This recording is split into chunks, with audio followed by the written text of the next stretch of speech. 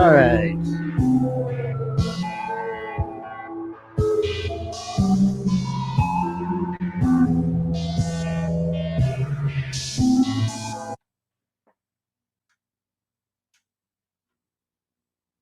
All right. Hello. We're finally here. Hold on. Let me get Andrew added first. All right. Andrew, can you hear me?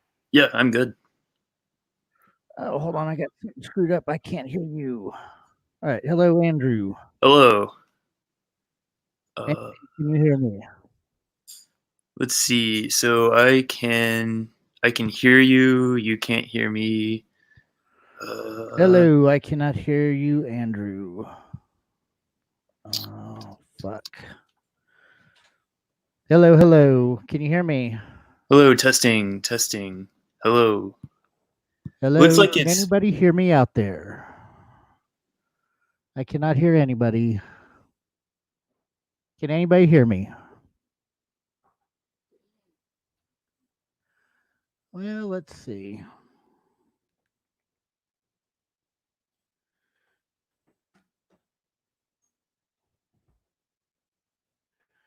Hello, hello, hello, hello. Hello. Why am I not getting anybody? I'm not getting Andrew. Andrew. Hey there. Okay. Yeah, I don't Sounds know. I like don't other know what's people can going hear on. I'm me, not so getting it's anything. probably an audio issue on your end.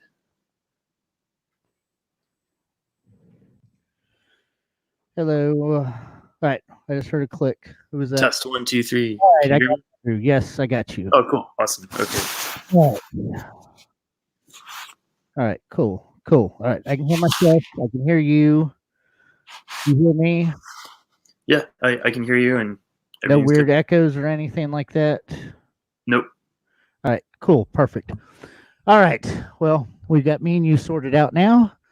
So then we'll start adding guests. So you got anything you want to talk about first, or what do you want to do?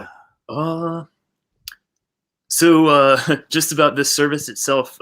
So I came in through the guest link, but is there a streaming link that someone can view this with? Yeah, the links are on our Facebook on the Tri Cities Synth Club page. Okay. We're streaming on Facebook and YouTube right now. So I can send the links in the private chat too, maybe. Let me see how to do that. All right, first let me turn the ticker off since we're live now. Go to Facebook and groups. Yeah, this is exciting, isn't it, people? It's just about like a normal synth meet. All right, here we go. Did you get the link? Yeah, I've got it. All right. I think we should be streaming.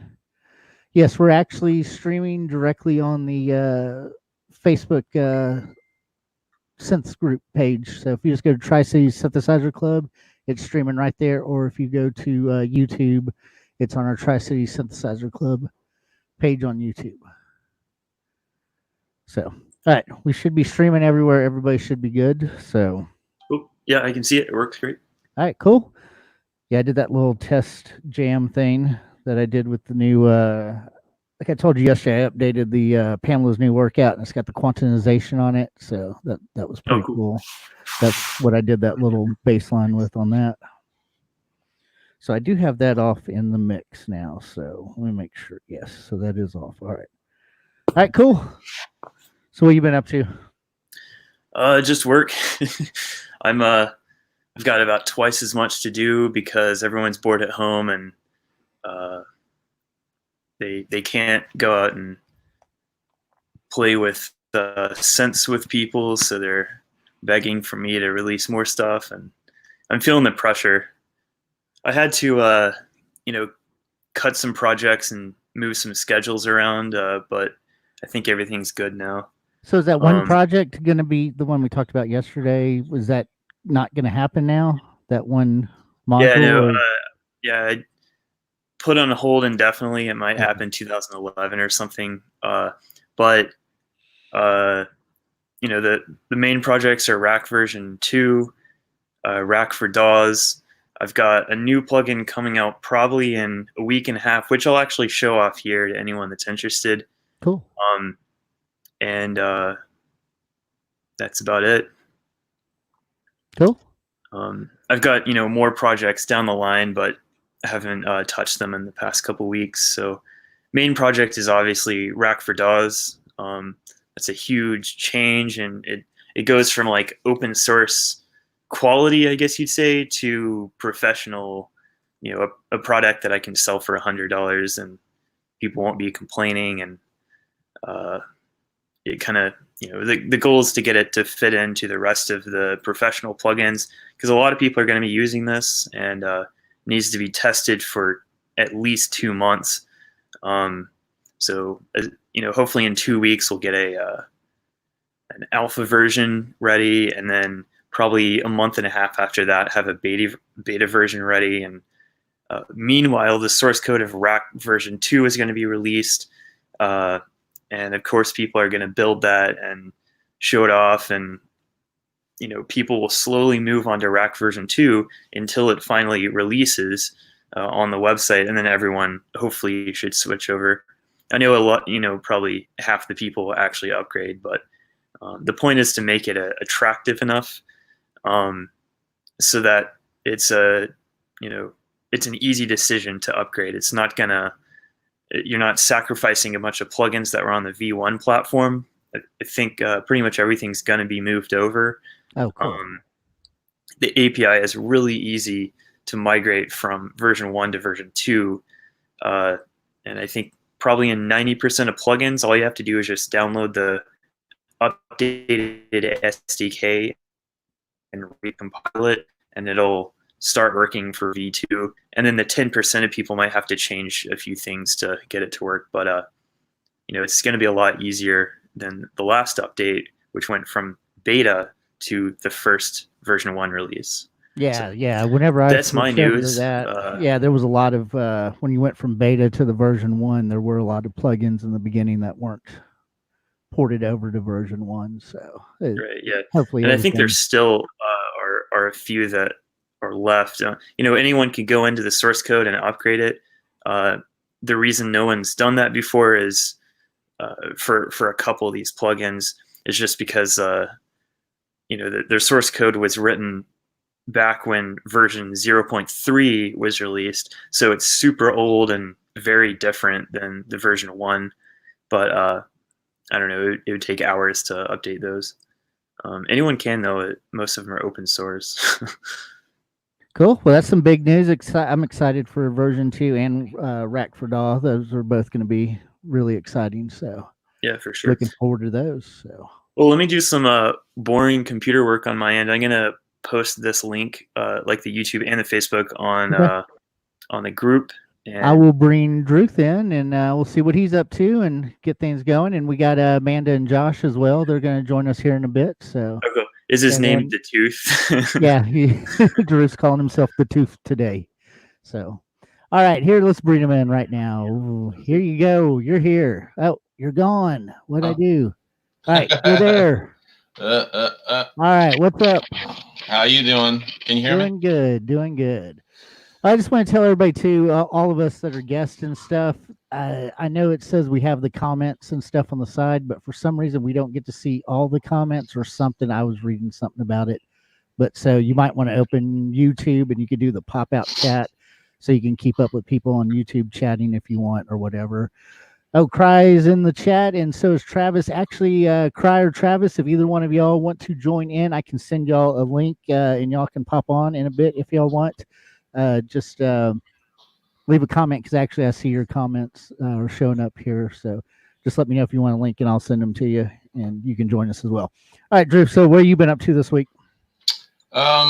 Musically, I've been playing with the VCV rack, believe it or not. Cool. Trying to build a sequencer. I started up I haven't played with it in so long that I went back online and I downloaded all the new stuff, and it looks way cooler now with all the different graphics that are available and all the different modules that are available. But I'm sticking to the VCV ones for right now because they look the simplest just to understand.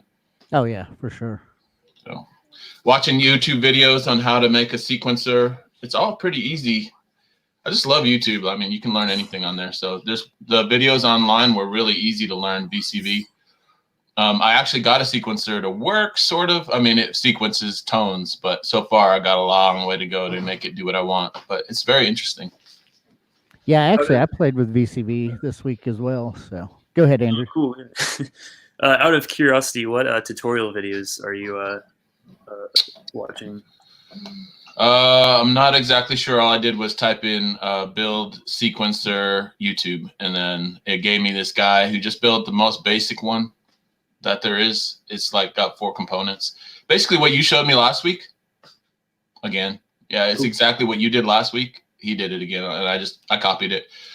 So I know there's but there's so many levels of things to do. You know, how do you make your tones sound different? How do you add all this stuff? So I got a long way, but I know it's all available, and it wasn't that hard. So I'm looking forward to using it.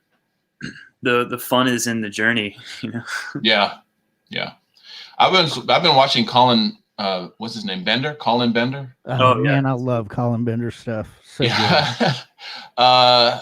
Just out of curiosity, did anybody ever consider a form of modular that doesn't have wires all over the place? That seems really.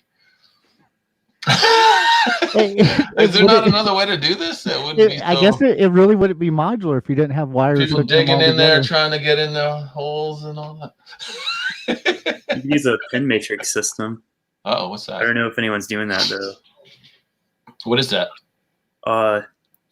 If you have like 16 modulation sources and 16 modulation destinations, you have a grid of 16 by 16 pins, and you take a pin and you shove it into the hole, which connects the modulation to that destination.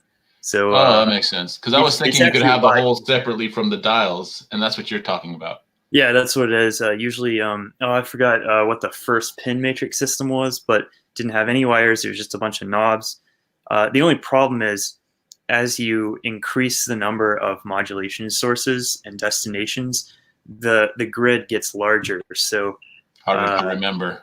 You know, like the Eurorack behind me and the one in front of Jason probably has 200 inputs and outputs. So having a pin matrix would be completely impossible. It'd also be impossible to wire up because you'd have 200 cables. Move this back so it's not all over my face. There are also a lot of like digital modulation systems. I know my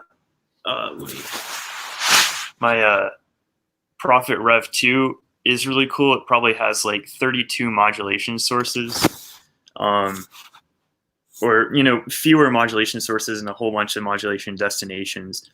And you can just scroll through a menu and connect one to the next using this digital interface. So that makes it really compact.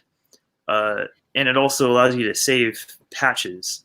So it truly is like a modular synthesizer. You can even route audio into the modulation, so it does it all. But what you can't do is have the interactivity of quickly patching one port to the next. That's pretty important for some people, and I'm just used to it. I just started out this way, so it's no problem to me. I've got probably 300 patch cables, and I use like probably 2/3 of them pretty normally. Yeah, we talked about that last week, just looking at patch cables everywhere and just realizing how much they cost. Yeah, that is. I got a module's worth of patch cables, Oh, that's a good point. Yeah. Nickels and dimes. Yeah, those nickels and dimes add up. Oh yeah, especially if you use really nice patch cables. I was noticing what a big difference it makes to have gold on the tips. I bought some from Morels that were awful, and I started going to I don't remember, Best Buy, and they had just some Beats red cables with gold plating, and they've been so perfect. And from now on, ever since then, I just only buy them if they've got gold plating. I don't know if that really makes that big a difference, if it was just the cable that was so bad that I used the first time or what, but. Yeah, I'm not sure. I don't have any gold cables. I don't. These Volcas are kind of finicky sometimes. I've never seen any Euro rack with gold cables. I don't know. I'm sure there are, Yeah, that or would with be gold interesting. connectors. I mean, I know my camera's terrible, but these little red ones that I got, they do not miss. So because of the syncing thing, if it misses, it makes everything go off, and that ruins everything. So it's like very important that you don't miss with these Volcas. If you miss one beat, then the whole thing is off. You gotta, yeah, it's off. oh, cool. Travis is backstage now too. We could bring Travis in. Well, we got Josh too. Let's just bring Josh and Josh in first, and then we'll bring Travis in. So you're next up, Travis. But here we go, Josh. You're on 3, 2, 1. All right, you're in now. All right. What Hey, are you up to, Josh? What have you been up to? Just recording with Amanda. Just doing all the backing track stuff. Nice. Yeah, I saw y'all posted that video yesterday to the Synth group. It's really coming along. It's been a lot of fun. Yeah. Yeah. Well, why don't you tell people about the project that don't know? If you before that, y'all were just talking about patch cables. I dumpster dive at Moog. I have a ton of patch cables. I don't have any modular synths. If y'all want to, I can distribute them out. Yeah, take them. I'm never going to use them. Yeah? I literally find packs of them unopened. They just throw them in the garbage. I think we need to take a Synth Club trip to dumpster dive at Moog together whenever we're out of quarantine. We can meet there about 12 midnight. And, yes. Everyone bring gloves and steel-toe boots and a headlamp, and we're good. And a blanket for the barbed wire. Oh no, it's just a dumpster. It's one dumpster, and it's got treasures. It's wonderful. For some reason, I saw that Fight Club scene when they jump over the fence and get the fat out of the liposuction. Oh yeah! Oh, that's awesome. I remember that. It's a good movie. So the project is basically it's a duo, and I write a lot of fun electronic, funky, jazzy music. And we wanted to figure out a way to play my music together without any other members. And fortunately, I'm not a very technology. Computers are not. There's a big gap in the whole me, and so I try to go more analog. And I fortunately bought a Zoom R8 recorder last year sometime, and I was just trying to learn how to record with that thing because computers are a lot. I just don't get it. And I didn't have a computer at the time, so I'm like, well, this is cheaper than a Mac. So I bought that, and fortunately, some people call it the best backing track machine on the market, the Zoom series, the R series. So what I've been doing is just recording all the instruments, minus drums and some poly synth and synth lead and piano lead stuff. I leave that out so I can perform it, and I just do the basics, the bass, a couple different bass lines, maybe a synth bass and a real a guitar bass, and so I've just been laying those down and watching tutorials because there's still a gap with me in the Zoom. More of a hands-on. People recording. Whenever I've done studio work, I'm not the engineer. I'm just there to play. So I've never learned. I've never dabbled with that at all. Yeah. Yeah, and the Zoom's the way to go. The R series is great. I use the L series. The new. I got the L12. Oh, the newer. Yeah. I love it. I use it for everything, and I'm sure it's amazing. Yeah, it's great, and it's small enough too. We use it live for our live set, so we record all of our live sets and everything. So that's awesome. It's perfect. Because we still haven't performed live with it, but I have really done my homework and I just bought a new Yamaha 16-channel mixer, nice. So I can route I can route her the click track and all of the instruments plugged into coming out of amps and feeding all to her.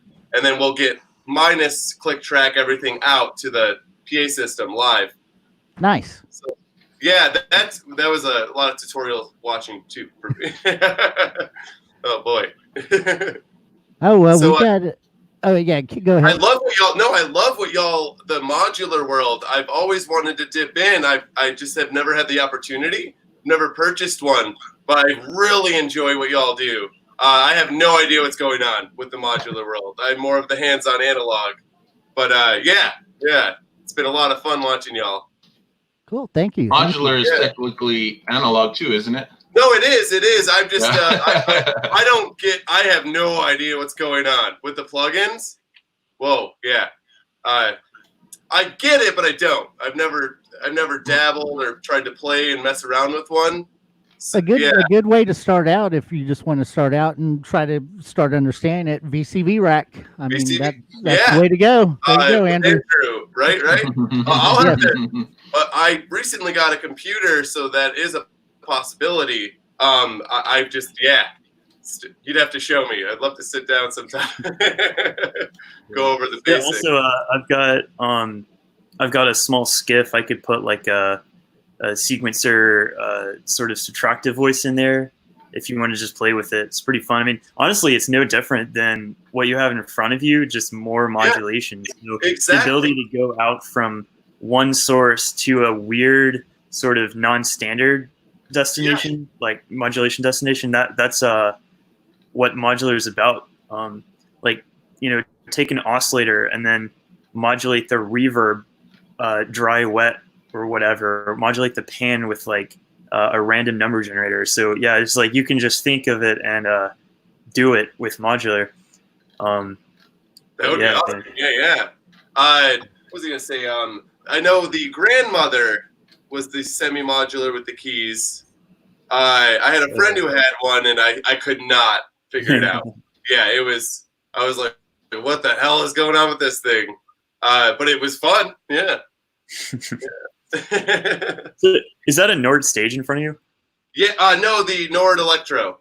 A Nord Electro. Okay. Yeah. How do you like that? It looks pretty badass. Dude, it's so amazing. I've been playing keys for 8 years. This was always the number one keyboard I wanted. And 1 year got a good tax return and finally got to buy one. Nice. They're the best of the best for the vintage sounding. Oh yeah. There's really you wouldn't be able to tell the difference if you didn't see the keyboard somebody was playing. Yeah, for sure. It's amazing. Yeah, minus the Hammond Leslie sounds. So if you were to go true like Leslie out from the Hammond sounds, oh boy, yeah, that's the real thing. Yeah. Yeah. I chose it. The sequential, the Rev 2. Yeah. So I got a Rev 2, and then I have a Korg. Last time I saw you, I was like, oh my god, that's a keyboard, man. But the Korg SV1 is pretty cool. I would say it's probably like the second contender to the Nord. I contemplated getting that. Yeah, it's a very nice keyboard. I actually bought it from some guy in Asheville. I've seen him at like the Jazz Thursdays. I've probably run into him again. I forgot his name. What? At Barley's. Yes, that's it. Yeah. Was it? No, it was the music hall. The music hall. And this is like last year. Yeah. The Tuesday Funk Jam. Was it Tuesday? Okay. Yeah. Yeah, it's like the Jazz Jam. They have usually like a jam, and they have an actual like band starting at 11 or something. But I usually just show up to the open jams and then head back after that. Tuesday night Funk Jam. Yeah, that's what it is. Yeah. That's such a good time. It's really nice that they do that. There was a long period of time where I didn't have a band, and I didn't have any way to perform. And thank God for the Tuesday night Funk Jam.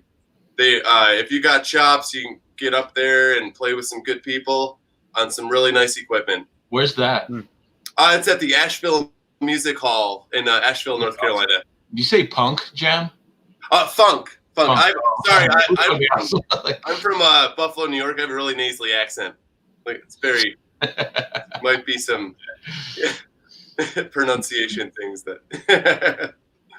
All right. Well, we got Travis and Cry are both waiting backstage right now. So let's bring Travis in, then we'll bring Cry in. All right, Travis, what's up? Hey, what's up, guys?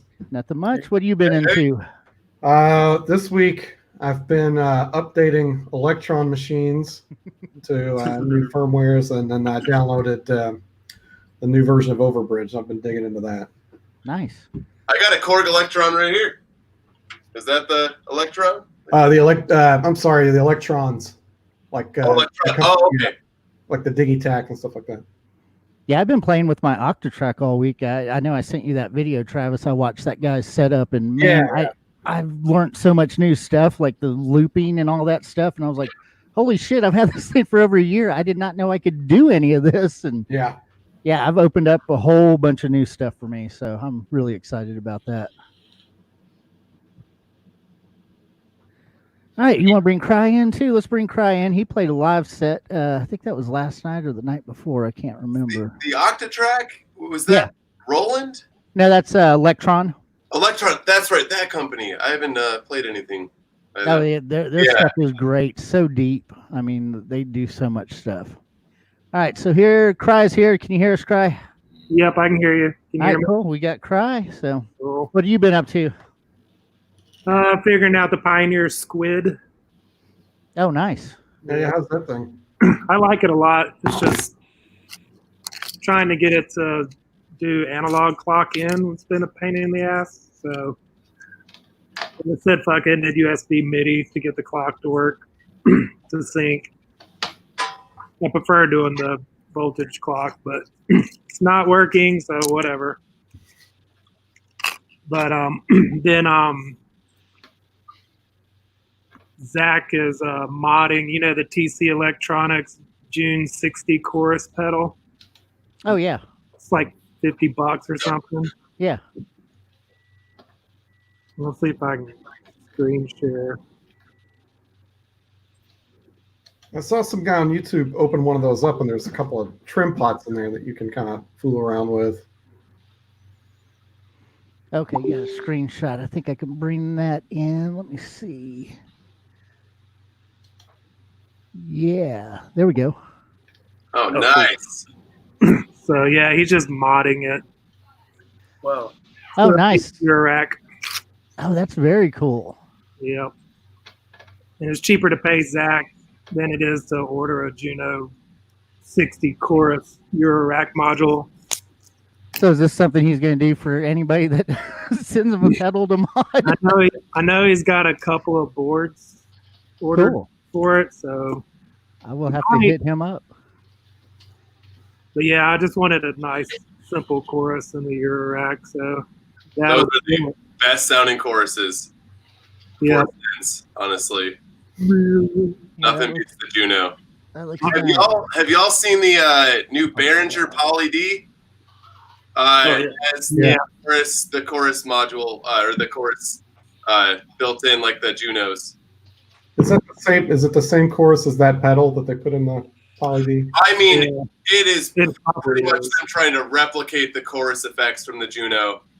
Well, Behringer on TC also, and Midas and everything else.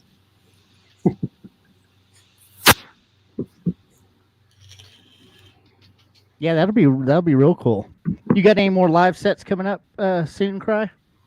I'm just doing the one I did the other night. Another place in India is going to broadcast it soon. Cool. Yeah, that was a really good set. I enjoyed it. You heard of that Dupla Tusha?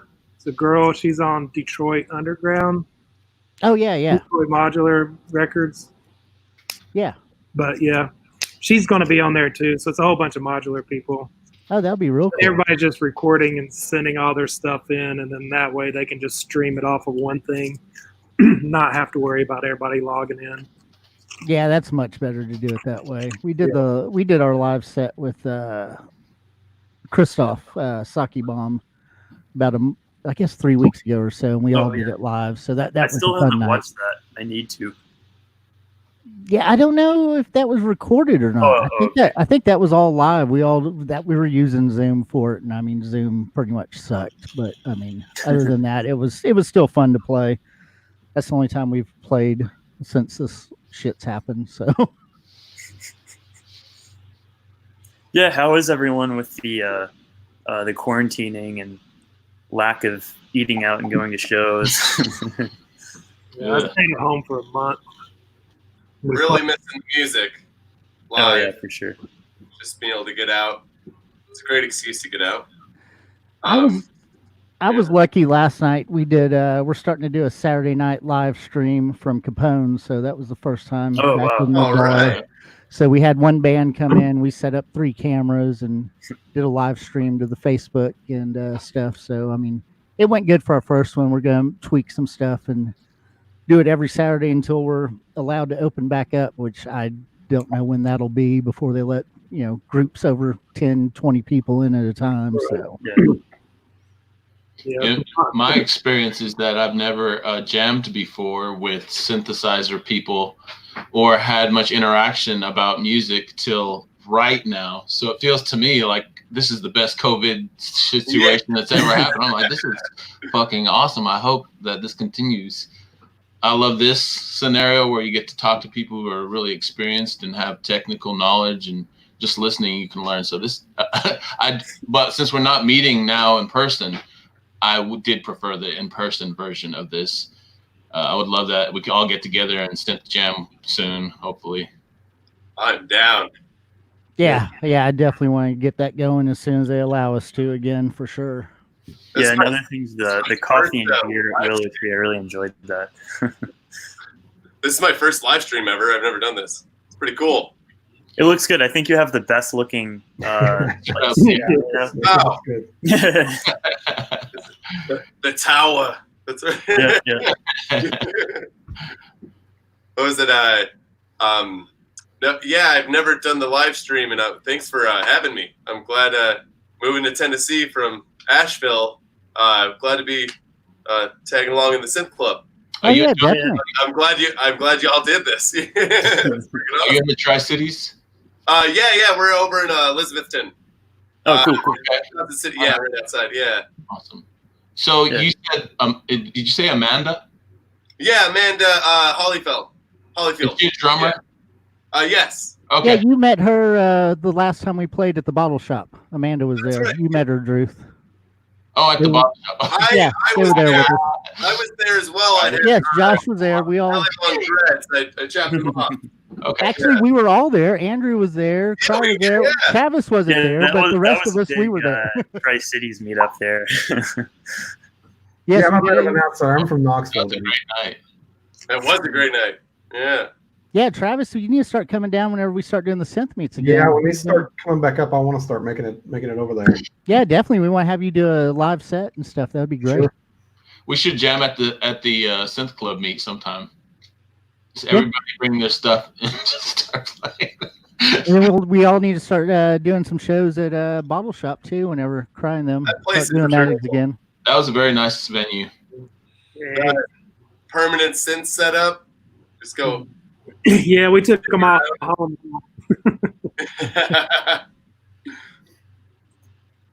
Yeah, I love playing the Bottle Shop. Cry and Jamie, great supporters and stuff of the whole synth thing, and love them. Love the Bottle Shop. Thank you so much, Cry, for everything you do. You too.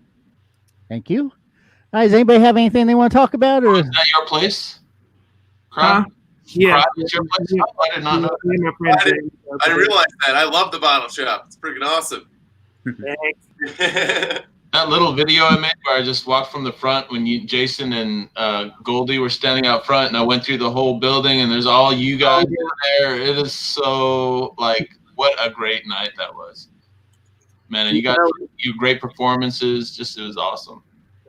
Yeah, we're open now, but I got a table in the front door, so they can open the door, but they can't come in. Mm. But they can order stuff. Really interesting beers and stuff, too, I noticed. And this sounds like an advertisement for your place, but you deserve it. That was awesome. so if you're in Asheville right now and you want to order beer, you can order beer at the Bottle Shop. Right? COVID You know, safe I'm not. Oh, sorry. 2020. I just said COVID safe for 2020. All right, Yeah, I'm I'm gonna not get up for a taking- second. I got to go grab a beer. Actually, talking about this, so I'll be Yeah, right that's a back. great idea. I'll be right back. There's a beer break. Break. Army break, I think they call that. No, I don't have armadillo. What do we have, babe? I don't know. Weed break. What's left? You're in Elizabethton. Yeah. I always say it wrong. I always say Bith. Bethton, yeah. I'm a Yankee. You're around here, are you? Bith. I saw an Amanda streaming earlier, and I saw she was a drummer, and I thought that I was just checking out. Eric, is that you? Eric. No, Eric? I'm Josh. You're Josh. Okay, so you guys play together? Yeah. That's awesome. Yeah, our group, we just got it going. Let's see, we started it in like January. What do you call your group? Pixel Vision. Pixel Vision. Okay, I'll check it And out. we also play in another group together called Waxing Gibbous. Okay. Oh, yeah. Pixel Vision. Definitely. That's a good question. Can we record these shows, these streams? These it'll go. This is fine to record. It's broadcasted everywhere, so you can record all you want. Yeah, it'll actually be recorded to YouTube and to the Facebook. So Yes. yeah, Oh, cool. Yeah. automatically doing that right now. So I am also in a Radiohead tribute band out of Asheville, and so I'm really stoked to be with the Modular guys here because there's definitely a couple songs that we're eventually going to cover that are all modular.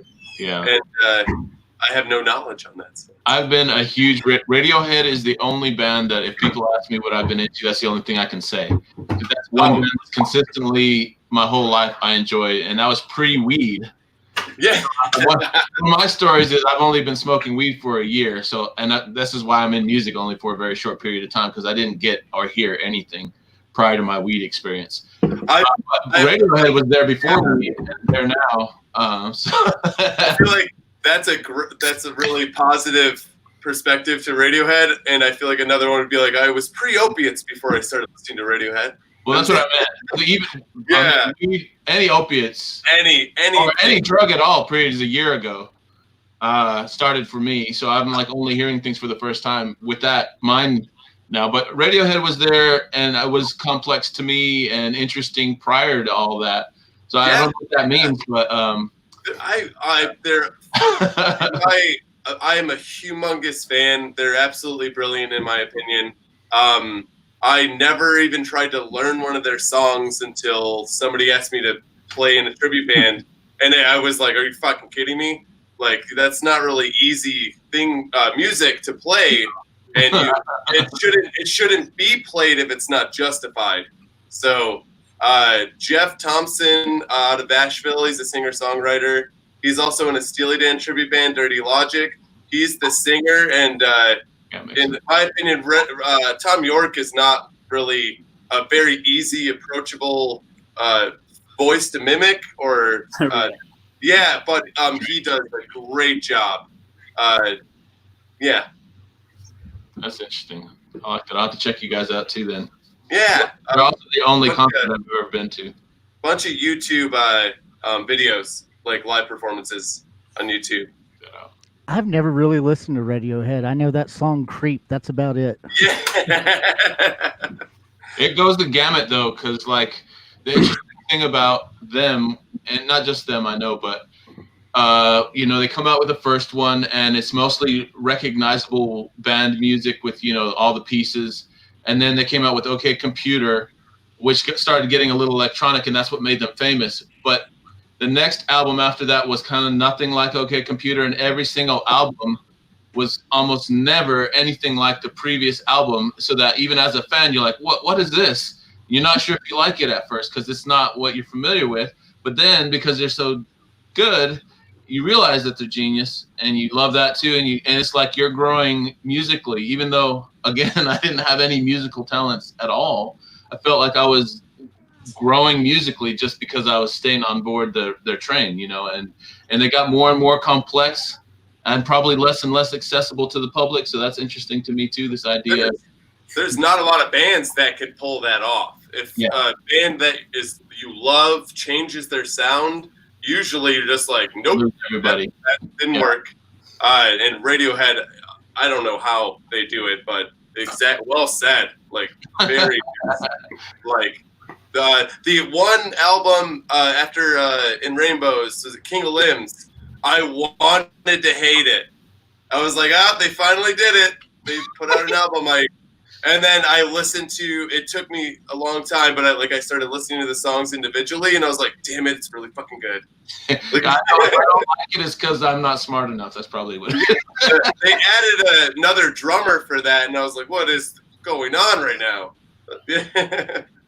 So they have two drummers In the King of Limbs album. Yeah. Oh, It was cool. after In Rainbows. You should check out, what is it? The modular songs, I believe, is it Worrywart, Radiohead Worrywart. And then there's, I'm trying to think of, it's such a popular song. I'll think of it later. I Anyway. believe he uses a Make Noise shared system too. I think. Yeah, wrote it, took it up there. Yeah, that's what I thought. Delivered or something to him. Yeah, I remember Rodent telling me about that. Yeah. I believe he used to use the Moog, the old Moog modular. Back in the 90s and early 2000s, he used to. Yeah, I don't like Radiohead. Wall systems, the really big ones.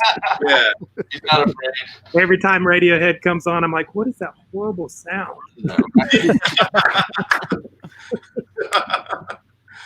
What are you like? If you hear them and you're like, oh, why am I depressed now? That's Yeah, I mean, I guess it's mainly probably just his voice, but yeah, every time me and my girlfriend hear it come on, we're like, what is that horrible shit? who's whining. There's different chemical conditions or arrangements that you bring. Because like I appreciate even now with my new changes that I don't listen to Radiohead anymore, mainly because it does have a melancholy. I don't remember being melancholy while I was a fan of it the whole time, but listening back to it, there is a kind of melancholy to it. And then I started realizing like, I liked Smashing Pumpkins. They were pretty melancholy. So maybe there's a melancholy about them that, but that's just a different, it's almost like you have to have the same mind frame as the artist to appreciate it. So there'll always be people who don't appreciate it. Oh, yeah. My new favorite modular musician is, not counting anybody present, Look Mom No Computer. Oh, I love him. Yeah, Sam's great. Wait, what was it? You glitched when you said that. What computer? Look Mom No Computer. Mum. I feel like I've seen that on Instagram. Well, he does. Oh, yeah, he's all over the place. Yeah. YouTube him. He does live performances using modular and keyboards and stuff. Oh, is that the British guy that's really fucking crazy? Yeah. The Game Boy. He built the Game Boy. Yeah, he's got the Game Boy Mega Machine that has like 50 Game Boys. Yeah, People- crazy. 100 Furbies. Find The Furby. this computer chip and go, this can be a synthesizer. Like, Yeah. Let me say Sam is probably the only person on YouTube that will release a video that's better than the last every single time, and he has probably 300 videos. I don't know how he does it. He always one-ups himself. I first got into him probably 3 years ago when he was making his 40 oscillator modular synth. yes. That was amazing. I've never seen anything like that. And then now he's making 1,000 oscillator synthesizer. Obviously, there's not one knob per oscillator because that would be 3 hours to just plug in a note. But he has a sort of like spread knob, and then you can offset and detune some of the oscillators in groups. And since they're all analog, they're going all over the place when temperature variation happens, and it just sounds unreal. So you can dial in a chord. Company. Like, he could be better than Moog. No joke. I feel like he could literally. He's like the new Bob Moog. The guy's brilliant. He's gonna need a fucking warehouse soon. Like I remember after the Game Boy that what was it, the 80 oscillator? Yeah. But every video there's like more shit in that room that he's building everything. And I'm like, he's gonna need a freaking warehouse. He was on. Yeah. He was on the other night. Heinbach's been doing the super booth virtual stream or whatever, but he was on the after show the other night and he was talking. I can't remember. It was Heinbach, Div Kid, a couple others. But the whole time he's talking, he's just sitting there soldering together a new oscillator and stuff. But not missing a beat. Staying in the conversation and still. I'm just like, how does he do it? I don't have that type of work ethic, I guess, like he does. Oh yeah, no. I didn't know too many people that put in as many hours as he does for each video and project. It's amazing.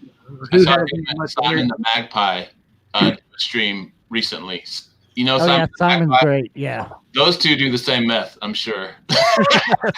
It's not just like the technicality of what they like to do in the music they make, but their personalities are crazy.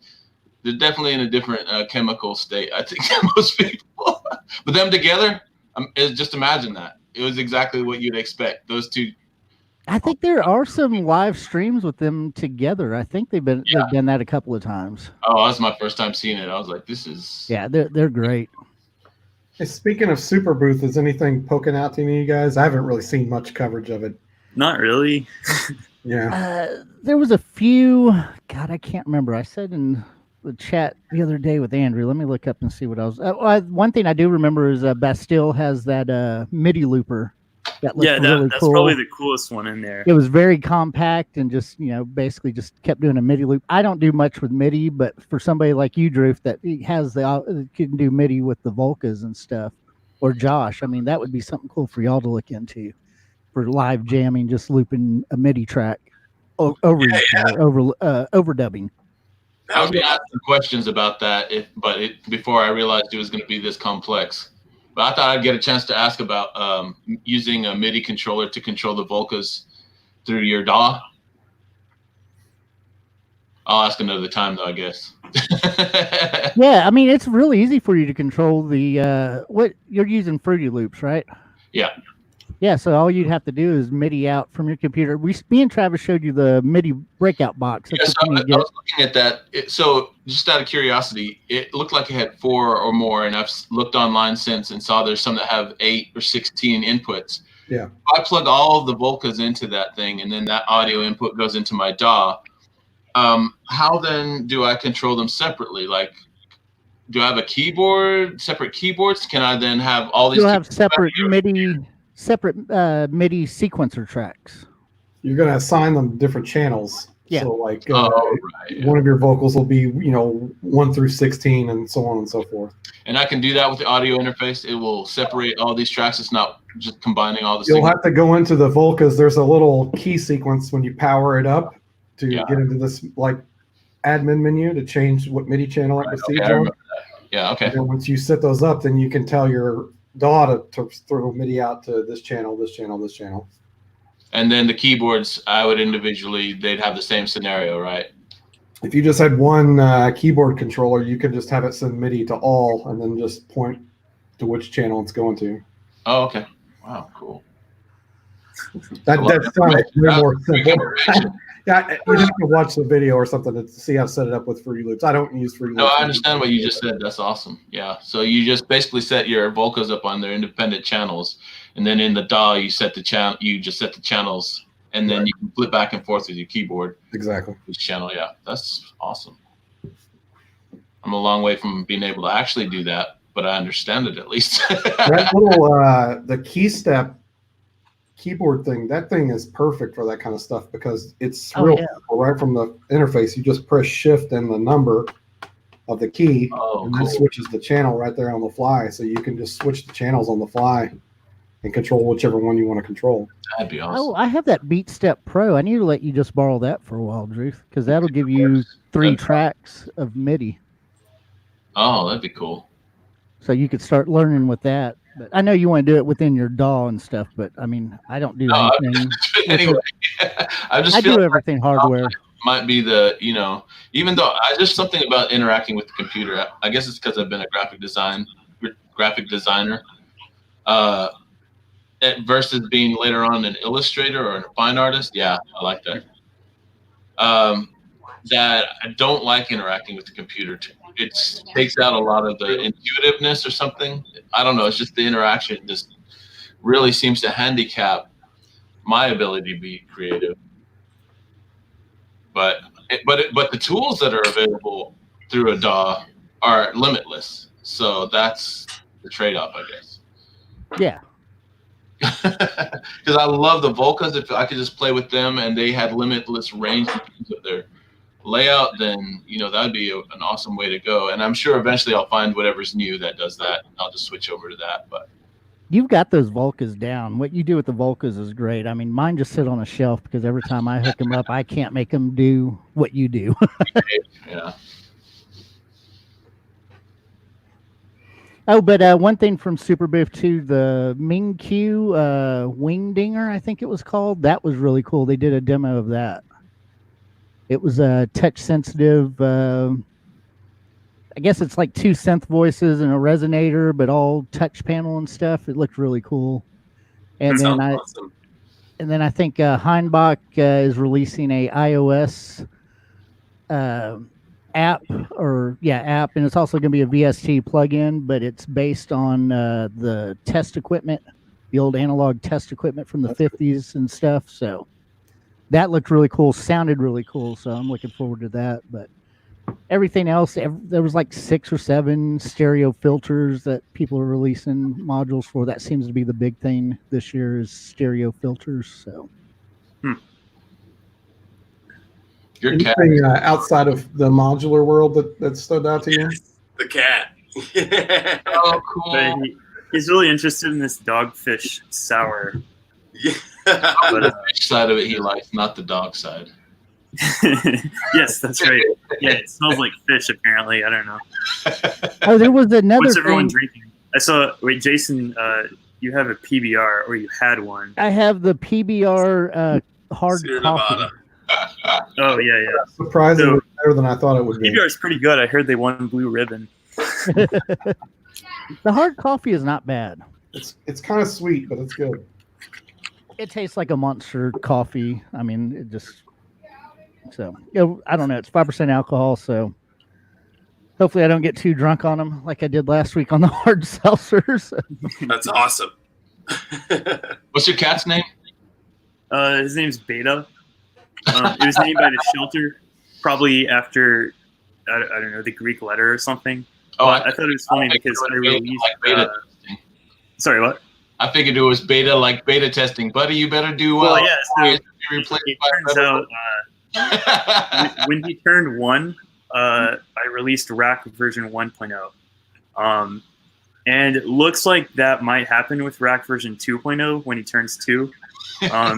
But beta, like 0.6 was the beta version when he was born. So I think it matches, But no, I actually don't even know how to spell his name because the shelter just told me that that's what the previous, or that's what the person that found the cat that Was turned it already- into the shelter named it.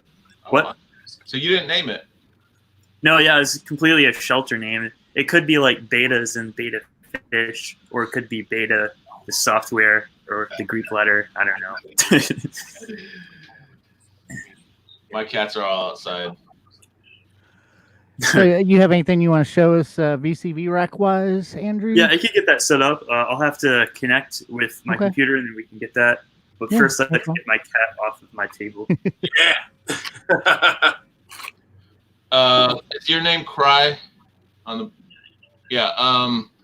you performed at the Synth Club meet one night, right? Yeah, in Tennessee. Yeah, your set was the one I've listened to the most since then. I like to listen to synth music or modular music when I go to sleep. I have repeated yours quite a bit. It is a very, very nice set. It's just something about the way that it seems to, I already told you this, I think. That you seem like the buildup of energy, and when drops are supposed to happen, when you feel like they're supposed to happen, they happen every moment, exactly like you expect. It's very satisfying to listen to. That was on the MPC. I don't Oh remember. yeah, that's right. You did a Psytrance set on the NPC. That was It's like every time I was like, oh, it's supposed to fall right here, please, and then boom, it just does exactly that, and it's like, oh, feels like the song should wrap up now, and sure enough, it's oh man. I'll be right back. Which MPC are you using? Huh? Which MPC do you have? the 1000. And I put that JJOS whatever XL. Okay, right. That made it so much easier. Yeah. Have any of you guys used the new ones like the X or the Live or any of those other ones? I go through a phase where I buy MPC like once a year, and I'll use it for like 6 weeks, and I'm like, oh, fuck, I can't get my head around this, and I just sell it. So Yeah, the JJOS software makes it so much easier. But even the people that have the MPC one, is that the new one? Yeah. They say it's still archaic on its programming. I guess they want to keep it the same for other Akai users that used other stuff before. Right. I find it very interesting, the phenomenon of everybody. There's like limitless technology available, and there's probably one that could be considered the best or the most versatile. But each person, based on your personality or whatever it is, falls into a certain, whatever you feel or whatever you respond to. Like, for example, obviously the Volcas, for some reason, I respond to, even though they're very limited. And I'm like, why don't I just let those go and go into something else? But it's what I feel. And so some people would have, like this keyboard setup that he has in his thing. That's awesome. And that's, for some reason, his personality responds to it. But we're all kind of making the same thing. I kind of like that. Like, it's like individual what you use, but there's no wrong way to do it. The thing is, like with those Volcas, like you say, they're limited. Like if you know them so well and you can exploit those limitations, then that furthers your creativity with them, I think. Right, good point. Yeah, overcoming the shortcomings is part of the creative process. Yeah, problem solving. But you're right. It is a matter of just personal taste and how you jive with an instrument. Personally, I'm an Electron fanboy. I've gotten along really well with their sequencing abilities, and so anytime they've got a new box, I'm all on board for getting it. I don't want to learn new shit. I just like their shit. So yeah. I mean, now that after playing with my Octatrack this week and actually learning so much of it, I mean, I love it. But I mean, I've been to the point like Cry sold all of his Electron stuff not too long ago, just because he wasn't using it and stuff. And I got to the same point where I was like, I think I'm just going to get rid of the Octatrack. But yeah, I'm glad I didn't now that I learned how to use it. Yeah. But I mean, the Electron stuff is just so deep. So, that's a plus and a minus with it. I mean, it takes a lot more to learn, but as soon as you learn it, then you're like, oh, well, it does way more than I expected it to do. Yeah. Well, that's why I've been kind of curious about the MPCs, because just exactly what you're saying, the Octatrack can be so daunting sometimes. Like, I don't even want to plug it in and mess with it. So I thought, well, I can get an MPC and do what I want to do with it with a much simplified version, just do MIDI sequencing from that. And the new one's got the touch screen and all this. So it's basically like running Ableton and just in a box, Yeah. But yeah, I don't know. Then on the other hand, the Octatrack is very deep and it can do a bunch of shit. So it's like, do I want to give all that up? Do I want to give up all those effects? Yeah, I mean, the effects on it are great. I mean, I do the whole track 8 as the master track and everything, so that's where I run my reverb and all that. And that whole video that I was sent you and was telling you about, I mean, that thing, the way I have it set up, because I have my, let's see if I can switch. Yeah. So I have my modular, which I'm just using that one little 3U. I've got it running into track 1, my organelle into track 2. Track 3, I've just got a flex track, so I can just do a one-shot sample there, and I've got it synced where it's the length is the 64 steps and everything that cuts off, so everything stays in time. And then I added on track 4 one of the what's that called, the pickup track, where I can do the looping and the overdub. So I mean, that opens up so much more, since I'm just using such a small 3U case. I can just kick drum and then go back and then overdub, use the same module for multiple tracks, which is really nice. And then that leaves me with 5 and 6 still open, where I have a bunch of samples in, so I can use that with the slots to play samples. And then I did the Q to the Zoya pedals, so I can send Oh, stuff and glitch that out, and then track 8's the master, and I mean it makes it so much more versatile for me live now. Yeah. So I really like it. I'm glad I ran across that video. Just a comment about the stream. The last one that we used to stream before, I could have clicked on that and had it my full screen. Whereas I don't have that option here, do I? I don't think I don't know. I have the option. I got the master control, so like I could I'll bring up VCV rack here in a minute. Well, I guess I could have brought that up. Let me see. I could bring that up as full screen if everybody wants to see that. We can't go full screen though, right? With your screen? No. Oh, I don't even know how to do this. How do I do that? I'm just making that comment because if we were to do this again, I think that other setup was better. Oh, there you go. That's awesome. Yeah, there we go. Okay, so the Electron, our old guitar player for the Radiohead tribute, used that for a couple songs on Hail to the Thief. That thing is cool. I would love to learn how to work one of those. Yeah, they are great. Yeah, all the Electron stuff is just really nice. Yeah. You were talking about something this morning that I was thinking about. I was watching a Rage Against the Machine performance on stage, and I thought, man, it sucked to need to rely on everybody to do their part. You know what I mean? And then they have to practice with people and all that stuff. And then it's just like it's very nice that you can use technology now to eliminate all that. Even though I understand there's a different energy that comes with creating music with other people. But just for the convenience sake of being creative on your own, it's really nice to be able to just grab things now and create your own band. That's pretty awesome. The Zoom R8, I've been composing music since I started playing. I've been writing with bands, like on the spot, like different projects. I wasn't the leader or whatever, and I honestly, there is a different energy to it, but with the technology now, I just nerded with synths and fortunately bought that Zoom, and now it won't have that energy, but it will.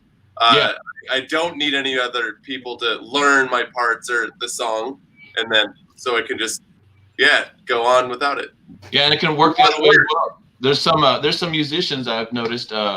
Car Seat Headrest is this kid who wrote an album on his own, and then later on went and made a band. And he got famous that he just put it out there. But then later on, when he plays it live, he just got a band together and they learn it. So that's.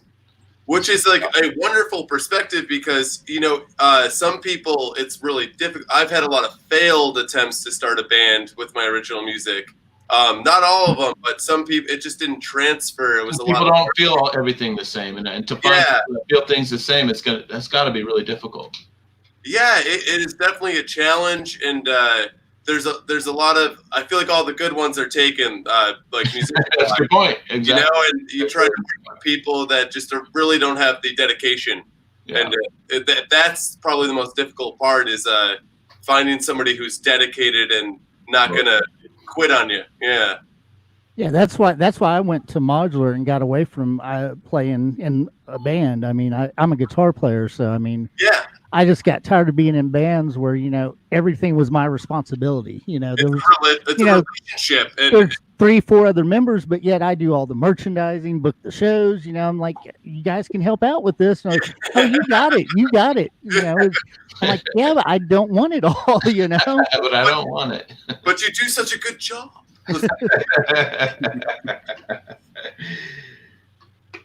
Well, no, then that's the thing, Vapor. You do that for so long, somebody, people are gonna want to tag along. Oh man, I love what you do. I'd love to work with you sometime, and then you pump up the performance, and collaborate and expand. Yeah. Oh yeah, definitely.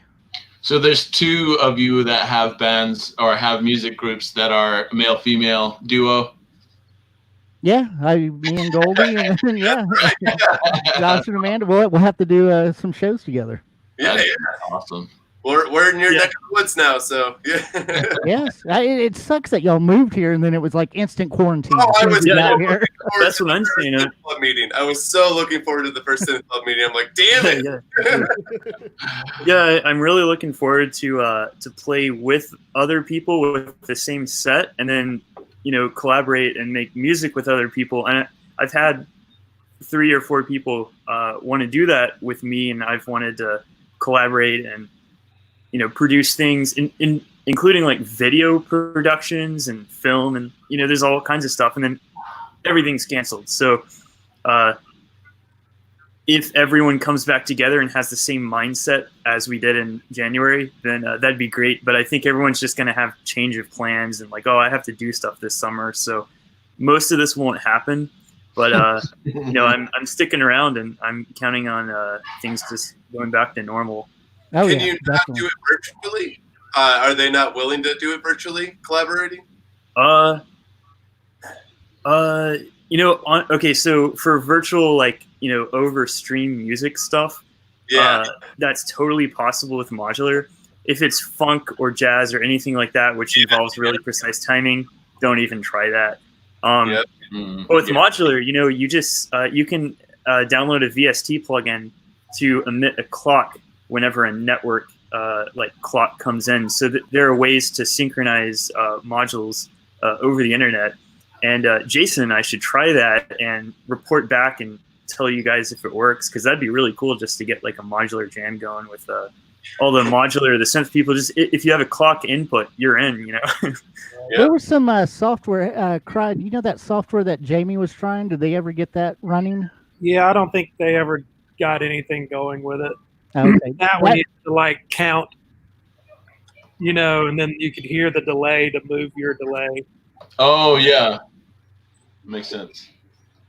Yeah, actually, I think the idea is you don't listen to your live modular stuff because it's always going to be delayed from the stream. You just listen to the stream with your headphones, which is going to be all garbled and low quality, but that's what everyone else is going to listen to anyway. And whenever you turn a knob, it might take a second to actually change, but at least it'll be synchronized with the other players, so you can do it that way. That's been my best experience, but there really is no good way to do it. It's always best just to be in the same room. Right.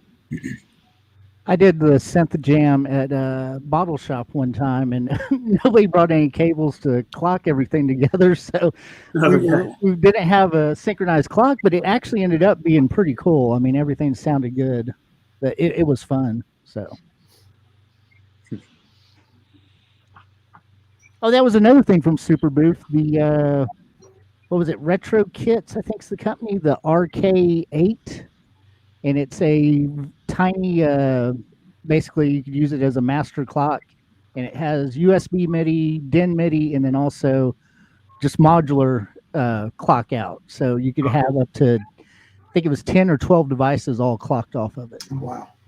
Yeah, I think it's like $100, but Oh, yeah, I that's saw a the good video price. for that. It was really cool. I thought about picking one of those up, which that'll work whenever we do the Synth Jam over here, me, Andrew, and Druth. I mean, for us to have just one little device as the clock.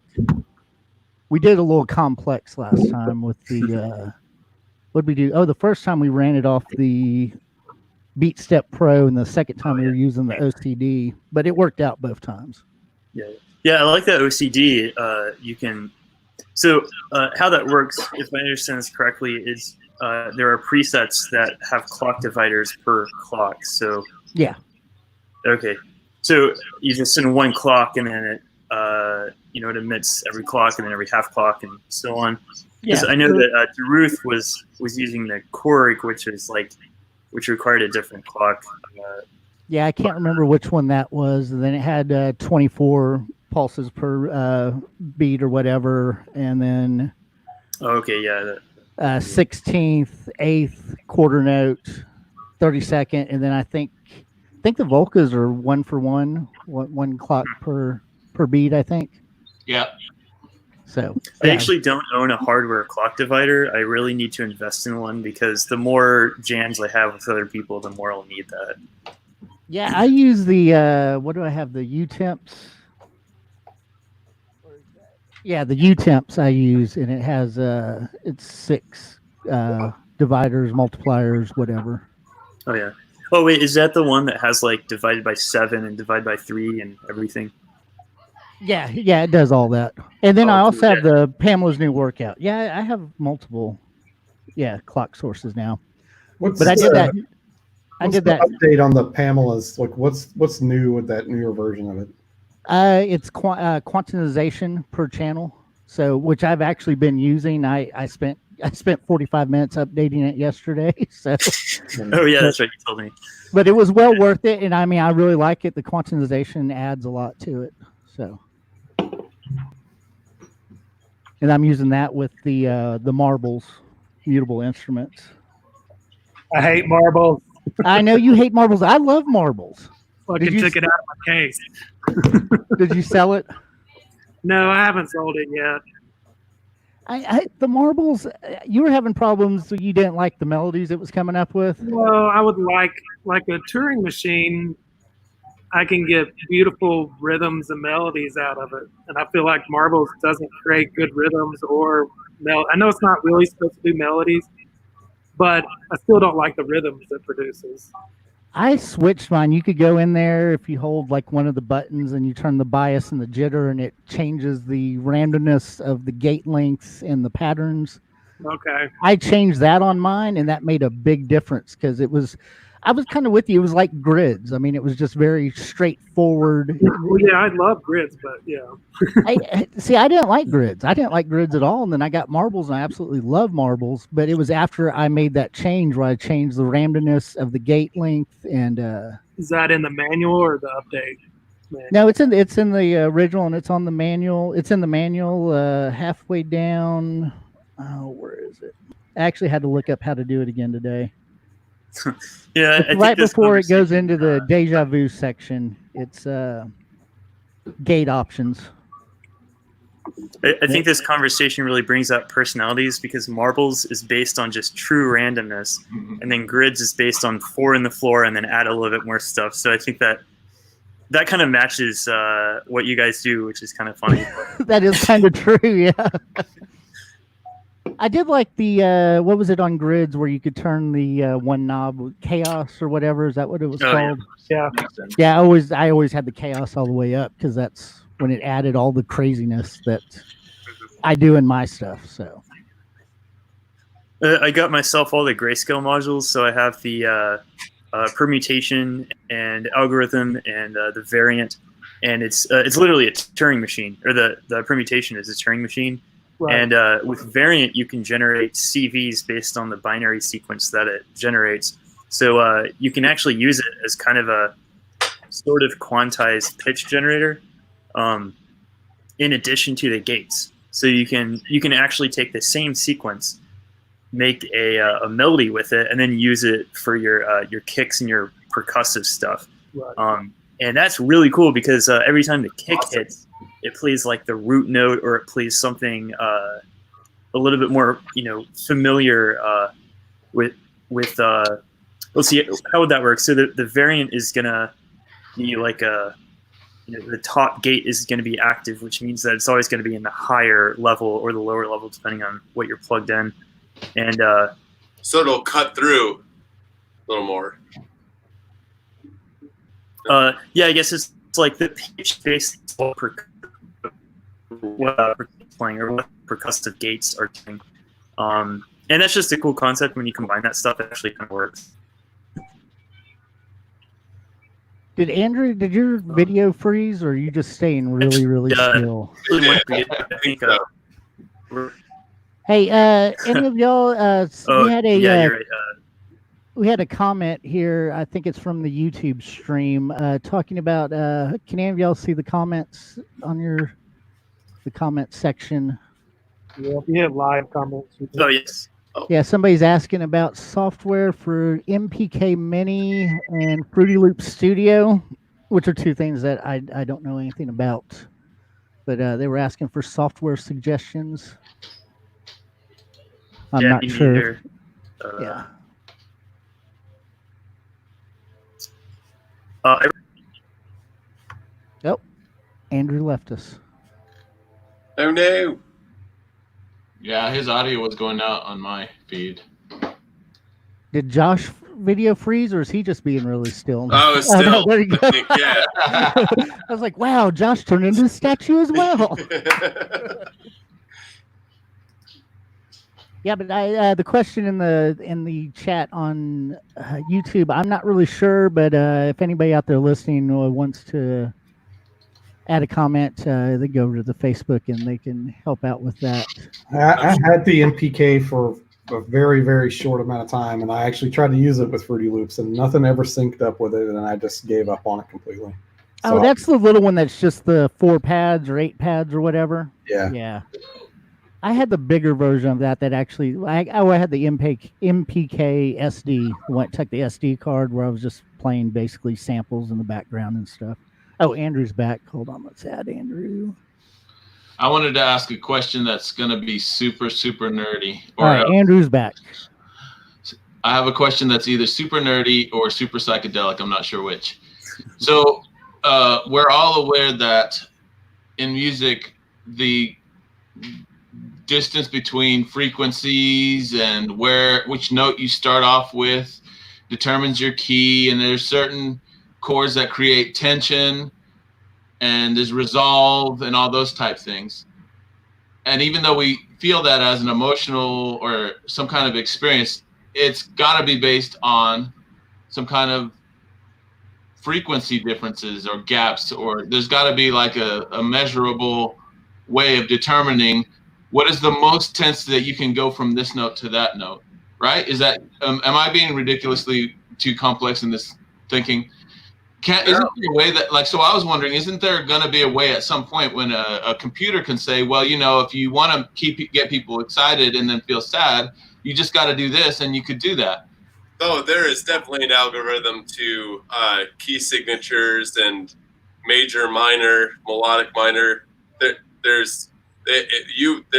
That's basis of pop music today is kind of it's the hooks. The way a song is written is supposed to pull people in. It's so catchy mathematically. It's right. I think the whole foundation of music theory, or the whole idea of music theory, is to put meaning to the reason that we feel emotions with certain chords. So if you play some complicated jazz chord with 7 notes in it or something, a music theorist, a good actual music theorist, would be able to explain exactly why that is. I don't care too much. I just like that it sounds good. But there are reasons behind all this. Well, it's the same reason why vocal harmony sounds good. It's harmony. Yeah, for sure. It's all harmony. Yep. And it's voice leading. There's, voices in the sense of notes. Voice leading in a jazz song is having a sharp 7th meet a sharp 13th at 11. Like, it's like the way you can work through a song with emotion, so to speak, that we combining sharp this, there's a whole algorithm to that, to really take it out of the box and bring it back. Yeah. A good YouTuber you should check out, the tooth, if you like that kind of stuff and you want to explore that more, is Adam Neely. Yeah, like that, way in depth, and it's a really good listen. Yeah, I think I have listened to him.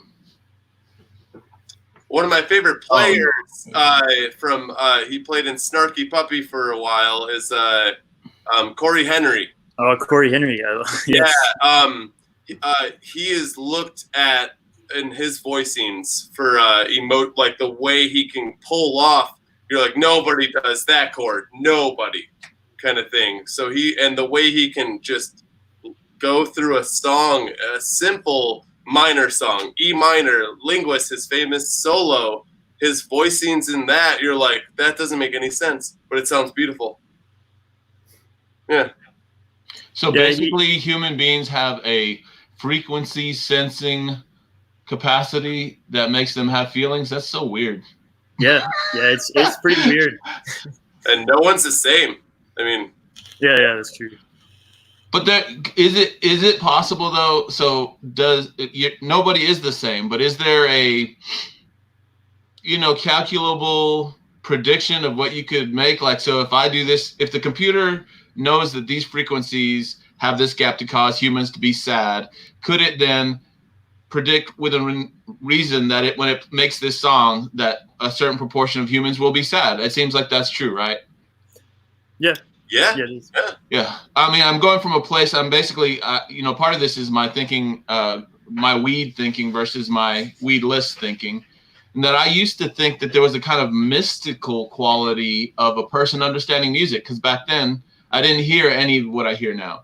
It was like magic to me. Like I was studying to play guitar and I could not get it. It just seemed like magic, like mysticism or something like that. Or again, back then I also believed in God, right? So this idea that there's some kind of, well, God is magic, basically, right? Magical thing going on. But now examining it, and I've always been very calculating and scientific in my thinking as well, understanding science. But now I see that, like, it seems clear to me that there's I don't even know what I'm saying. This is going to sound like such hippy dippy shit, I know, but there's an integration of us with the physics of this universe. Like we are physically integrated into the physics, because when the gap in the spectrum of light is this far apart, our eyes love it. Our brains love it. And when the gap is this far apart between two notes in a frequency, our brains emit chemicals that make us happy. That is so crazy. I don't know what I'm even saying. Don't quote me on this, but I believe, I swear I read an article on somehow they were getting sound frequencies from black holes in other galaxies. Yeah. And they're like, it's so sad. All these things are being destroyed, but it sounds so beautiful. Like, well, maybe that's what it's supposed to sound like. So you won't be sad about dying in the end. Well, I know for a fact that there is the technology. I remember seeing stuff and reading that you can record things like that. I don't remember if it was a black hole or if it was something. Yeah. They've transposed some of these light emissions into a hearable audio range, which is very interesting. So you can basically listen to the sound of radio waves or whatever our Earth is being bombarded with all the time. And I've actually, sampled that and broken it up into chops to make crazy sounds. But yeah, it's interesting. Like and I was wondering also if the difference, so why is green and orange? Why does blue and orange look good together? They're supposed to be complementary colors the same way that, is it the same ratio as light? So is that why is green and red comparable to A and whatever? No, I know music not that well. Whatever two chords sound together, is it the same ratio as two colors that look good together? Because they're all waves, right? Well, some people see with sound, they see color. Yeah. I don't know how it works, but I imagine there's some kind of correlation. Yeah. I know. Yeah, I think what's that called? Synthesia or something. Yeah. I wish I could. Some people have the ability to do that. There's no really inherent relation between light and sound. Sure, they're frequencies, but they're completely unrelated. But when you see and hear something, sometimes your brain can process it at the same time. Back up. You're saying there's no relationship between the ratios in sound and light? This seems like they're just longer and longer waves, right? Not really. If you play a chord in, a chord of sine waves, it'll sound like a chord. But if you play a chord of light, your eyes don't process it in frequency space. So you're not really going to, see a chord. But, once the rods and cones of your eyeball get picked up or, pick up that light, send it to your brain and process it, then you can sort of combine them in your mind. But there's no real relation between light and the way that sound and chords and music theory work. Okay. I don't think you can. You actually had an answer. I was like, am I just insane? Andrew, you just crushed it. Completely. That's my job. I'm just a complete realist. I'm too real because I'll say that something's not related whatsoever, and maybe there is something. But yeah, I'm glad somebody's. You are aware that that question's already been asked. So but yeah, I mean, definitely, you can. Many people have I don't know if I'm pronouncing it right, but Synthesia. Synthesia. Okay, yeah. It's really cool. There's some VCV users that have it. Wait, how's that spelled? Videos that, how's that spelled? Is it synth and then? yeah, Synth ESIA, I think. That's a proper. Yeah. It'd be a good band name or something. Yeah.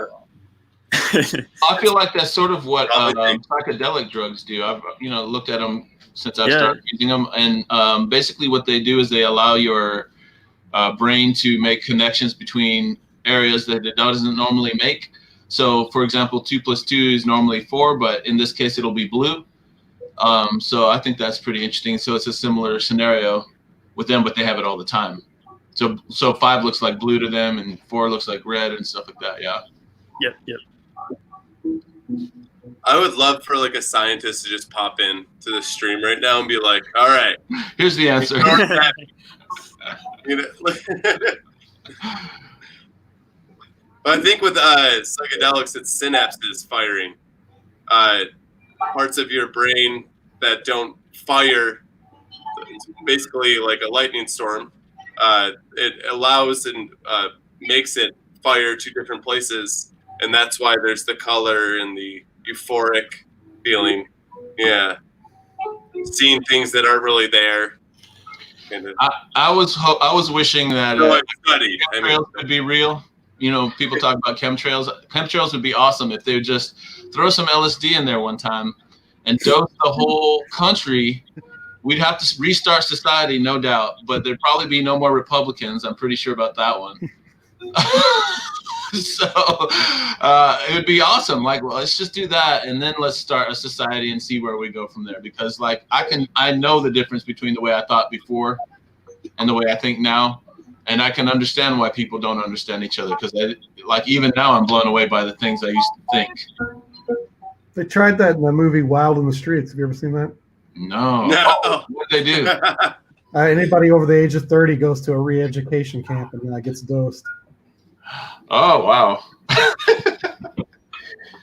I really believe that would bring peace in the world. I think a lot of people over 30 would need to go to re-education camp in real life. That's a good idea. I feel like some people would definitely lose their mind, though, because you can't square some of these ideas with what the psychedelic stuff does to you. Well, I think that I agree. Like, it is life-changing. Not everyone needs it. Yeah. Some people can't handle it. Some people can't handle it, and there's some people that are they're good. I mean, if you have, if you're going to be schizophrenic, LSD will bring that out. No shit. If you have a propensity for it. See, I did a lot of psychedelics when I was younger and stuff, but now that I'm older, I just think I'm going to be the one guy, that's 46, 47 that does acid, and I won't come back from the trip. That's why I don't do it anymore. That's what I hope. I think I'm actually going to be that person. So I'm hoping for. I mean, if I die being that crazy, that you would never even know it, would you? I mean, you don't have to worry about it for the rest of your life. That sounds like heaven. To be out of your mind from acid for the last 10 years of your life. Or it's the only thing you do know, and you for the next 10 years of your life. Probably not a bad acid trip, right? Now I'm depressed because y'all got me thinking I've only got 10 years left. Damn.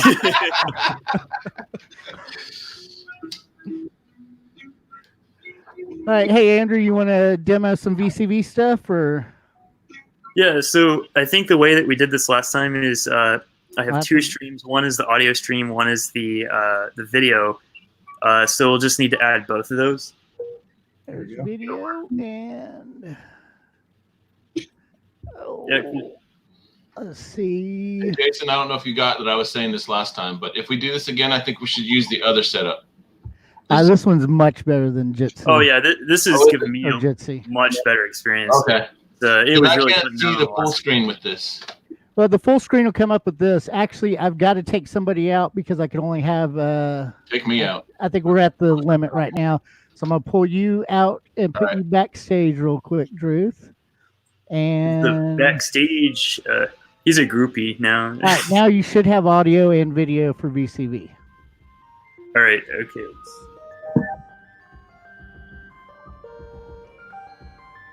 Oh no. I turned off my interface. That's a perfect time to do that. And now everything's gonna crash and burn. That was great. Okay, so we'll let you get that worked back out. Or here it is. It's back in it. Yeah, there we go. Well, yeah, I'll just need to restart rack. So give me 1 second.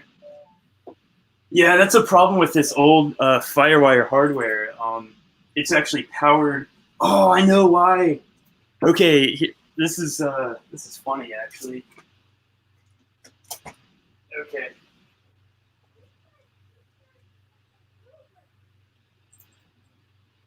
All right, let's see if we can.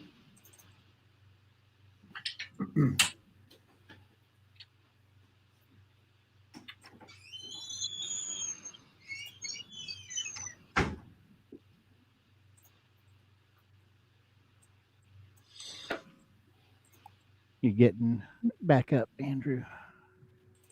Yeah, so this is an interface that can be powered directly through FireWire, and my cat had unplugged the power source of this, which means that it's only being powered off of FireWire. Now the stability, whenever it's powered off of the bus power, is really poor. So I usually just keep it plugged in, and that's what happened. I touched it. I guess it surged up or something, and then the power cuts. So this might actually.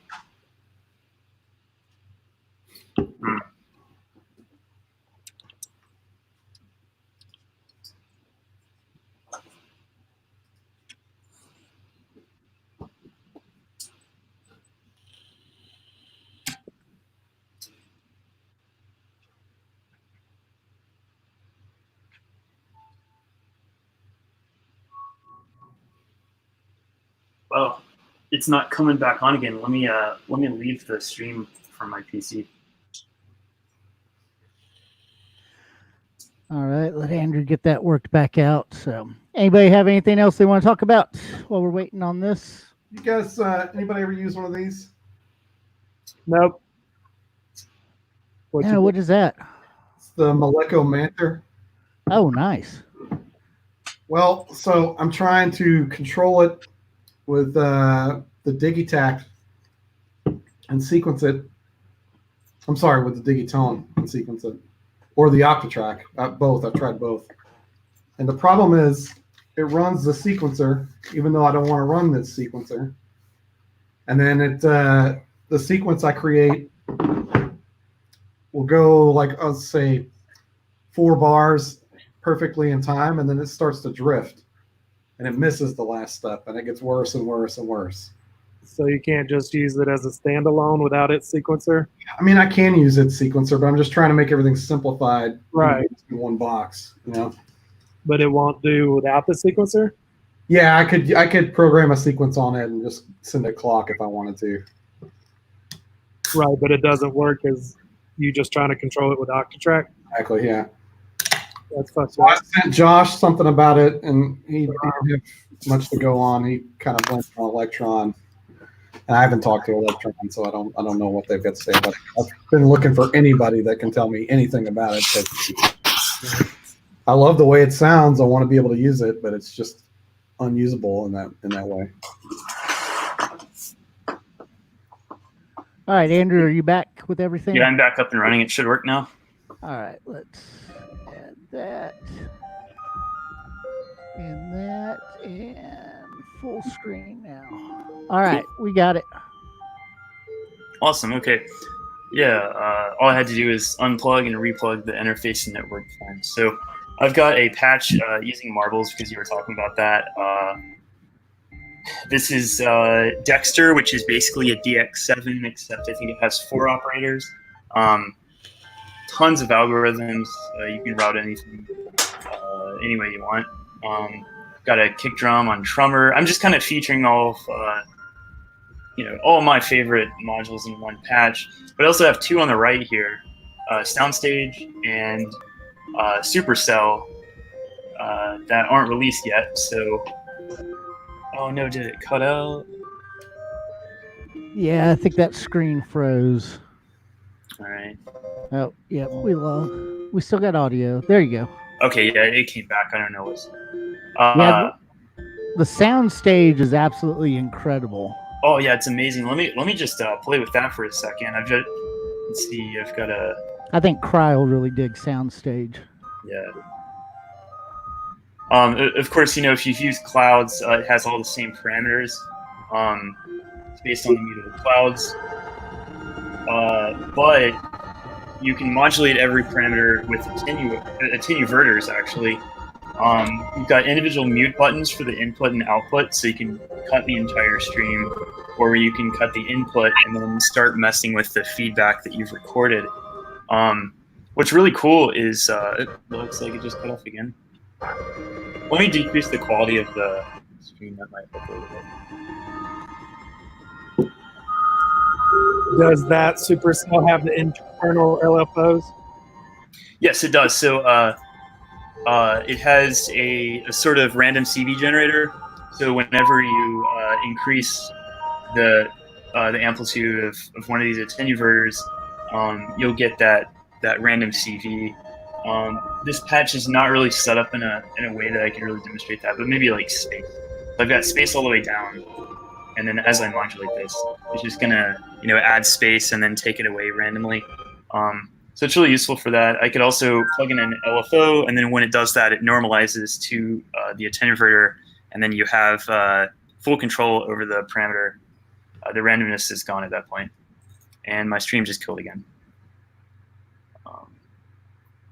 But yeah, I love the VU meters for the input and output because you can kind of compare what sort of level adjustment that you're doing. Because Clouds is one of these modules. Well, all granular synthesizers have the wonderful feature of being able to give a massive jolt of input, or you can record some sequence which sounds good and then add too much feedback which would destroy your signal. So it's just nice to see both the input and output. Oh yeah.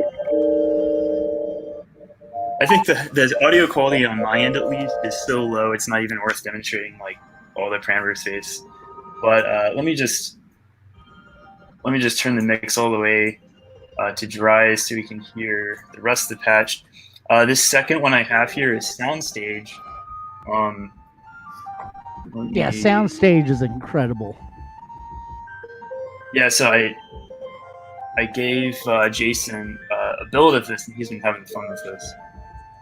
Oh yeah, I love it. So after my stream reconnects,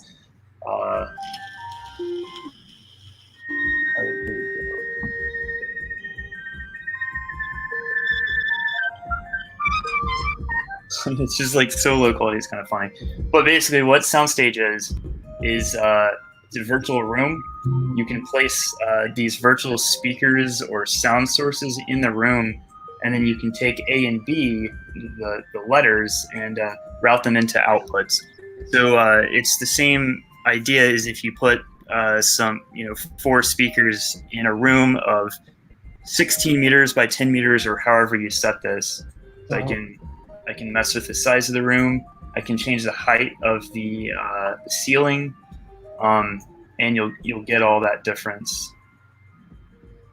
Yeah. You've got 4 room parameters with the low cut, high cut, reflection, and diffusivity.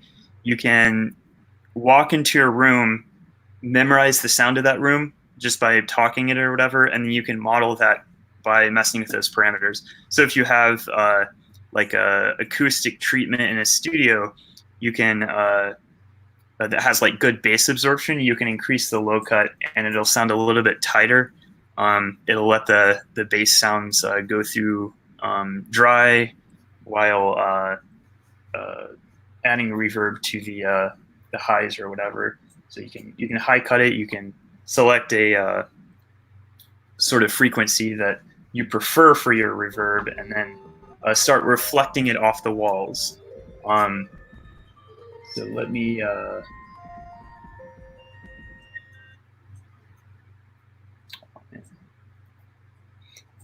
Yeah, it looks like since I'm streaming 3 different things, I've got the audio coming from one computer, the screen from the same computer, and then my voice coming from the third. My internet is not having a good time right now.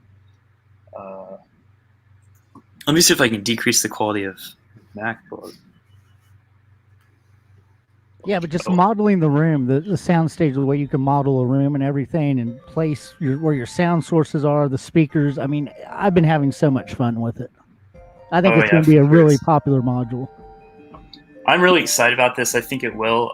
We're gonna definitely market the shit out of this because I think a lot of people coming from the VST world will basically see this, and there aren't too many VST plugins that do this, especially with this amount of modulation. This is what you can do with VCD that you can't do with your DAW. So I can take an LFO, I can plug in a frequency and plug in a sine wave into the position of one of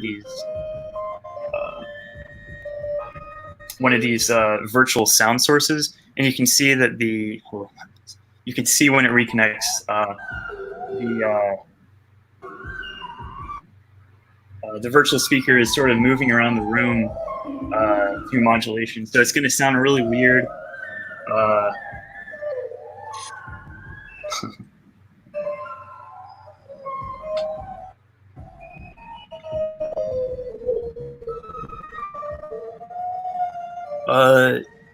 Let's see. You have modulation of all the parameters except for room size.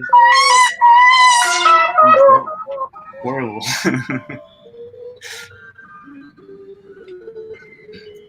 If you can tell, it has the Doppler effect. So if you make the room enormous, you can actually simulate sort of a train, rushing by you at 70 miles per hour. Because right now, this node that's moving is moving between this 60-meter wide room pretty fast, and you can hear that it's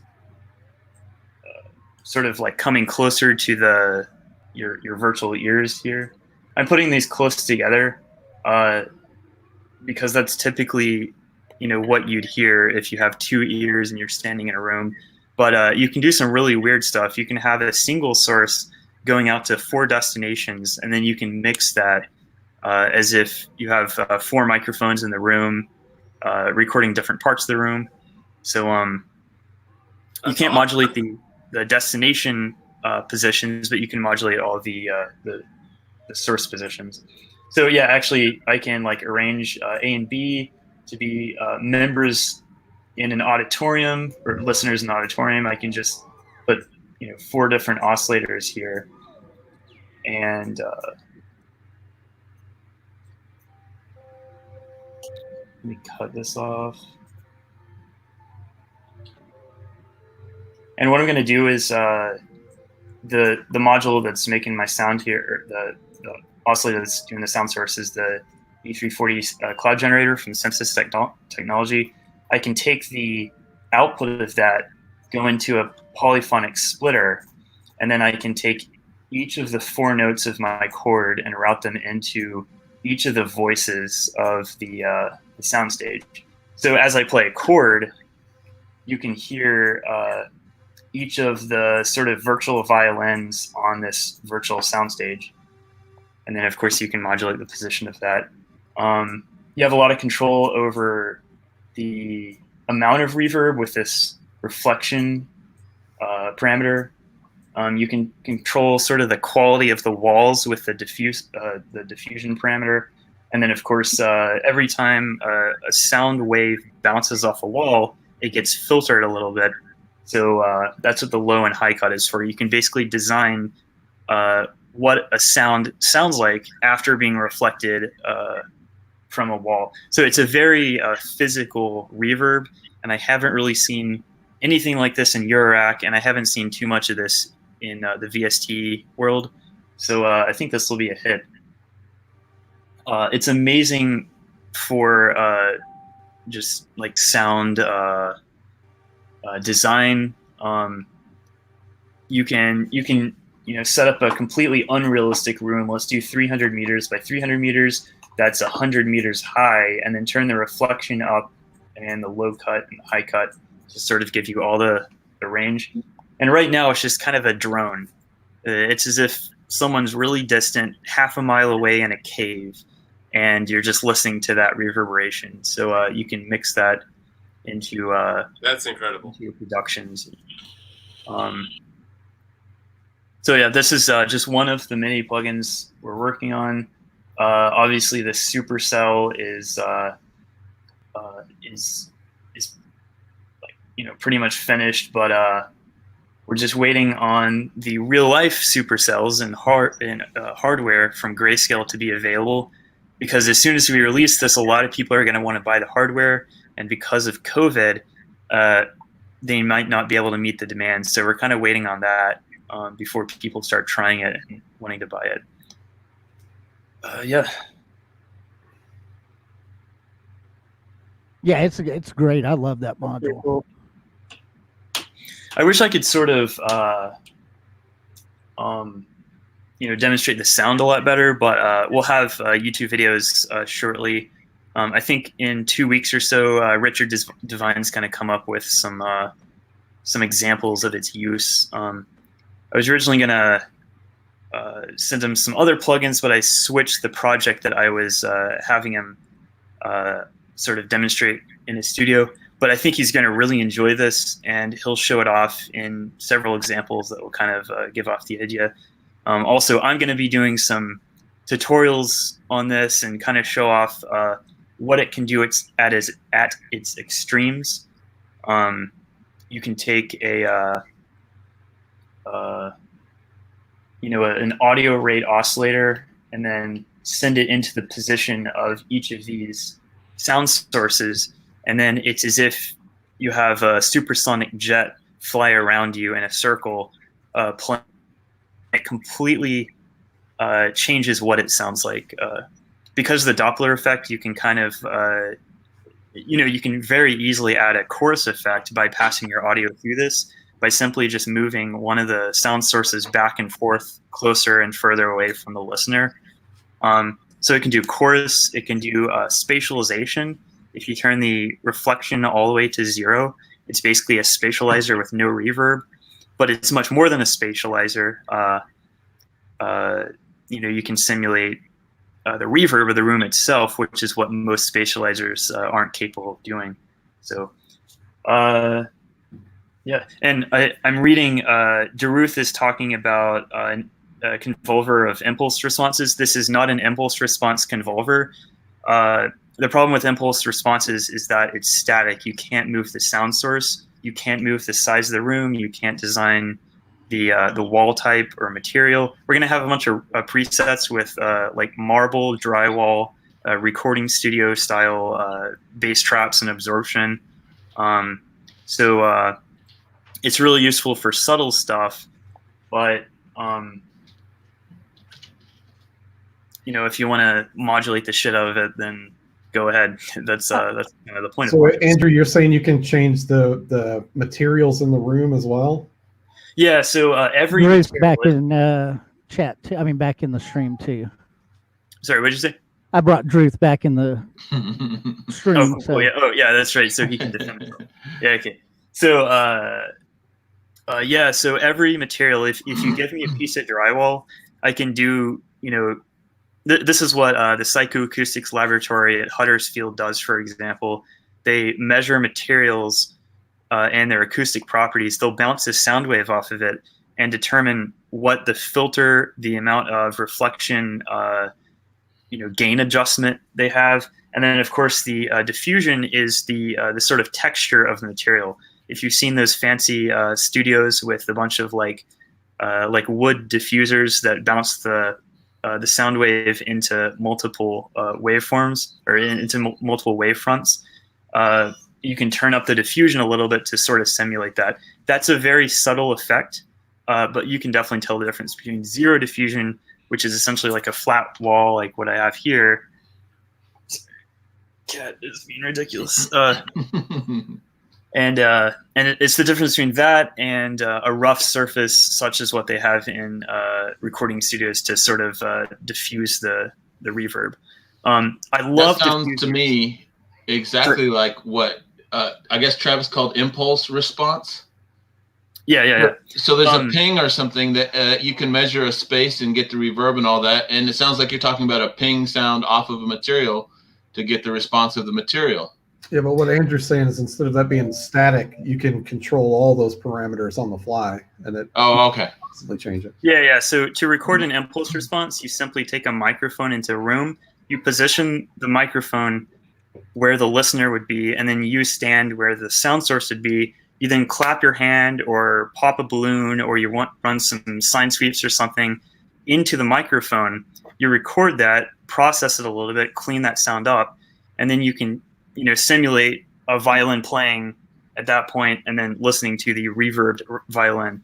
That's been done since the 80s. Convolution reverbs are really common, but like Travis, or was it Travis that said this? It is Cry. It's dynamic.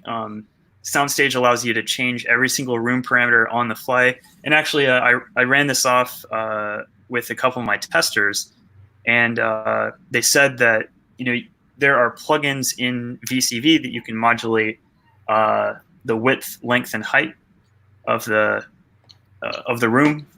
So I would not recommend that because the audio space. 3D modeling the audio space. Yeah, that's cool. But yeah, I mean, like my passion is simulation. I've done simulation my entire life. I want to take some physical thing, like it could be from physics, acoustics, even disease modeling. You can do that, and I just want to simulate that on computers, supercomputers, laptops, phones, whatever. It doesn't matter. I just want to simulate reality as accurately as possible. So this is why I'm so excited about this, because it's really accurate. You don't deny that you're trying to teach AI how to trick us once we're confined to the digital space. None of this is machine learning. Exactly like what you're saying. Completely a deterministic algorithm. So yeah. Anyway. So how to make it as realistically possible, as realistic as possible, in the audio space to simulate what happens in real space. I'm not really sure what you just said. Yeah.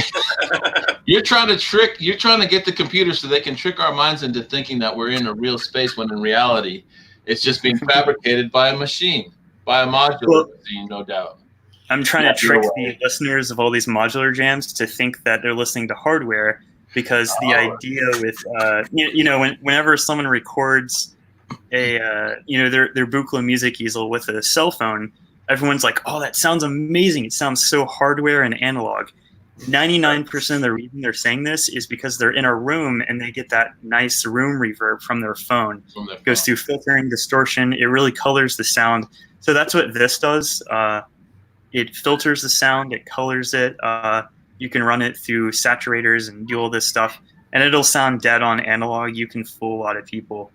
Yeah, I mean, that's the idea. We want to make the experience with using virtual modular synthesizers as close as possible to the experience that people get when using hardware modules.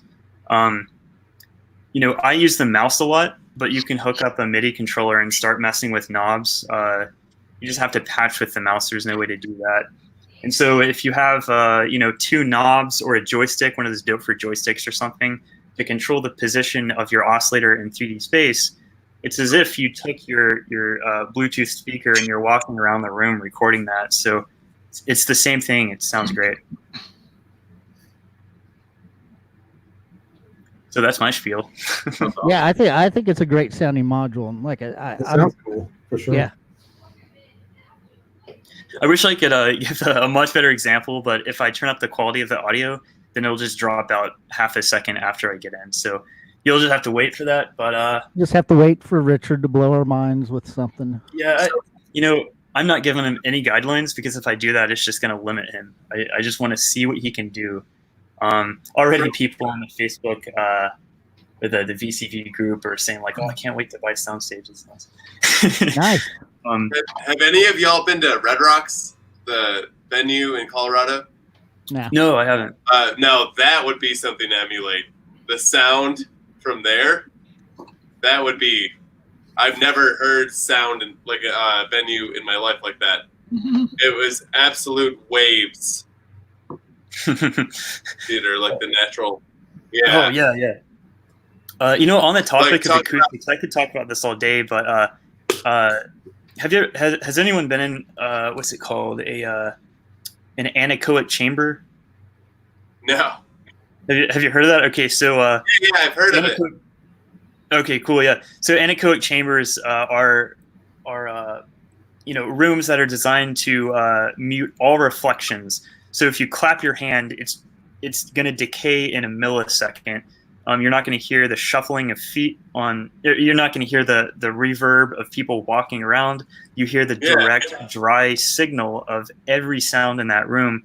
And people say that they can only stand in there for 15 minutes, and then they start going crazy. I don't think it's that bad, but yeah, I went into one at Stanford. It was really cool. They also had a 32-channel ambisonic system, and ambisonics is sort of like the extension of surround sound. Surround sound is only a plane. You can only hear sounds around you to the left or right, but you can't hear up and down. Ambisonic solves that problem, and you can pinpoint every sound, which could be over here or below you or directly above. I've never heard of that in my life. That sounds insane. It is insane. And then, the ambisonic system was in an anechoic chamber, so you would hear nothing but the audio coming from this ambisonic speaker system. And so, it's not about playing just one little sound. It's about playing a whole orchestra recorded with ambisonics in that room. In front of your computer, you can download an ambisonics plugin and install it into Reaper. Instead of stereo, you have 32 channels of audio. It's a huge mess. If you try recording that shit, you're going to run out of hard drive space unless you have like 16 terabytes. But if you edit an ambisonic file, you can position every single sound source in virtual 3D space. And then you can go into this room, and it sounds like the violin is directly above you at 45 degrees or whatever, and you can tell exactly what's going on. It's amazing. So you wouldn't be able to hear yourself speak in that environment? No, you would, because other than the bones vibrating. Well, actually, that's a good point. You wouldn't hear the reflection of you speak. You would only hear your own the face, bone, your body reverberate your speech. That sounds weird. Yeah, it's pretty weird. I would love to hear like my favorite song ever recorded in that fucking chamber with that system. Yeah. That would be to pick out every instrument, to hear it, and to put it like I want it there. I want it to the left, above me. I'm a huge fan of virtual ambisonics. I can't right now afford a 32 speaker system, and you have to have a custom room. It's good to have a contractor that can tell you where to place the speakers, because it's very precise. If you mess it up, you're going to have tons of artifacts come out of your system. But what you can do if you don't have $100,000 for a room like this is just get a set of headphones. It can just be stereo headphones that has an accelerometer or gyroscope in it. So what you can do is you wear your headphones, and then let me turn it down so it's not blasting my ears right now. There we go. Okay, so you can put on some headphones. You usually right here you'd have like a microcontroller that sends to your computer, and your computer is going to simulate the sound coming into your ears. You only have 2 ears, so it doesn't make sense to have 32 speakers if you can directly control what's going into your ears. The 32 speakers are only there to okay. The 32 speakers are there just to give you the simulation of moving your head and doing this. But with the headphone, you can with a microcontroller on the top of your headphone, you can tell the computer where your head is in 3D space, and then it'll simulate the sound coming to your ears. So if you turn this way, you would expect that a sound coming from the front of me would begin to come into the right of my ear. And there are algorithms that model that perfectly. So I'm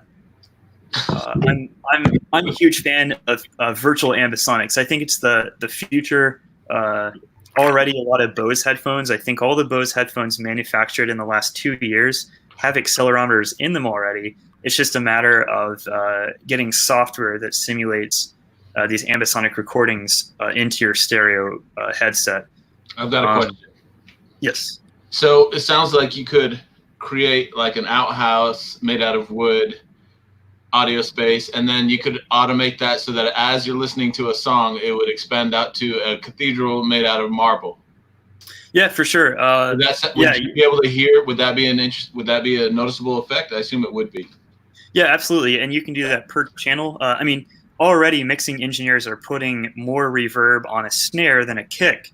So, they could physically go out and record a kick drum in a tight studio, and then you record a snare in a jazz club or an auditorium or something, and you want to have those two different sounds. That's what the experience would be like, except it would be more realistic, as if there's a snare 100 feet away from you, and then a kick drum in an outhouse or in a bathroom or something, doing that quick reverb. That's wild. Yeah, there's some really great reverbs in VCV and in Eurorack, and there's some fantastic reverbs in the VST world. But I want to sort of express that you can modulate all the parameters of reverb to not just add an effect to your sound, but you can perform it as if it's an instrument itself. An oscillator can be considered an instrument, but when you pair it, just a raw square wave or something, when you pair it with something like VCV Soundstage or Valley Audio's Plateau. Same guy that developed the DSP. I worked with him to do Soundstage, and it took us a while because it's much more complicated than Plateau. We want to show people that you can modulate reverbs and perform them as if they're instruments. You can just sit there and your entire set could just be moving the microphone around and sort of like vibrating a little bit just to add a chorus effect, or when the drop happens of your modular set, you can just decrease the reflectivity of the walls, and then all of a sudden the whole room just sounds a lot tighter. So you can do that all with CV. You can plug in a sequencer to change the position of the microphones or whatever. Or automate it in a DAW. Yeah, actually, that's another good point. So VCV Rack for DAWs is going to be released. Of course, we don't have a time date or a time scale for that. I mean, I do, I know it, but I'm not going to announce it. But it'll be soon, and you'll be able to purchase one of these plugins like Soundstage. Soundstage, by the way, is Anybody know where Andrew lives? What? Anybody know where Andrew lives so I can go torture the information out of him? No, there's absolutely nothing that can get this information from me. You can get me as drunk as possible, and I'm not gonna say anything. Drunk? That's like waterboarding. What are you talking about? Nope, it's not worth it. It's not worth it. Oh man! So there's gonna be a VCV. I forgot you're gonna do a VCV for DAWs. That's gonna be awesome. Yes, yeah. So VCV for DAWs is gonna be $99 initially, and then that's the promo rate. Normally, I think it'll be $149. And once you purchase that, you can use all the plugins that you can use in VCV, including Soundstage. So you can use it as a VST plugin if you want. But if you want extra modulation, all you have to do is just add an LFO and plug it in. And that's something you can't really do with normal VST plugins. You can feel better about the time automate it in your DAW. Learning it, because now I know I can add it. It makes me feel better about the time invested in learning it, because it's going to be integrated into the time that I've spent learning the DAW. So it's not like separate information. I can use them together with the stuff I'm learning right now. That's going to be a really powerful tool. Just keep looking for YouTube videos. I'm sure that about 10,000 video demos will pop up. So they'll explain everything from routing MIDI in and out of VCV, routing up to 16 channels of input in and out of VCV, how to automate parameters, how to save those parameters, how to do offline rendering. So basically, everything that works with your DAW is going to work with VCV Rack for DAWs. Could I automate my Volcas right now using VCV? Yeah, right now you can just download it. I think the Volcas have MIDI input. I'm not sure how many controls you can automate with that, but if there's a MIDI interface for the Volca, then VCV can control it. There are a couple MIDI output modules. So inside VCV, it'll convert control voltage into the MIDI CC commands, which are just numbers between 0 and 127. It sends those numbers at the correct millisecond to your Volca, and then you can modulate everything. You can send a sequence. You can gate the voices and all that stuff. Now I'm really excited. So it could basically do all the stuff that I'm doing with my fingers by itself. Yeah, I believe so. I'm not 100% sure if the Volca has full control, but if anything, it has control over what notes you're playing. So you can modulate a melody or something. Oh, right. But maybe there's some other stuff you can do. You can definitely clock it, right? Yeah, sure. Yeah, you can have a clock generator in VCV. You just send that clock through the MIDI to CV, the CV to MIDI interface, and then you might have an audio interface that has a MIDI output. You just plug that into the Volca, or if it has a USB or something. So, but are you saying that for example, it's got a cutoff and rate and all that stuff, that stuff may not automate using the VCV? Maybe. So I just got a message from Ben, who's watching the stream, saying automating Volcas from VCV Rack works fine. So I assume that you can do that. I'll try that. Yeah.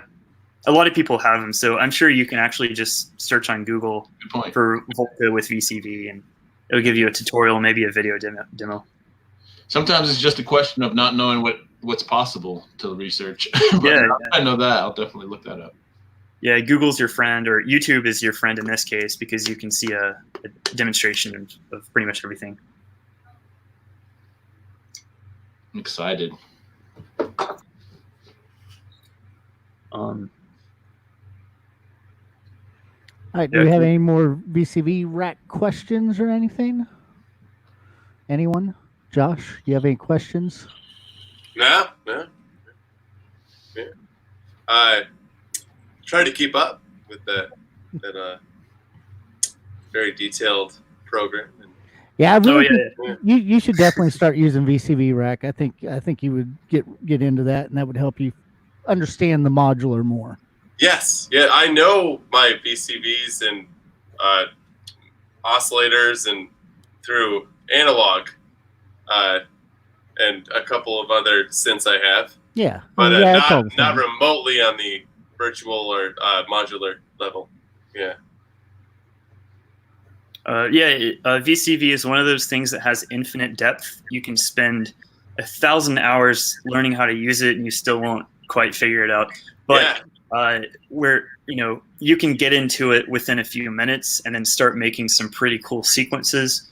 Or if you plug in your MIDI controller, because I know you're a great keyboardist, so you're going to want keyboard, like really responsive keyboard input. You might want chords. Many of the modules, most of the modules that VCV produces are polyphonic. So you can actually... VCV is the module. Oh, I'm thinking of VCO is what you're talking about. VCO. They have that. Oh my god, yeah, that's what I was thinking of. Sorry, I'm a little. So actually, you would find this handy. Let's say you make a patch with Eurorack. Maybe you have a wavetable oscillator going through an effect modulated by some envelope generator or something. You would want to play that with a keyboard, but if it's Eurorack, it's going to be monophonic unless you literally patch up 4 or 16 or whatever copies of all those modules. So if you want to play a triad, then you'd need 3 voices. There aren't too many modules in Eurorack that sort of help you out with polyphony. Oh, he's sorry. Alright. What you can do with VCV is you can actually turn the entire patch polyphonic. And all you do is in your MIDI to CV converter, which basically takes your MIDI keyboard input and then converts it to the virtual control voltage within VCV. If you do that, then you can make the MIDI to CV converter give you a polyphonic voltage. And if you imagine a cable that has 4 different signals running through it, that's essentially what it is. The UI is going to have a fatter cable instead of the thin ones, which are monophonic. It'll have, it's really thick. You can tell that it's polyphonic. So it has that almost true analog sound, polyphonic. Yep. Yeah. So if you patch up a Eurorack patch using, say, ports of analog Eurorack modules into VCV, it's going to sound really close to the original hardware. But then you can polyphony, and then you can start doing chords. That's awesome. Nice. So that's the advantage of software. You can just duplicate things easily, and in this case, you don't even have to duplicate the virtual modules. They just understand that this is a polyphonic signal, so it'll start processing a chord instead of a single note. That's awesome. That's really cool. Because if you want to go polyphonic analog, it's very expensive. Yes, absolutely. Yeah. And actually, I think I talk about this on every single stream, and Jason's probably sick of it, but I'm really interested in making hardware polyphonic Eurorack modules. If you think about it, it's not an impossible idea to stick 4 different oscillators behind the panel of a single oscillator. Yes. So I would just redesign the circuit 4 different times. And so the question is, how do you get that polyphonic signal out, and how do you send a polyphonic control voltage, which controls the pitch, into this module? I was thinking of using Ethernet cables. An Ethernet cable has 8 different cables running inside, and each one would be let's see, you'd have 4 voices, you'd have a pair of ground and signal, and you can have 4 different voices pass through an Ethernet cable. Ethernet cables are probably $1. You can go to your hardware store or whatever and just get some like. What would be the other option, like a ribbon cable? Would that be the? Yeah, you could do that. So the problem with ribbon cables is they're kind of hard to patch. I think an Ethernet cable is the way to go because you can just pop it in, it clicks, and then you can take it out pretty easy. Whereas, if you had like, I don't have any offhand right here, but Amanda's still watching. When you said that pop click, she's gonna be like, "That's what she said." Yeah, that's right. I saw her earlier. Well, that's what I wanted to mention. How is the polyphonic in VCV? Are a lot of people using that, or I just don't see many people promoting it? I know you promote it all the time. Yeah, I think we talk about it all the time, but in the community, are a lot of people doing polyphonic patches? Yeah, I see polyphonic patches all the time, but I don't see a lot of promotion, which is probably what prompted you to say that. You don't see anyone talk about polyphony, and I think it's because it's just kind of there. If you want polyphony, you just enable polyphony. It's not like a huge feature. There's a lot going on behind the scenes, but to the user, it doesn't look like much. You just play a chord, and there it is. So it's pretty simple. And most people don't talk about it for hours and hours because you're just duplicating the same voice. But if you scroll through, you can kind of notice that a patch is polyphonic by just looking for the fat cables. And if you see one of those, you're going to have some chords come out. Also, we released the plugin VCV Chords several months ago.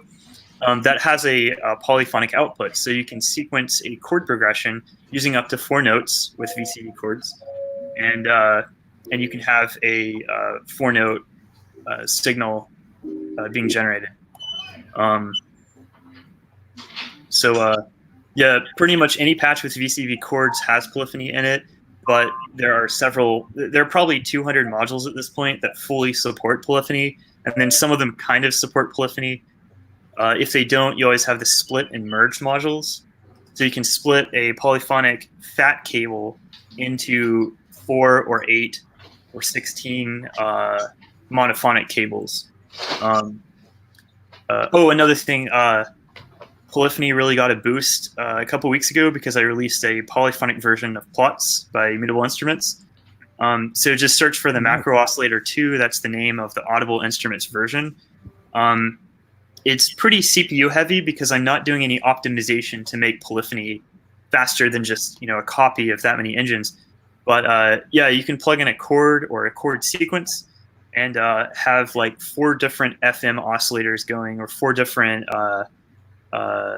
robot voices, or the CEM chip, or the SEM chip. And yeah, I've been having a lot of fun with that. Oh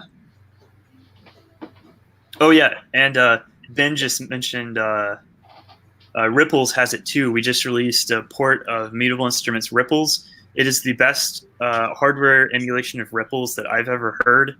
Or not just Ripples is kind of based on the Jupiter, or the whole series of Roland synthesizers. Although I think it has a modification. It's based on that V2164, like from Cool Audio.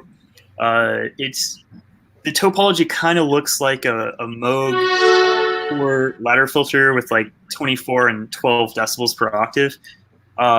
It has that sort of ladder framework, but instead of transistors or diodes, it's very clean VCAs. And because of the really clean response to those VCAs, which is not just mathematically perfect, it does have character. It manipulates the sound. They're clean, so you get a really clean resonance out of oscillator. You're not going to hear a distorted peak when you turn the resonance up. It's just a nice, comfortable resonance, and it also doesn't affect the low end. If you turn up the filter cutoff and then turn up the resonance to 100%, you can still hear the low end of your input signal, which is amazing. I don't know too many oscillators that do that. Yeah, no, that's not a thing. That low end usually just comes right with it. Yep, exactly, yeah. So yeah, I love Ripples for that. I've got the hardware version, and it's really great for like adding a little bit to drones, because I usually have like a bass drone playing at some sub sonic frequency, but if I add resonance to that, it's sort of that bass frequency starts coming into the audible frequencies. Oh yeah, without giving that up, but that's also polyphonic as well. So you can play multiple sequences, have a polyphonic envelope generator, give it different cutoffs per channel, and then you can play it like a polysynth. The Rev 2 8 voice. I love it. Yeah. 8 voice. Oh man, that thing is great. Yeah. So I'm really thinking about upgrading it to a 16 voice, because I'm starting with the desktop. No, I have the keyboard version here. Oh, so you want to do the 16 voice version? Yeah. So keyboard. Okay. Apparently, you can just buy the chip for like $600. Really? And you can just install it and upgrade it. Because the difference between the Rev 2 8 voice and 16 voice is $500. So I got mine used for a pretty good deal. So even if I upgrade it to a $600 or with a $600 upgrade, it's still going to be cheaper than if I bought it new. But absolutely fantastic. You can have multi-layered patches. You can split the patches and have like a bass and a polysynth on the top. Or you can have like a nice plucky sound with a nice reverby, long-lasting sound in the back. And when you start building on different sounds like that, it like that's how to design patches. Just use 2 patches. It's amazing. That's Dave Smith, right? Yep. Yeah. I got there's like a Dave Smith version and a sequential version because they merged very recently. But I've got the Dave Smith branded version. Not that it matters. But. Yeah, that's great synth. Yeah. Oh yeah. Yeah. So what's the middle keyboard, or the bottom middle keyboard that you have there? The black one. Oh, this is a Roland Juno TI. Just the. Yeah. I've played that. It's really cool. Great for all the polyphonic digital synth. Yeah. Mm-hmm. Emulating. It has great strings, great string sounds, great electric piano. Cool. Great piano sounds, decent organ, and not so great like horn sounds or anything. The drum sounds on it are great. Cool. Yeah. It has an MP3 player, so I use it for busking as well. So I can just play backing tracks. And Asheville, like really good cash, just busking on the street with a keyboard and an amp. I don't need anything else, and I plug in a little flash drive to it, and I can play like for hours. Yeah. Yeah, that's awesome. Yeah, I played that once at a set. Yeah, I didn't want to really enjoyed it. what is it? The workstation roll-in, Okay. like the Phantom. So I just bought that. Yeah. It's pretty cool. Oh, have you seen? Sorry. When you said Phantom, I thought of the Prophet X for whatever reason. Has anyone seen that one? It's like close to $5,000, but it's basically a sample player like Contact or something. I saw some videos on it. It does look incredible. Oh yeah, and of course it has the whole analog circuitry that the Prophet, or actually I think it's closer to the Rev 2. I'm not really sure about that, but it's got all the same sounds. You can you've got probably 16 analog voices in there, plus the digital sampling, and that just like blows my mind. I could not. It would take me a year to set up a set with that because I'd want to use it all, and that's of course impossible. What about the sequential circuit six track? Oh yeah, that loop, like you can record 6 tracks or loop and still play the keyboard. Nice. Yeah, that's a really. I just feel like the possibilities be endless. Yeah, for sure. Yeah. And then is that a microKORG on the top with like a vocoder mic? No, that's like the big brother, the R3. Ah. Yeah. It's like the big brother of the microKORG. It has the same engine as the Korg Radius. Oh, okay. But it's full-size keys. It's just not all the knob options. It's more dialed in. Yeah. But it has it's a lot of fun. Yeah. Nice. The coder sounds really good on it. Definitely better than the microKORGs. Yeah. Yeah, I've never used that version, but I'm pretty familiar with the microKORG, and that is that's a good. It's kind of the same setup going on in a sense, like the same kind of sounds we can get out of it. I forget what the sequencer. I don't really use the sequencer at all, but you can dive into everything. I believe you can do up to 4 oscillators. Oh, cool. Sound, yeah, all digital, but yeah. Nice. Yeah, I'm jealous of that Nord. That's the only keyboard that rivals the Korg SV1, and it is pretty nice. The SV1, doesn't that have a tube in it? Yeah, it's got it. Mine is really old and really crackly. I need to replace the tube. Fortunately, it's really easy because it exposes it for marketing value on the front, so I can just unscrew the plastic case on it and just replace it. I usually keep it disabled though. Korg Electribe here, Oh, and yeah. the 2 of the tubes, like the SV1. But, Oh, nice. Yeah. Those Electribes are so cool. man, it's a lot of fun. I write video game music on it. Nice. Oh, yeah. Yeah. I think it was Amanda that sent me a link to like one of your chiptunes bands. Yeah. That was really cool. I forgot the name of it though. Was it Holly? Bloom. Any of you guys recognize this invitation I'm doing?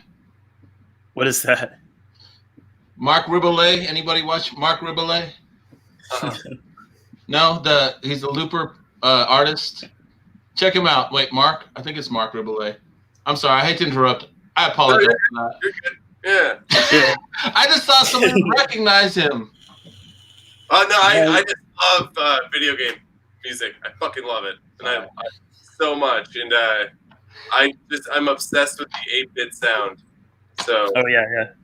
I love doing. Yeah, so I could nerd out for hours about chiptunes music. I have it's probably at my folks' house, but I took a Mega Drive that was broken, took the YM2612 chip out of it, and then put it on an Arduino PCB, and so I soldered the chip just directly because I was like, I don't have one of the mounts or anything. And then I connected it to all the inputs, and I have full MIDI control over the YM2612.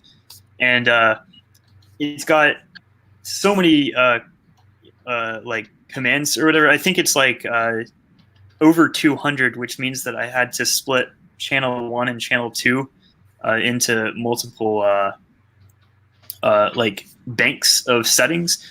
And then I wrote like a browser editor, so you could like pull up a browser, like a web page with a bunch of knobs on it, and you can just control the patch that way. And then once you like the patch, you can save the MIDI command. Sorry, my cat is trying to eat something. You can save the MIDI, like the MIDI patch, and then restore it for later. But yeah, it's really cool. You can play notes on it. It's got really good sound on all the active ranges, and you can also modulate it with really fast modulation because the chip is really responsive. So if you want to do like pulse width modulation, you can actually control that from an external modulator, and then you can get like a really professional synth sound from like a $2 video game chip. That's amazing. See, that blows my mind. Yeah. I also enjoy using trackers. I use OpenMPT, or I used to like 2 years ago. OpenMPT was my favorite. What's the other one that's like, it's like more professional. It starts with an R. It's like Renoise, I think. I've also dabbled in that a little bit, but that's a little bit too like limitless, I guess, for me. I do like it though. Because with the trackers, you can actually save a song that can play on hardware, and that's like a whole a whole other thing for me, because I can just take a video game. So the chip tune, what is it? Game Boy made the chip tune game where you can compose music. Yeah, I've never played the Game Boy thing, but there's a DS version that does that. Oh, that's awesome. Yeah, so so like I love all the architecture of the Nintendo stuff. I don't really know like the names of all the chips because they kind of custom make them, but the DS is really interesting because it was one of the first chips that played like MP3 samples or something. So you can actually have like you can have a pretty nice sample set encoded as MP3 and then upload it to your like DS cartridge. And it's going to sound really shitty because it's like 8-bit or something, but that's the whole charm of it. And of course, you can steal the sounds from other video games and then use that in your own like sample sets. That's but yeah, DS is pretty cool. It's a little bit too modern for like real fun. The Game Boy Advance is really awesome. The Nintendo SNES and NES are really great. But yeah, I love all that stuff, especially when you put like fusion jazz inspiration into that. Oh yeah. Well, I feel like the composing of the old video game music of Mega Man is my favorite. Like, I feel like it's a monophonic saw wave, and they're composing and giving you this feeling while you're playing a game. If you listen well enough, it has a very fusion drive to it. Fusion short phrase jazz. That with a lot of fun with funk inspiration. Oh yeah, it's very rock and roll inspired fusion of jazz. Yeah, it's hero music. Yeah, definitely. You listen when you're playing, and you're like, I'm gonna fucking kill this boss. I'm gonna beat this shit. Yeah, that's where I come from with trying to write 8-bit music, and I don't have a video game to write it for. I just think of it as this from level to level, wherever you are in the game. If you're winning, losing, dying, you need health. Like try to compose in a sense of, and it makes it fun where you can literally look at a whole nother song and like, oh, this one's not a final boss level. This is a bonus level. You know what I mean? Like, time to load up on goodies. Yeah. Neither of you guys know who Cuckoo is? No. So YouTuber, he does a lot of chiptune stuff. I mean, he does a lot of like in-depth demos of gear, but he writes chiptune stuff. Well, similar to chiptune stuff, I guess. I think both of you would really enjoy his stuff. You should check him out. What's his name again? Cuckoo. Cuckoo? Yeah. Hold on, I'll post a link. CUCKOO.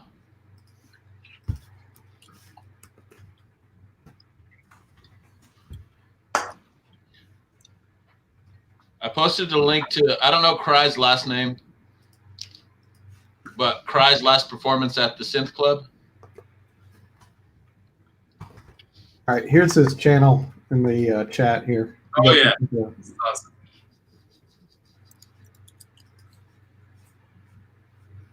Well, hey, I got to get going, y'all.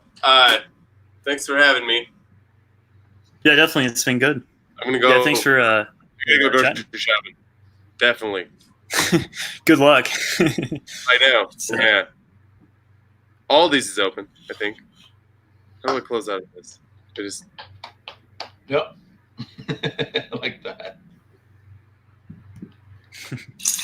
Hello, this is Cuckoo, and we're in my studio now. So this is what. Oh shit! Sorry, that was coming from me.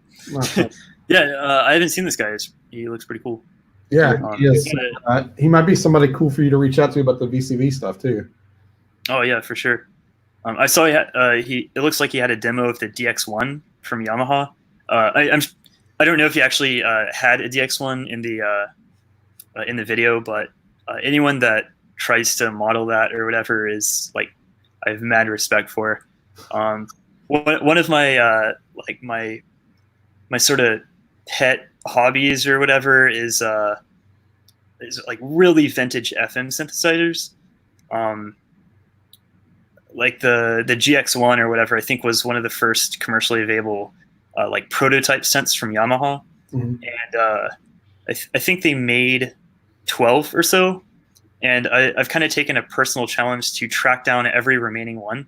And so like the Behringer Museum has one. There are two Japanese people that have one. One's a YouTube streamer. One's like a Instagram person. And then like you can find his music on Instagram. What's it called? Africa by Toto featured it. What they did was they played a sequence or like a melody, and then they layered it like 8 times. So it sounds really thick, which was a problem with the early FM synthesizers. They would just sound really tinny or whatever. But when you started layering them and you had, compression, reverb, and EQ and everything, it sounded really awesome, and I just love that sound. But yeah, the DX1 is sort of like a DX7 on steroids. I think it actually came out after the DX7. I'm not really sure, but really cool keyboard. Probably less than 100 left of that. And then of course there's like 100,000 DX7s out there. I used to own one. I sold it because it was like 100 pounds and I was trying to move. So let's just go with that. I kind of regret it, but at the same time, I could just go out and buy one for the same price that I got it. They're going for like $450. There's a weird synth museum in Gatlinburg. We should all try to go there. Oh yeah, for sure. I talked to the guy. I don't think he's open yet. He still hasn't gotten that open. Then shit. Okay. Yeah, he's been up there for years and like kind of sneaking around and peeking at it for a while. But yeah, about 3 years ago, he opened the guitar shop across from the Ripley's Museum in that mall. Yeah. And I'm sure he's had like synths in there, like in a room, but it wasn't like a synth museum. It was just kind of his place. You could chill in there with him if you wanted to, but he has been focusing on making it a true like museum where people can walk in and play and possibly record. A lot of artists in this area would probably be interested in recording on like a Mini Moog or a Prophet 5 or whatever. And I'm sure he's got pretty much everything. He used to be in a band, and that's what he did. So I guess he used to work for Moog too, apparently. Oh, I didn't know that. Yeah, he took me on like a short little walkthrough of the stuff that he has, and then he took me back to the area where he wants to rent it out for people to record and sample the gear and awesome. stuff like that. But that was 4 years ago. So Yes. I'm surprised he still hasn't gotten it going yet. That's kind of upsetting. I talked to him probably October of last year. So Gotcha. He told me that it's going to happen soon. So it could be that he's opened already, like in 2020. Maybe this break from everything is giving him a little bit of time to plan and just to get things ready. So maybe he'll open it in later this year or something. Maybe not. I don't know. But definitely that is a Tri-City Synth Club field trip waiting to happen. Oh yeah, for sure. Because it's right in the middle of Knoxville Knoxville, Asheville, and Johnson City. It's pretty much the center point of that. Yeah, that would be fun. And we can go and ride some roller coasters later. Yeah.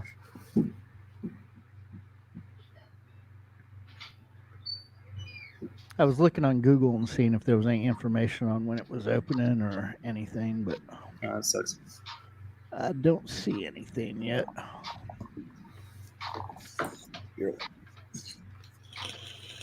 I messaged Christian too to see if he's going to join us when he gets off work, so haven't heard back from him yet. So have you guys been writing anything or recording anything during this time period? Yeah, I've recorded a bunch. Well, actually, I mastered a bunch of stuff, and we've released a bunch of singles, and then I think our new album's coming out, I think next week, May 1st, on Heterodox Records. So yeah, nice. I think that's next Friday, I think. And I've been recording and live streaming some other little stuff, but I don't know about, well, obviously not you, Jason, but I don't know about other people, but I don't have the motivation right now really to do much at all. And that's same here. I have less motivation than I normally do, so I'm actually less likely to come out with this song right now than I was 5 months ago. I have big plans every day. I get home from work and I'm like, all right, I'm going to record, and then, I just end up sitting in my chair watching TV. And then next thing I know, it's midnight and I'm going to bed. So yeah. No, that is. I have big plans though. That's good. That's honestly, you're halfway there at that point. I am halfway there. there. Are just like, I'm just going to play around. But, have you been recording any new stuff, Cry, or anything? You got anything new coming out? Yeah, everything kind of unloaded this month. There's a new EP that's out. Then me and Earthcry did that single. Cool. And then another single came out, but got a bunch of new stuff, but have to find labels to release it because I just want labels that actually, because most psytrance labels, they don't, they just do Bandcamp. And that's it. Yeah. They don't hit any digital platform. So they'll hit a digital platform, and then if they ask for my name and my email so they could give me any streaming money, then I'll go with them. But if they don't, then it's not good money anyway, but it's just the whole point of the matter. Yeah. I mean, I release all of our stuff to, Spotify, all the streaming platforms and everything, and then Bandcamp, and then... Are you doing DistroKid? Are you doing DistroKid or? No, I use SoundDrop. It's part of our website's built on Wix, so it comes free with our whatever monthly plan. So, and then they automatically put it up on everywhere, and then it's on.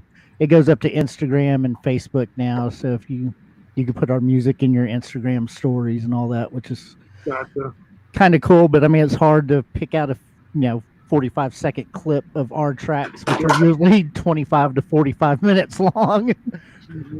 What's the name of that project, Jason? Gloom Mountain Gospel.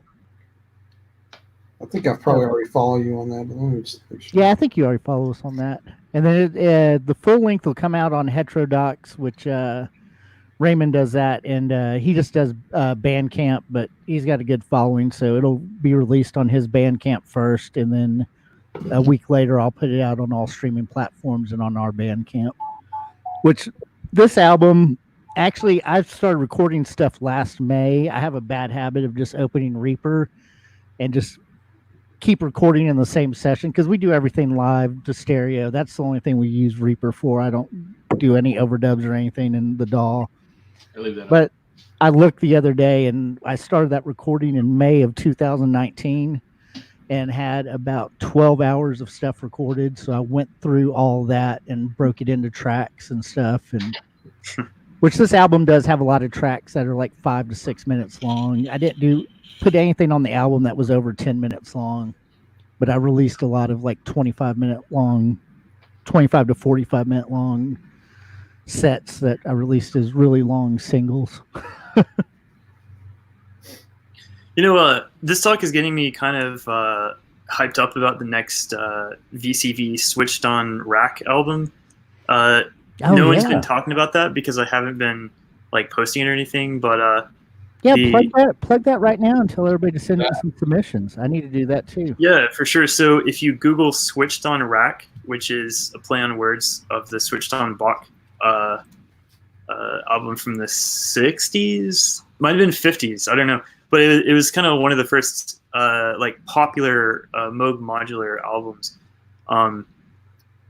We're doing that with VCV, and the rules are if you make a VCV patch, then you can submit a track, and I don't make the calls. My mastering engineer does that. So he'll arrange the tracks in some way, and then the winners. It's not really a competition. It's just like whoever kind of fits into that album theme. We'll contact them and tell them that they've released an album, and we usually get close to like 1,000 purchases, but we also have like a free download option, or like Bandcamp has like free download tickets. So as long as those are available, you can download it for free. We're not trying to make a profit. We just want to break even with the mastering and the graphic design on the album. So we've released, I think, 3 albums so far. They're about 2 to 3 hours, and it's just all modular music made with VCV, maybe a little bit of hardware, but it has to be 90% VCV. And they're professionally mastered. The album art keeps getting better. I'm just really amazed at it. So I think Volume 4 is going to be themed with acoustic instruments. So if you play a guitar or a karimba or a flute or whatever, incorporate that into VCV and then record it and release a track. Volume 5 is going to be pretty much open-ended. We'll just accept a grab bag of things. And then 5 or 6, once we have enough submissions, there you go. What's the date on that? I have no idea. I need to I'm kind of taking a break with the album right now, but whenever I start releasing 1.0, I'll have a little bit of free time and then I can start doing this. We probably want to release version or volume 4 like by the end of this year or something. But yeah, there's always time to submit something. We never reject a track. We just consider it for further volumes, and everything is super high quality. You'd think like if we just get random submissions, then like half of them aren't going to be worthy of the album. That's absolutely not how it works. Every track that we get submitted is interesting in its own way, and we try to feature everything. Although a 2.5 hour album is a lot of stuff to master and listen to, so we can't feature everything. But we also want to press vinyl for 5 or 6. So we'll take all the best ones that we've collected and release it on probably an hour record. So that'll be really nice. Yeah, I need to get a track submitted. Yeah, I think we still have one track in our database of you. Oh yeah, I do have submitted one. like a year ago. One. Yeah, that was from before the last one. Yeah, I thought that was pretty good. I don't think he ended up not choosing it, but I think we had like an overload of ambient with volume 3 or something. So we were trying to. I think I submitted it right after he started mastering. I think. That's probably it then. Yeah. Yeah, because that was But- actually I actually did that live track when me and you did. We did a performance at Elder Brew. That's Cool, actually what yeah. that track was from. You did a presentation, and then we both performed. Awesome. And I did an all VCV rack performance. Okay, I didn't know those were the same patch. That's cool. Yeah, it was the same patch, but that's the only time I've ever done a full, just a performance with. Yeah, it was all generative. That's what it was. Yeah, yeah. Yeah, I remember I just started and just went and sat at the bar and drank a beer while VCV. Yeah, I think I remember that. Yeah. That was fun. But yeah, so everybody, yeah, definitely submit a track to that. Did you tell them how to submit? Yeah, if you scroll down in that page, there's a Google Docs form, and it has all the instructions there. Yeah, right down in here. Sign up sheet.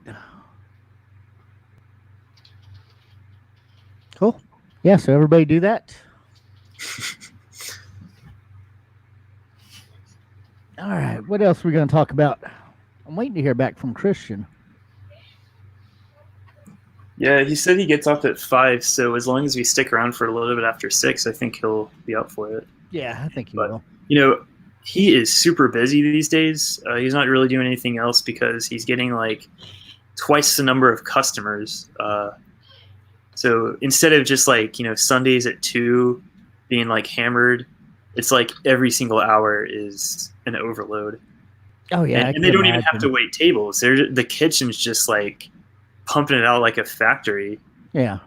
That's what he told me. It's just, yeah, it's crazy.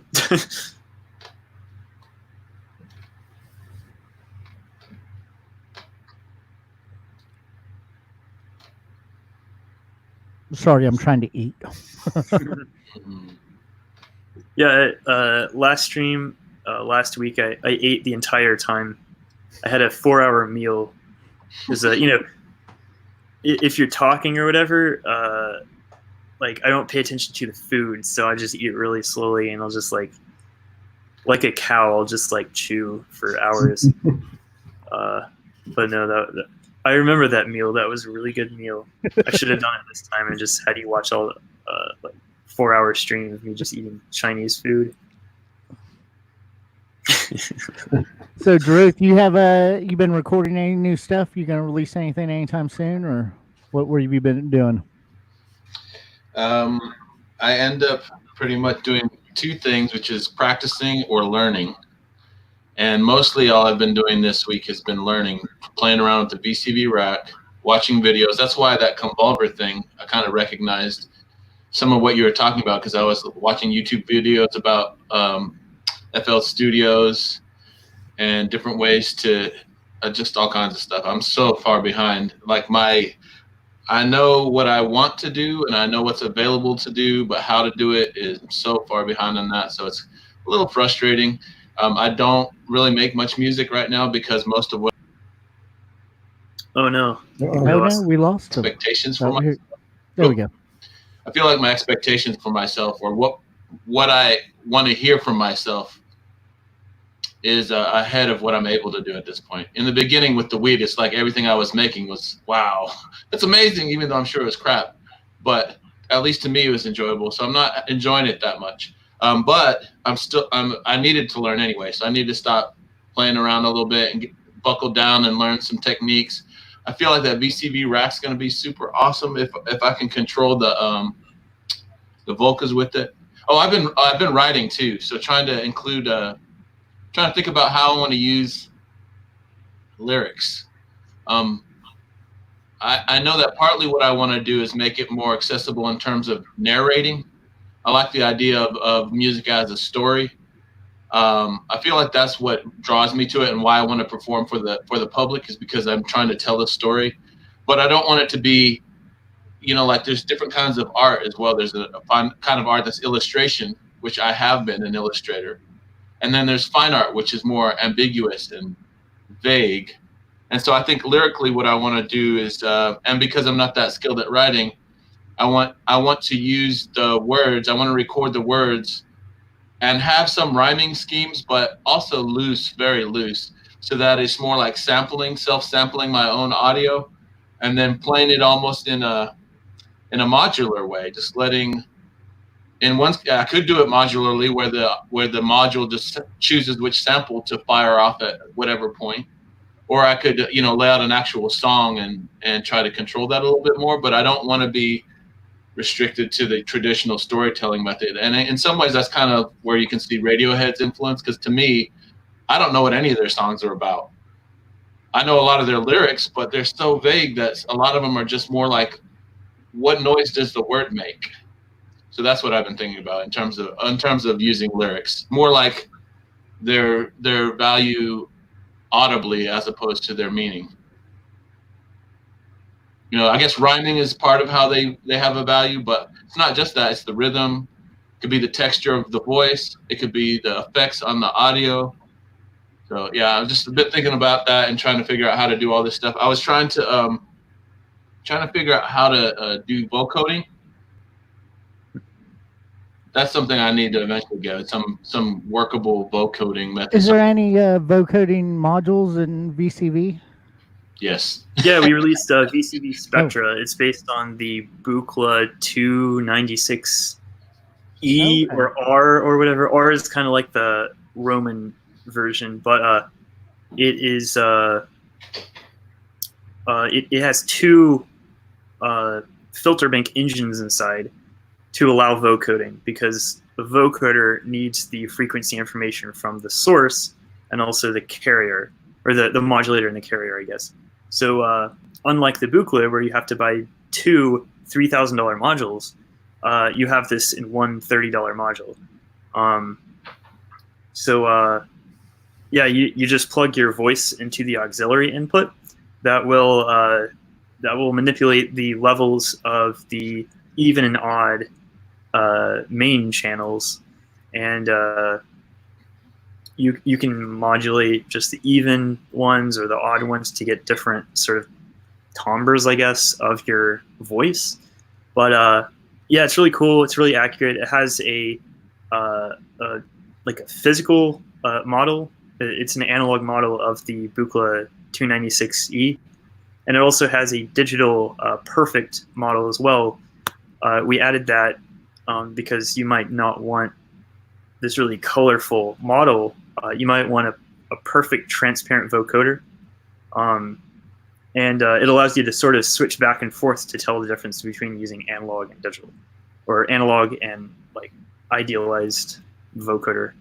But yeah, it's called VCV Spectra. It's pretty cool. I would like to be able to speak and use my voice to modulate the Volca bass. So that you can totally do that. That'd be awesome. Speaking in the Volca bass's voice, that audio would be pretty cool, I think. I know that's possible, but yeah, I'm a long way from being able to do that, I think. It's awesome that the technology allows somebody who knows nothing to produce music somewhat comparable to what studios used to produce, but it's also the technology that also is somewhat of a obstacle. yeah that's why I have a job, because people enjoy this stuff and they think they can learn and use it, but they can't invest 30 hours into producing this stuff, so they buy something that's already been made. Like if I'm looking for a certain module and I just absolutely can't find it, I could just write it up myself in about 4 hours or so.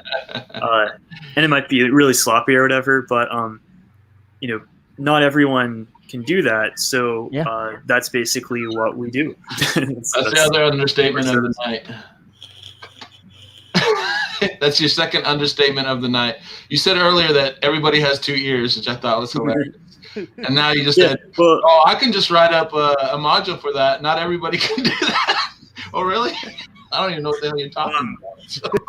The 2 ears comment, I hope people actually quote that on me for me, because a lot of people will tell me that that like surround sound is different from stereo and can't be like simulated, but because you have 2 ears and you don't have 5.1 ears Yeah. or whatever. All you need is stereo and then something to sort of simulate yourself being in the surround sound area. Maybe we just haven't gotten the 5.1 upgrade yet.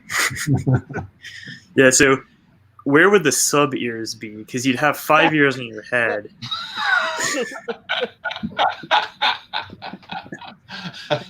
Well, we all know where the bass noises come out. The audio through chair interface. Oh man, that's funny. That is good. Oh, I have a question. You guys were talking about all this Bandcamp stuff. Is there any way to actually make money with music? I'm not trying to get on that boat because I'm starting too late anyway. But I mean, part of it is justifying spending all this goddamn money. Shit. Well, that's one thing with Eurorack. I mean, I'm never going to make money to cover my cost of modules by far. Yeah, not too many people profit off of Eurorack. They might profit off of like a polysynth and a microphone for their live vocals, but they're not going to, recover the $20,000 that they spent on their live setup. But that's a good goal if you want to become a musician and make enough money to support your hobby. I think that's what a lot of people's goal is, and sometimes it works out. I think it's really nice because only then, at that point you're just spending time. You're not spending money. And that'd be good enough for my wife. Yeah, exactly. Any spouses would be much better with that than having that. Like every month a couple modules show up and it looks suspiciously larger than it was. But here, I'll tell you the trick to that. Have your spouse be part of the band with you. Oh, yeah, and then there you go.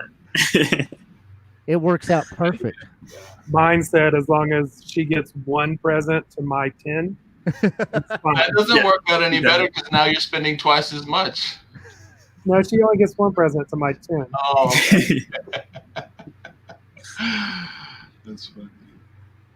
But there is money to be made on Bandcamp. I mean, like we do a lot of our stuff's free on Bandcamp, but then also it's like $15, $12 to buy our full discography, which people do occasionally. I mean, a couple people a month, I mean, Nice. We don't make a killing, but I mean, I think we made $50-$60 this month, $70, something like that. So it's enough to pay for our website and everything else. So I'm severely limited by my economy and how much I can do of what I really want to do. So that would help. it does help. And I I'm mean, one of the last holdouts that buys physical media. So if you find yourself a tape deck or something and start dubbing stuff off, you might catch a couple sales from me. yeah, I mean, that's really the thing. We sell tapes and CDs and T-shirts. I mean, at our gigs, we sell merch. I mean, that's where we probably make more money from that than we do from online digital sales. I was about to ask that. So selling merch in your hard copy versions, actually, you do that at shows? Yeah. Yeah, if you can find a good label that's already popular and they work really hard, then you'll make some. The last year I made like $300 in sales and streams. So that was for 2 albums. Nice. So that's about it. And you've been doing it forever. So, I mean, I figured you would be making more on streams and stuff just because you're... Like when we made CDs, you could sell the CDs like... Oh, yeah. One of the first like bigger psytrance that I did my personal project on, I got 250 copies of CDs and people were using CDs then. And I sold all 250 copies. Nice. I made like $2,000, off of that. Whereas now you can't get anybody to buy anything online or not. I think vinyl is actually one realistic way to make money now. And this is like a brand new thing as of maybe last year. Vinyls now don't have to have like a $3,000 fixed cost. You can actually run small orders of 100 for like less than $2,000 now. Like I don't know who's doing it, but that's kind of the market price for that kind of stuff now. And that's what got me interested in pressing vinyl for a switched on rack thing, because if we only sell 50, we're breaking even, and then we might get like 100 total or something. But yeah, that's definitely a possibility. A lot of people just like putting on vinyl, and they'll pay whatever it takes in order to get that experience. Yeah, and I mean, retail price on vinyl is just crazy nowadays. I mean, it's $40 an album. You know, I spent I couldn't believe that. $60 on a double LP once, and it shipped to my my front door. 5 minutes later, I picked it up because I was busy at the time, and it had already melted in the sun. Ah.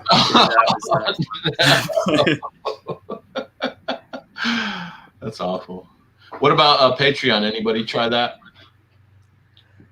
I've been thinking about it, but I haven't done it yet. I subscribe to lots of Patreons. Like we were talking about, Look Mom No Computer. You know, I subscribe to him. I subscribe to our good friend that does Data Cult, which Data Cult. If y'all don't know the Data Cult podcast, y'all need to check that out. Me and Cry both have already had sets up on that. So, and then I think Simon the Magpie. I think I've subscribed to his Patreon too. So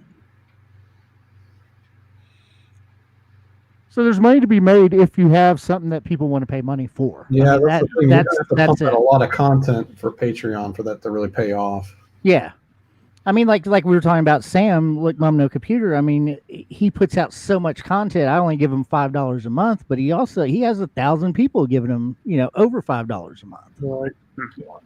But he works for it. I don't have time to do 30 videos a day. Those That's people probably all he does now too. So that's the other advantage. Yeah. It's like Anthony with Earthquake. He just constantly is doing shit. Yeah. And I don't know how to do that. Yeah, I mean, really, and that's another thing. I always like, okay, I'm going to start doing some review videos. I'm going to start doing this. I have big plans. That's about it, You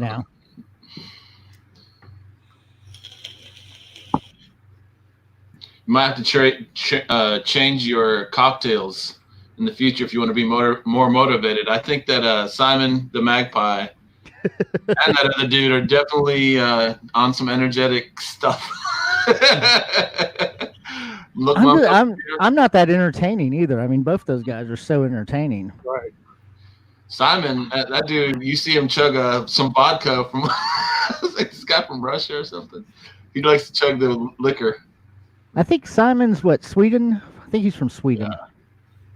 I saw that other guy you were talking about on his show for the first time. Oh no, I can't say it. He's an electronic musician that makes modules and stuff. You were talking about him earlier, Jason. It doesn't matter. Anyway. Heimbach, yeah. Yeah, Heimbach, yeah. Yeah, Heimbach's great. He's another one. I mean, he makes a bunch of money, but on Patreon and stuff. But also, Heimbach was Heimbach before his YouTube videos and stuff. He's an actual serious composer and theater and everything else. I mean, everything he does is great, though. Yeah. And then DivKid, I watch a lot of DivKid videos. He puts out tons of content too. I mean, but that's a full-time job for a lot of those guys now. Sure.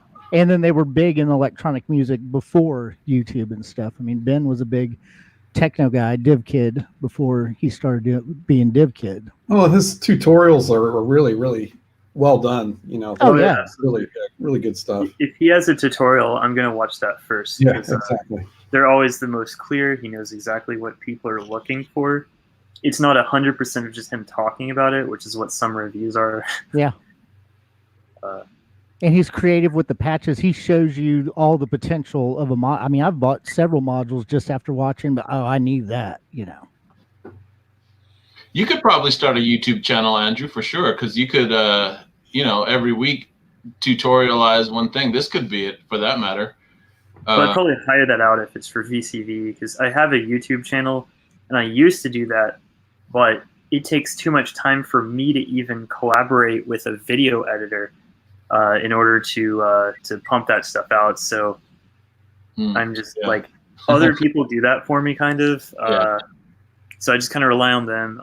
Eventually, I'd like to switch to like I want to keep working on Rack, but I want to work on plugins less, and I want to have other people do plugins for me so that I have that half of my time free, and then I'll fill half of that time with working with people to do some of the extras, meaning like, better tech support and customer, like hire out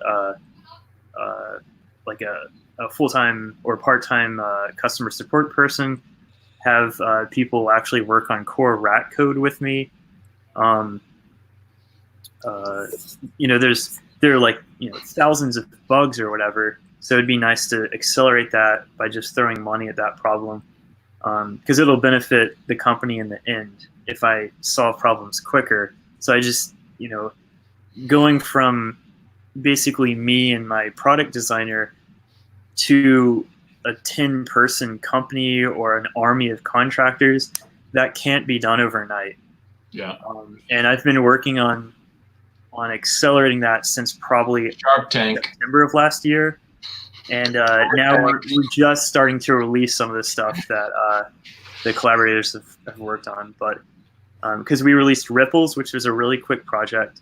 And then we're going to release VCV Soundstage as soon as version 2 and Rack for DAWs come out. Then I'll be more free to work on other projects.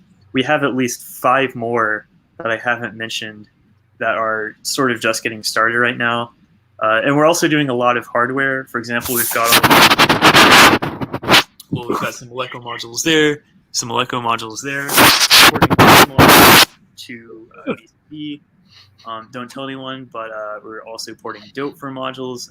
I think that's common knowledge at this point. But dope dealers. We just well, it is now because it's on the stream. So. Yeah, I know. No, I actually said that about a year ago, but stuff just was happening too slowly. So I'm just gonna re-announce it at some point later. Because of COVID, that's going to be delayed as well, because Dofer is a hardware company. And whenever I work with hardware company, they've got their own schedules that are being rearranged, so I have to work with that. Also, even my product designer, Grayscale, he's bogged down because he has to get, he has to shift his suppliers, and he has to choose different companies that deliver the same kind of stuff. He still has the same like fab house that he uses, but those guys are functioning slower, just like everyone else is. So all the Eurorack world is slowed down, which means I'm slowed down. But hopefully we'll get this Dope for project announced, officially with advertisements and everything, like later this year. He has probably 150 modules that could be ported to VCV. My goal is to port maybe 90 of them, and we're going to do it in multiple plugins. So we'll have a basic set for probably $30 that includes like the top 8 simple modules, and then we'll have like custom filters and then all the weird sequencers, and it'll be a really cool platform. You could actually, for $100 or $200, you could buy every single Doper module and then never use any other module ever again, because it's Doper. They have every module available. Yeah, true. For kind of the simple analog stuff, you're not going to find like physical modelers or really weird stuff. But it's all the basics, and a lot of people just like using the basics. So I think it'll be worth it. Andrew, earlier you told us when the VCV rack was coming out as a VST for DAWs. When was that again? Yeah, we haven't announced it. Nice try. Yeah. So I think Jason knows and Christian knows. Yeah. Whether they care is another question. Oh, it's even worse now. I know other people know. Hey, I'm just excited. I I got Soundstage before Richard Devine. I mean, Yeah, I for got sure. something before him, so I'm good for a while.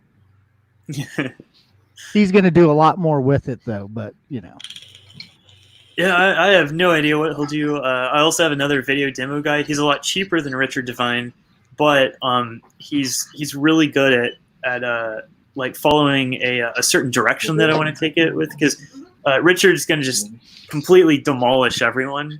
So I want someone that is that kind of demonstrates the simpler features, that kind of explains what the module does, rather than like what you can do with the module if you're Richard Devine. But Richard Yeah. sounds like Richard Devine. When the Oh, sorry, what'd you say? version of this comes Richard out, will there Devine. be like limitations to which modules come with that, or is it going to be just the same? Like you'll get the same list of modules for the VST version as you would the standalone.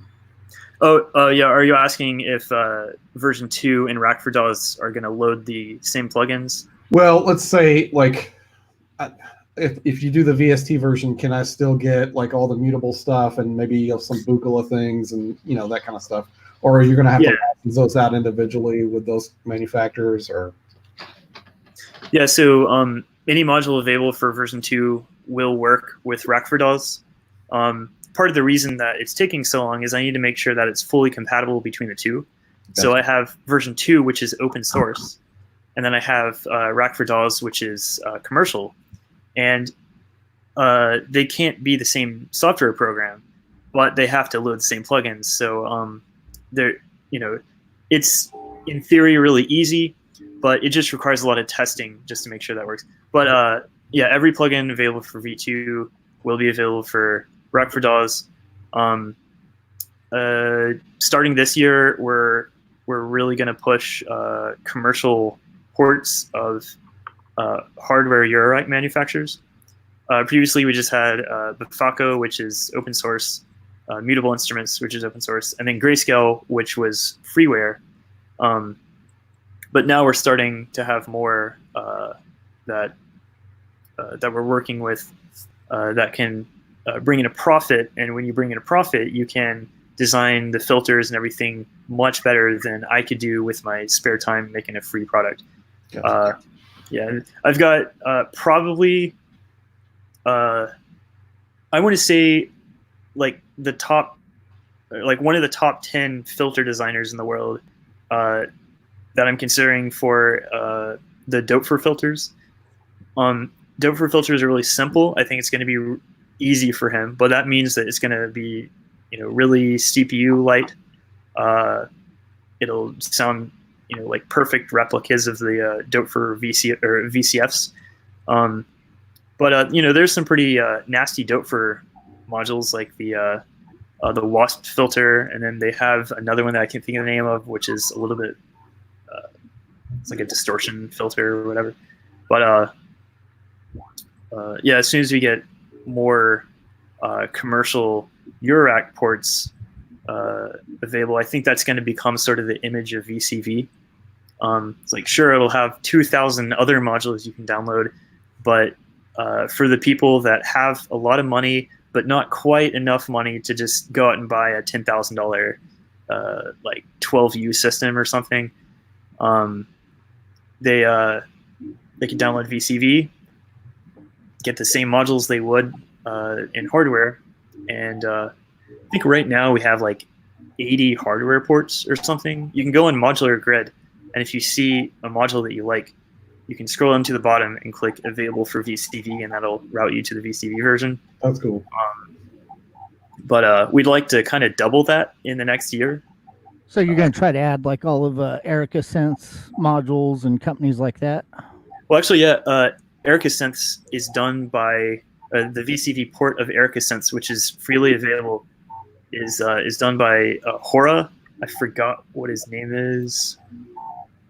That's really embarrassing because I should know what his name is. But he worked with them to make some pretty cool ports, and he has an oscillator. He has an octo LFO kind of thing. I think that's probably what it's called, like octa oscillator.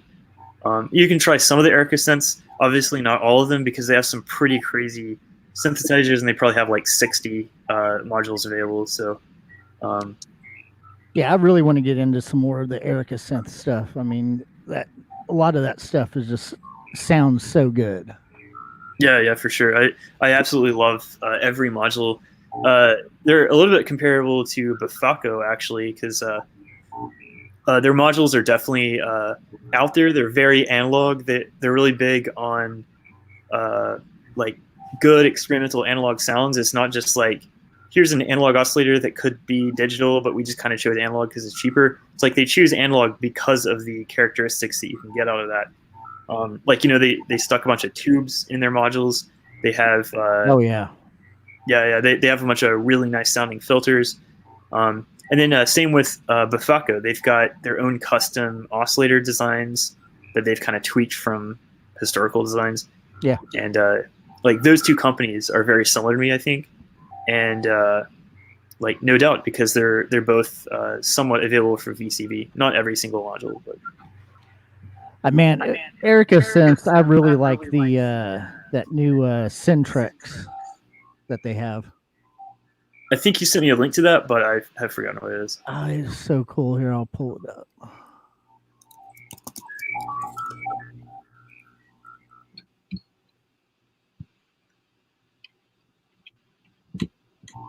Oh yeah, that's cool. I love the joystick. Yeah, this thing is just absolutely incredible. Let's see. Oh, it's full patch recall. Yeah, it's got the patch matrix and everything. Yeah, are you getting audio from this too? Yeah, here we go. You could run audio into it.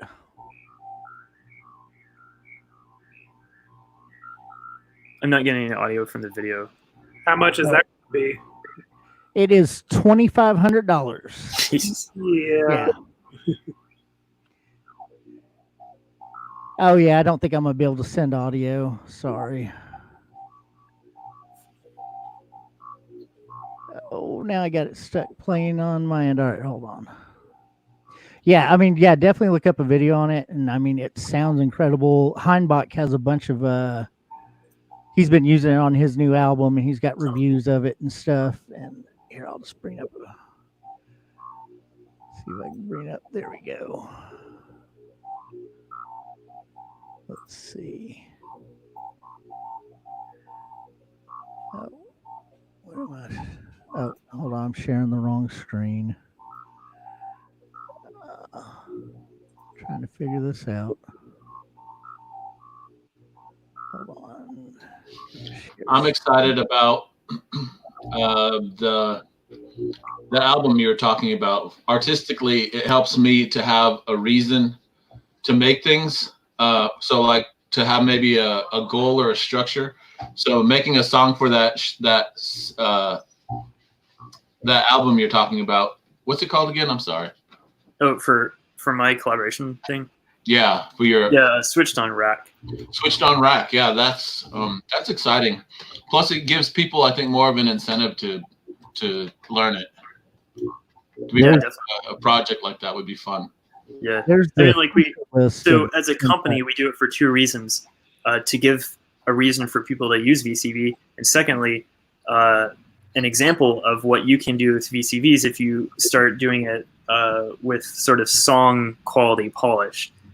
But you know, that's the reason that I spend time doing the album. But it's much more than that. It's just, you know, it's its own thing. You can completely forget about it being VCV, and it's really interesting. Good music too. I was listening to it. Oh, cool! Yeah, I have my favorites, but pretty much everything's good. You have a favorite album? Honestly, the first one is really good. It's hard to beat that one. But I like the third one. I just haven't listened to the third one enough.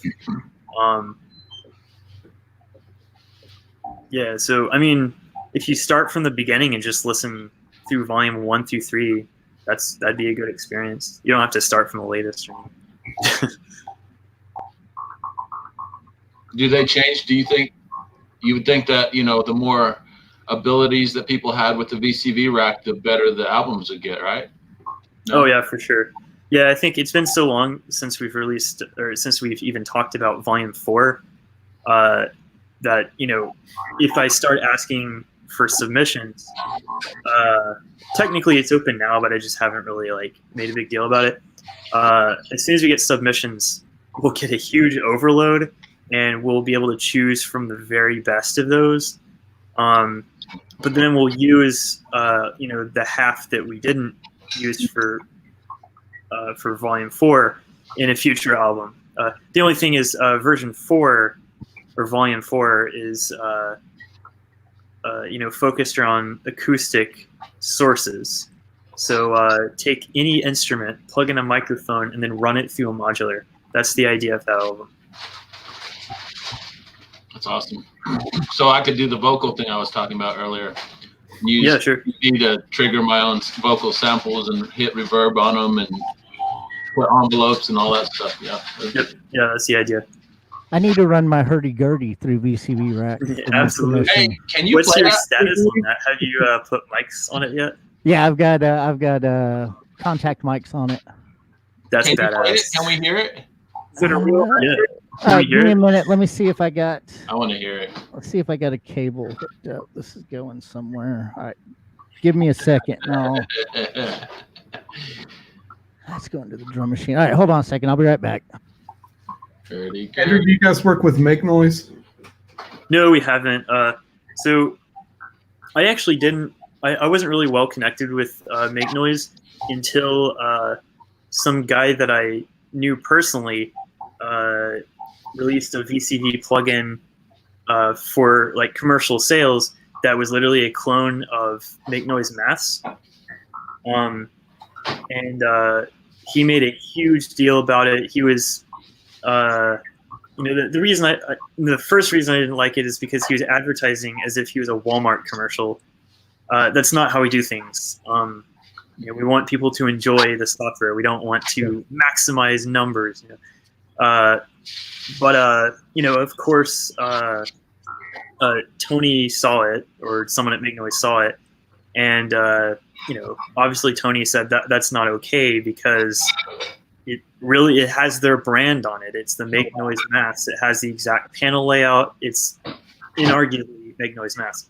Yeah. And he got, Tony was super nice about it. He said, you can't do this. You have to take it down or whatever, which is about the most reasonable response. And this guy got defensive and started sort of going rogue while still selling it. And then I think there was some talk of like legal threatening or whatever. Yeah. And, at this point, around this time, I kicked him out of the VCV community. I completely banned all videos featuring this plugin. I'm really big on making sure that hardware doesn't hate VCV. Another way to say that is I want hardware to sort of work with VCV. I don't want it to be a clone of VCV, much like I don't know, like every Behringer or something. That's a great example. Yeah. I don't want to be the Behringer in software of synthesizers.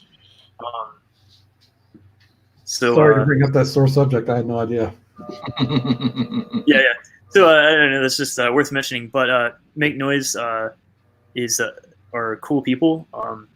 I'd love to work with them, but they don't have the time. I don't have the time, so I don't think anything's gonna happen in this year or next or whatever. But it's definitely possible. I've got the network of people to make models of oscillators and filters and all the complicated analog stuff that would, I think, definitely be above their standards. So I guess it's just a matter of time and willingness in order to work with them to get a port of the Make Noise modules. Yeah. They're also some of the most complicated modules out there, so it will be a large project. And right now we're kind of doing the simple ones like sequencers and CV rate stuff, like Moleco. I think Moleco has some of those powerful sequencers that exist, so we're doing those. But we're not getting into their what's their like analog model line? They have filter and stuff. Wizard. Yeah, they've got like filters, analog voice. Oh, the wired anyway, like clones or whatever. Is it wired? Okay, yeah, that's what I thought. Yeah, so we're not doing those yet. I don't think you can even buy those new anymore, so there's no motivation for them. Not really sure. I haven't really looked into that.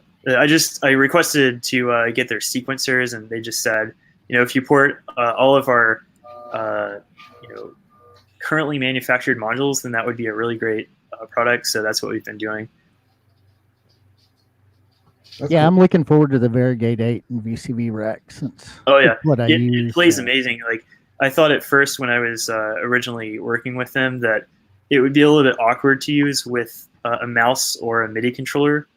But no, it does some of the things that the hardware doesn't do, such as it has a feature that allows the knobs, or sorry, the sliders to actually jump around depending on what mode you're in. So that's a huge, I think, improvement. If So you as have you switch modes, it'll go to what the sliders were set on last time you were in that Yep. mode. yeah, so Oh, you can yeah. see exactly what's going on. Yeah, that will be awesome. Yeah. Did working with those guys anyway open up the door to you to work with industrial music electronics at all? I could probably reach out to them and make something happen. I'm just bogged down because I just did the Dope thing, so I'm good until 2025. No, but no, I think as we start expanding, we'll be able to pump out this stuff faster because we'll have more people that are familiar with doing this kind of thing that can work with me. Have you looked for investors? No, I that's another thing that has been brought up multiple times before. But at this point, I don't think money is the solution to any problem with VCV.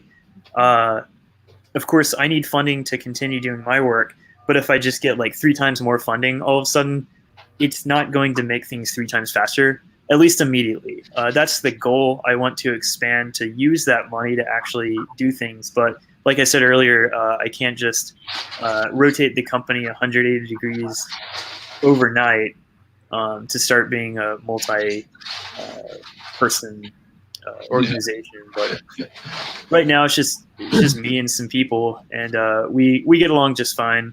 And if we start expanding too fast, of course, there's possibility of large failure. So we want to make sure that doesn't happen either. Yeah.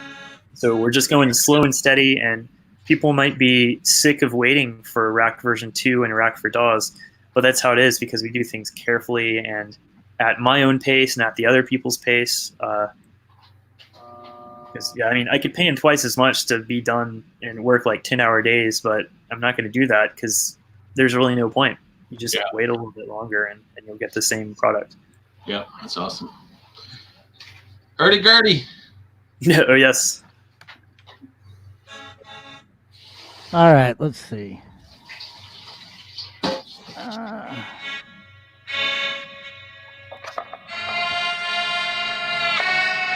Y'all hear it? Yep. Yeah.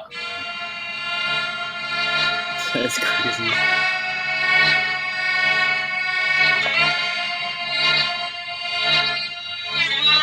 Spooky.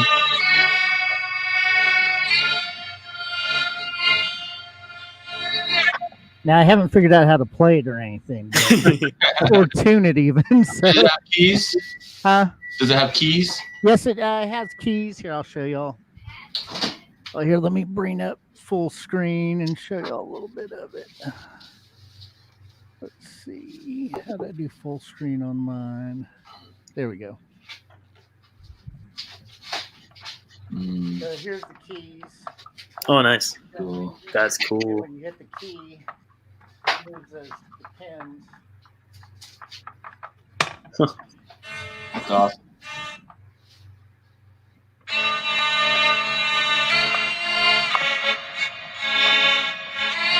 What a great sound.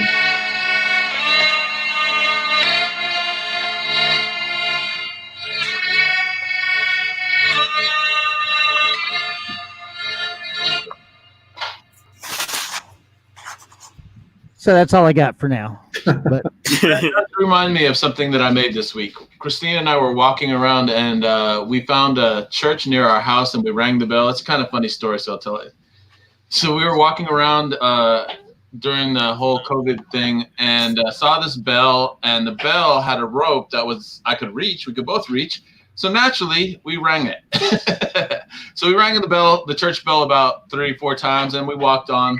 And here comes a cop around the corner to tell us. First, he said, "You guys members of this church?" We're like, "No, we're just living in the neighborhood." And he's like, well, I don't think they'd want you to ring their bell. And we're like, okay. And that was the end of that story. But we kept walking and we came across a bunch of other churches and stuff.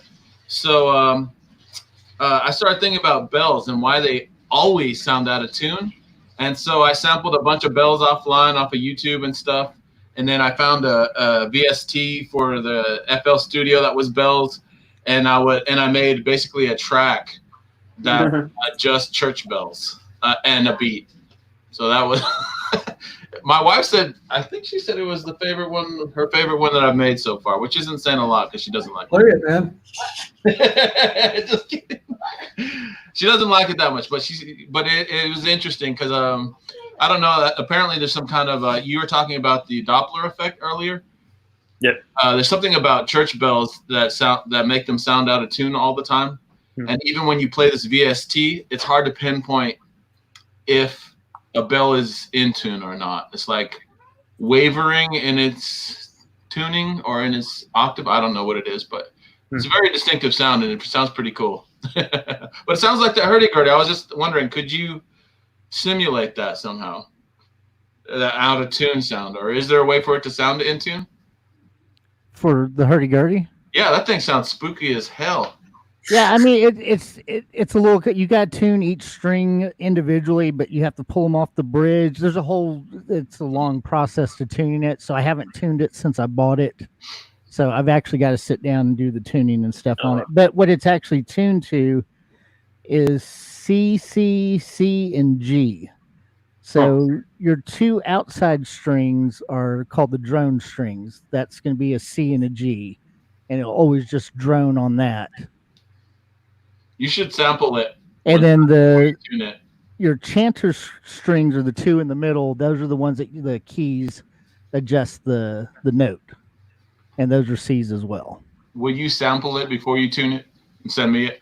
Oh yeah, I'd love to play around with that sound. Yeah, that'd be awesome. But it always sounds, all the hurdy-gurdies sound very eerie just because they've got those drone strings constantly going. And yeah, I messed up and got really stoned and drunk and watched a bunch of hurdy-gurdy videos one night. And then I was like, I got to have a hurdy-gurdy. And I went and looked online, and hurdy-gurdy is like, usually a cheap one is like $1,200 to $2,000. So I went on Etsy and I found this one is made by a dude family up in Portland. And it's $300. I mean, and it's all handcrafted. I mean, it's not great quality. I mean, no concert hurdy-gurdy player is going to play one. But, for me running it through some modules, I mean, it's fine for that. So how are you going to use it? I'm planning on running it through like Clouds and some of my other modules, and just for that eerie droney sound. And as a sample, or are you going to live play it and then it samples it? I think I'm going to actually play it live at some live shows. So that'd be awesome. And then of course I'll play it through like effect pedals and stuff too. I want to run it through my Zoya pedal where I can do all kinds of crazy stuff. So does it's just sitting down. Huh? Does it make an acoustic noise? Oh yeah, it's fully acoustic. Oh, okay. Yeah. I've just got contact mics on it. Hurdy-gurdy through Clouds.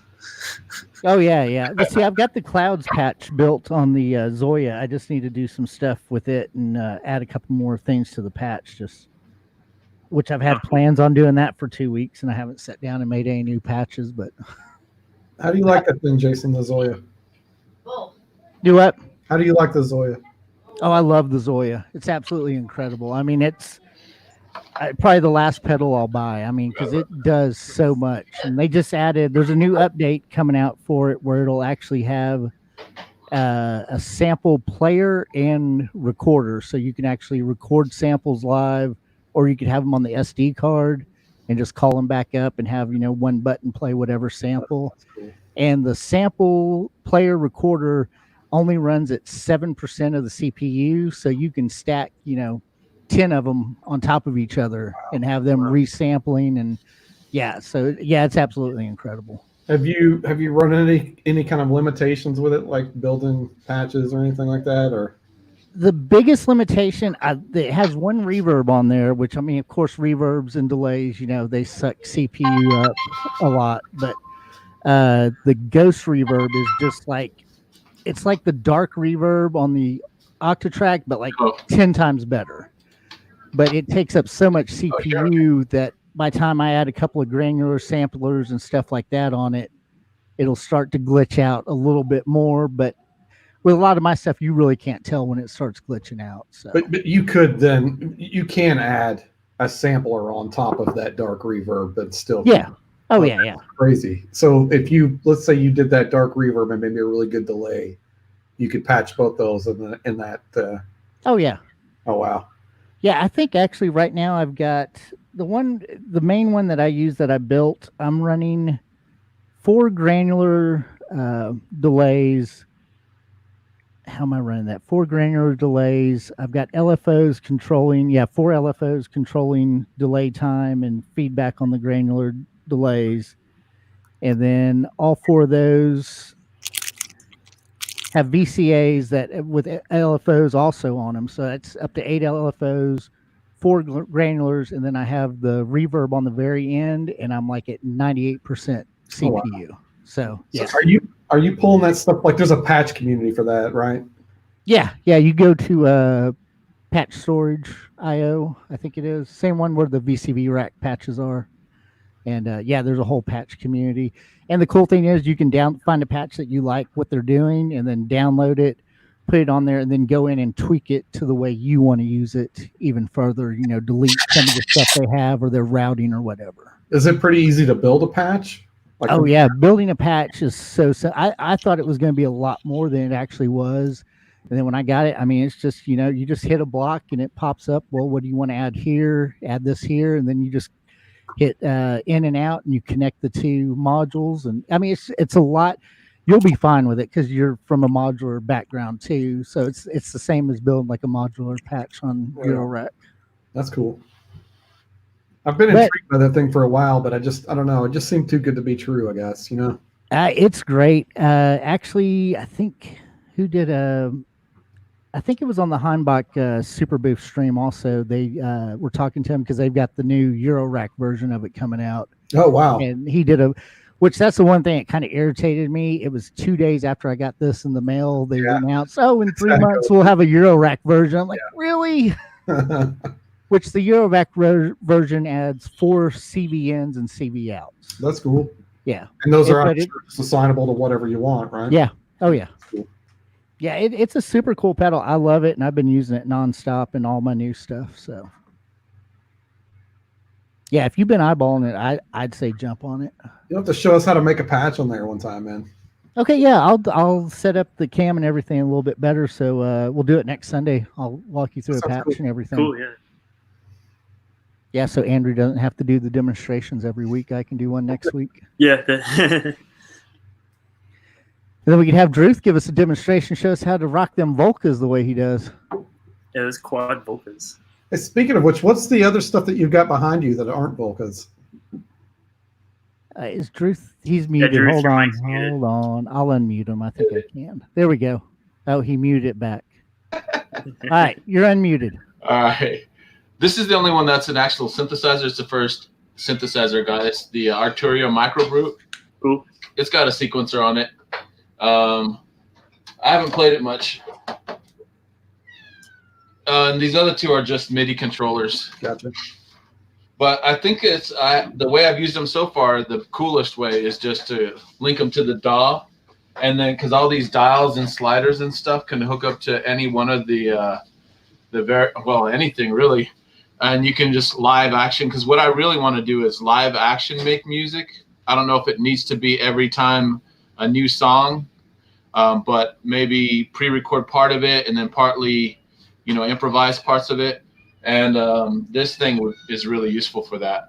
But just getting the technical parts to work has been a real obstacle. But we're getting there. I think I've actually played this one before from the DAW. Because it's the one that's most like it's a more modern synth than the Volcas are. So I can trigger it from the DAW. Yeah, as soon as you get the wiring right, you should be able to do all your Volcas from the DAW too. You just gotta get that splitter box, that MIDI Yeah. to USB. Told my wife last week, oh, can I spend $30? And she said, sure. And then I went and looked at them. They're like, oh, they're a little more than $30. No, that T box, I think the 2x2, I thought it was 30. Oh, was it? I Check out Reverb too. You may be able to find one of those pretty cheap, used market. So basically, it's just called an audio interface, right? Well, that's a little different. Yeah, these are just USB. Oh, okay. Maybe I was looking at the wrong thing. It probably was. I think Christian's the one that suggested getting an audio interface with MIDI. Oh, okay. Okay. So yeah, that is going to be a little more expensive. What's the name of the thing you're talking about? The one I have is, oh, I don't know where it is. I think it's the. Ah, there he goes. You'll never know now. I'll never know. He got murdered. There it is.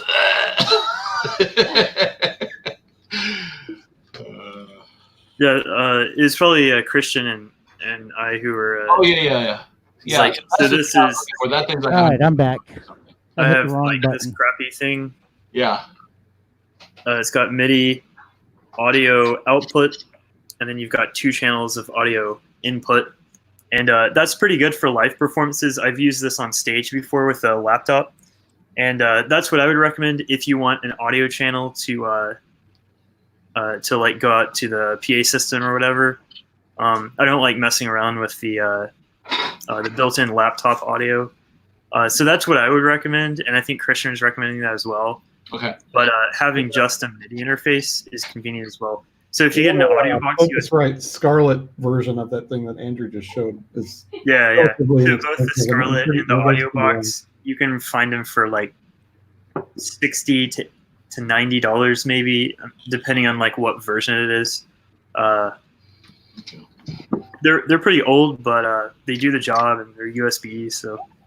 Party trick. Why do cats like to stand on electronics? I don't know. I haven't figured it out yet, but they will lay all over my stuff. They love this. I'd like to lay on some. It's fun. Press the buttons with all my. I feel like cats absorb psychedelic energy or something, and so, something about. Like if you play music or do anything artistic, all that energy goes into that, and then they have to lay on it. If I start painting on something, they're definitely gonna lay that. I'll lay on that. Oh, I got one of these, like a Novation Launchpad. Literally just a MIDI controller for your DAW, but I like putting all my drum tracks on like 2 channels. So I'll have like the low end drums, like kick and snare, and then I'll have the highs, like the hi-hats and claps and rim shots and everything. And I'll just sequence that and kind of make my own drum beat. I don't like doing drums live. I'll just always pre-record them. But I like to trigger them live, so that's why I got this. Yeah. And I can have other tracks that, like synthesizer, like I can enable different VST effects if I do that. I like doing hybrid systems even live. The only problem is there's a chance of failure, whereas with hardware, like that'll never fail. Like my Rev 2. But there's nothing wrong with the chance of failure, because otherwise, why wouldn't you just play your whole song off a CD or something? To me, it's partly that. Yeah, that's a good point. You want to kind of give the audience. Well, okay, so like chance of complete failure would be if you just can't perform the show, and that can happen as well. Okay. It can happen if you're if like the license key on your DAW isn't working or something. So like, computers have its own problems that hardware is not going to have. If my if like the Korg SV1 started breaking and sounded like distorted or something, you can still kind of use it.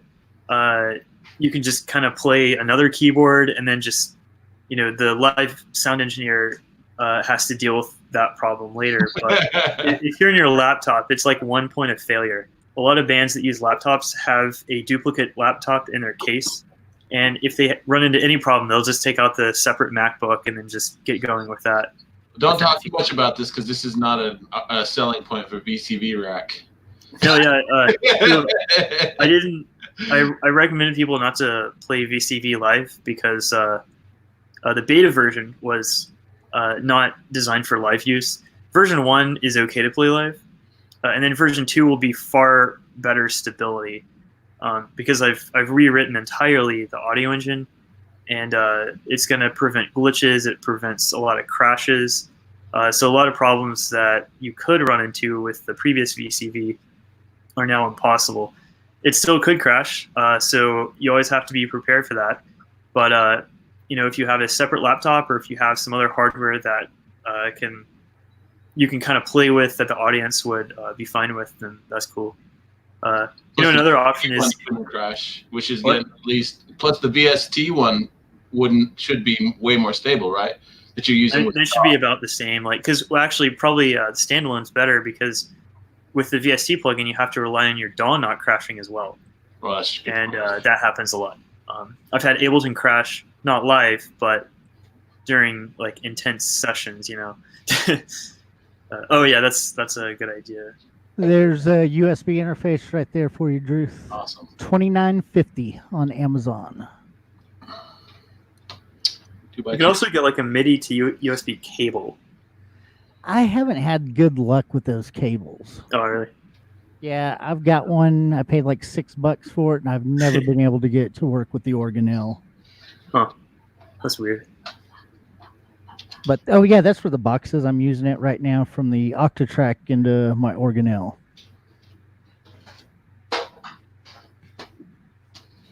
Is that bus powered? Yeah. Okay. And that's actually the same one I'm using. The one that's on screen is just the newer version of it. But yeah, it's the MIDI plus MIDI 2x2. Nice. So, have you heard from Christian at all, Andrew? Nope. If you Nothing smoke and then drink, it's tasty. Ooh, I must try. Smoke and drink and be a mother. And hold the cat at the same time.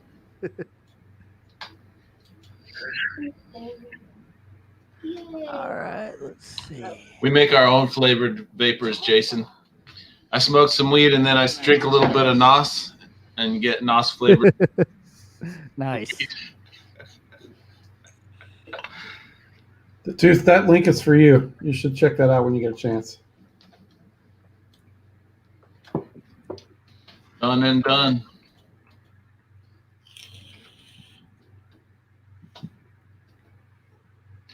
That's hilarious. I need to get another drink. I'll be right back. Hey, babe, they've got a thing called Music for Cats. It's hilarious. I wonder if they like it. They must. If it's for them, the better the ungrateful turds. I'm done. Thank you. All the above. You do Psytrance stuff? Say what? You do Psytrance? Yeah, and also do ambient stuff. So if you look up A Pale Void on Spotify, Wait, how do you spell that? it'll pop out. Huh? Oh, what was your ambient? A Pale Void. Wait, what would you say? A what? Pale Void. Oh, L. Okay, I gotcha. Cool. Yeah, I'll check that out. Yeah, I mean, there's stuff on there, but if you go on my Bandcamp, then it has older Pale Void albums that aren't on streaming sites or anything. Yeah, the Pale Void stuff is killer. I still have a few cassette tapes of the Machine's Dream album, too. But I'm not as good as Jason about bringing stuff with me to shows. Do what? I'm not as good as you about bringing stuff to shows to sell. I didn't even get it out of the car last time we played until after our set, and people were like, "You have anything for sale?" I was like, "What? You really want to buy our stuff? What?" Okay, when you're putting together Psytrance stuff, do you when you're putting out, say, like a release, do you make it in a way where it flows from track to track, like seamlessly, or do you have breaks? Yeah, they're just tracks. I got you. I noticed in a lot of your performances, maybe this is just something you can do with sidechains, but the percussion is always transitioned. Like if you have two songs or movements or whatever you want to call it, you don't stop the drum beat and continue. Like you actually have a continuous flow of at least a drum beat. Like it might have you might have a synthesizer that goes out and then something that comes in later, but the percussion, I guess, which is the important part, is always consistent. Yeah, usually whenever you're doing the live side trance, it's just this kick and bass ends, and then the next one just. Oh, I see. So the ambient parts overlap, but then the kick and bass will just. Okay, I got you. Yeah. I was thinking you could make almost a continuous beat and play it through a whole set, as long as you don't mind your whole song being the same. Well, you could adjust the beat for minutes too, and then just layer everything else over it as it changes. Right. I've tried that before. It seemed to work pretty well. Yeah, the one I did at the Elder Brew at that synth club, was it that one? That one I did all like electron beats. Yeah, I think you had the electron stuff. And then the other one at Capone's that I did the side trance, I used the Octatrack, and then I just had like backing bass line, kick and bass line, and then everything else was live. So were you doing like the kind of like the Octatrack transition trick that's floating around to get from track to track, or do you have some other method that you're transitioning? I think I was just doing like the DJ way, or just song to the next song. What's the point of live performing anything? True. Well, with side trance, I'm just asking. It's a serious question because I want to perform music like live. Well, like whenever I don't know the point. Why? I mean, people like it when they see stuff. I mean, when I did the last modular stream side trance, I mean, all that is a bunch of backing tracks, and then I'm just adding stuff over the top. Yeah. And people know that, and they're okay with that. Yeah. They just want to see shit. But they still prefer that than to just play the music. Yeah, I mean, well, I mean, if you're flipped on play, right? Well, if you're just a DJ, you want to. I mean, what I think, you want to see that DJ jumping around and moving and doing stupid shit. Yeah. True. That's what I want to see. I mean, that's what, if you're just a DJ, if you're just a DJ, people want to see perform. And that's the only way you're going to, throw cake at people, So basically, it's the same aspect you could bring to a modular or any kind of electronic performance is how much you want to perform for the people to add a level of entertainment, basically. Right. And with side trance, it's so polished. Every track's so polished. You really don't want to play live. I mean, the thing I did at Elder Brew, that was the livest side trance I've ever done. And it came out great, but I only could do so much, and then I was done. Well, like at the festival, like at Equinox, how much do you just do a DJ set, or I mean, I know you did modular on the side of the set stage we were on. Right. But whenever you did your side trance set, it's usually I'll go around different ways of doing it, but there's usually just modular over the top. Sometimes I'll use Tractor and send the MIDI clock out of Tractor to the modular, so I can do it that way. Or I'll just lay all the tracks out in Cubase or Ableton, if people prefer, and then send the clock out to the modular. Cool. So what's going on with the festivals this year? Have you canceled both of them for the year? Or? Equinox is still on, but I don't know. We'll see what happens. Well, if you want us to play Equinox again, we're down. Yep, you're already down.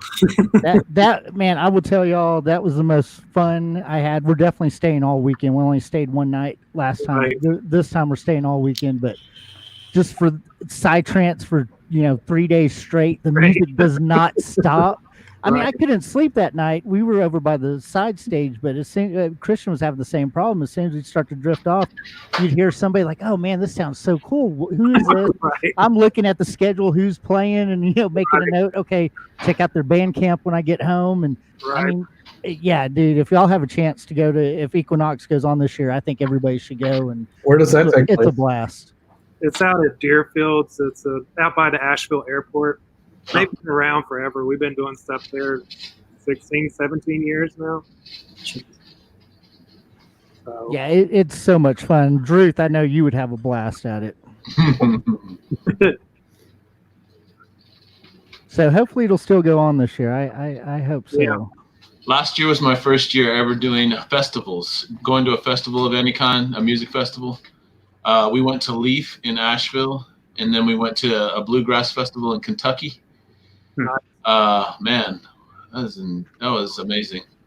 But outdoors apparently. Josh was talking about Corey Henry a while ago. He played at Leaf 2017 or 18. So that's really cool. You probably would have seen him live. Yeah, Depending, I don't know when he played or when you went, but that's really cool.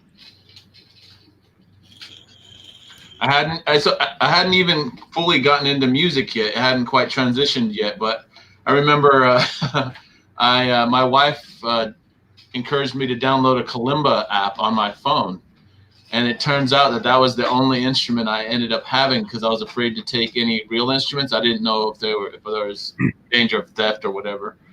So I had this kalimba and I played it, and then whenever I got back, a kalimba appered in the mail. She had ordered one for me. Damn, this woman is the best. And then I transformed it into an electric kalimba. Oh yeah, you should play the electric kalimba through VCV Rack for your. Yeah, no, definitely. That'd be cool. Yeah. Oh yeah, I thought of that already when you said the acoustic theme. Speaking of gear and festivals, a lot of people bring DJ equipment, maybe even synthesizers to Burning Man.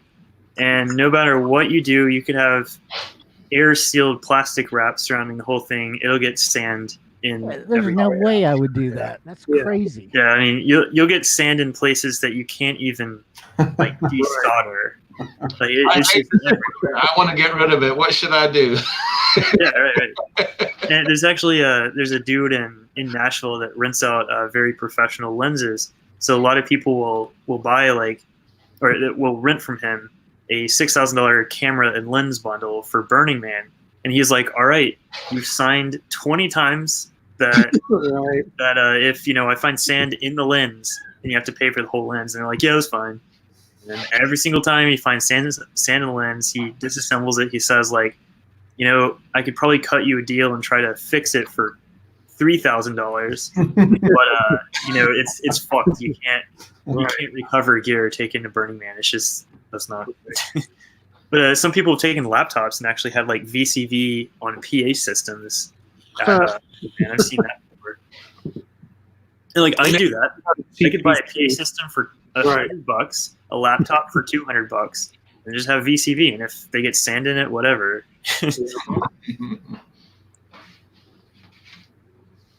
Yeah, somebody, God, I think it was on Reddit forum or something not too long ago. Somebody was asking about how to take their modular to Burning Man. Yeah. Everybody's like, "Yeah." Oh, I remember that discussion. Yeah, I was just like, "Really?" I mean, and the guy was getting mad about it, but everybody's like, "Yeah, you're just going to destroy your gear." So, right. I take Behringer out to it. Get like the full Behringer set. Yeah. I'll take my Neutron out.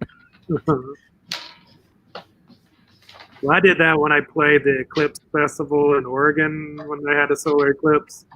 Oh yeah. And like, you bring your module? I'm like, no, because it was out in the desert part of Oregon, and it was worse. Like people were there that go to Burning Man, and they're like, this was way worse. Like from all the dancing and the dust everywhere. I mean, as soon as I got out of the tent at night, you couldn't see 4 feet in front of you for all the dust. Damn. I was doing like a solo set during that same eclipse. This is what, 3 years ago or something. Yeah, that's about that. Yeah. Yeah. Yeah. I was in Lansing, Michigan, and I just went to the campus of Michigan State and just set up a couple speakers and just played some drone music, and it was really cool because the whole music kind of moved with the sun. That's cool. So like as it got darker, the whole mood of the music changed. Right. But yeah, it was basically just drone music.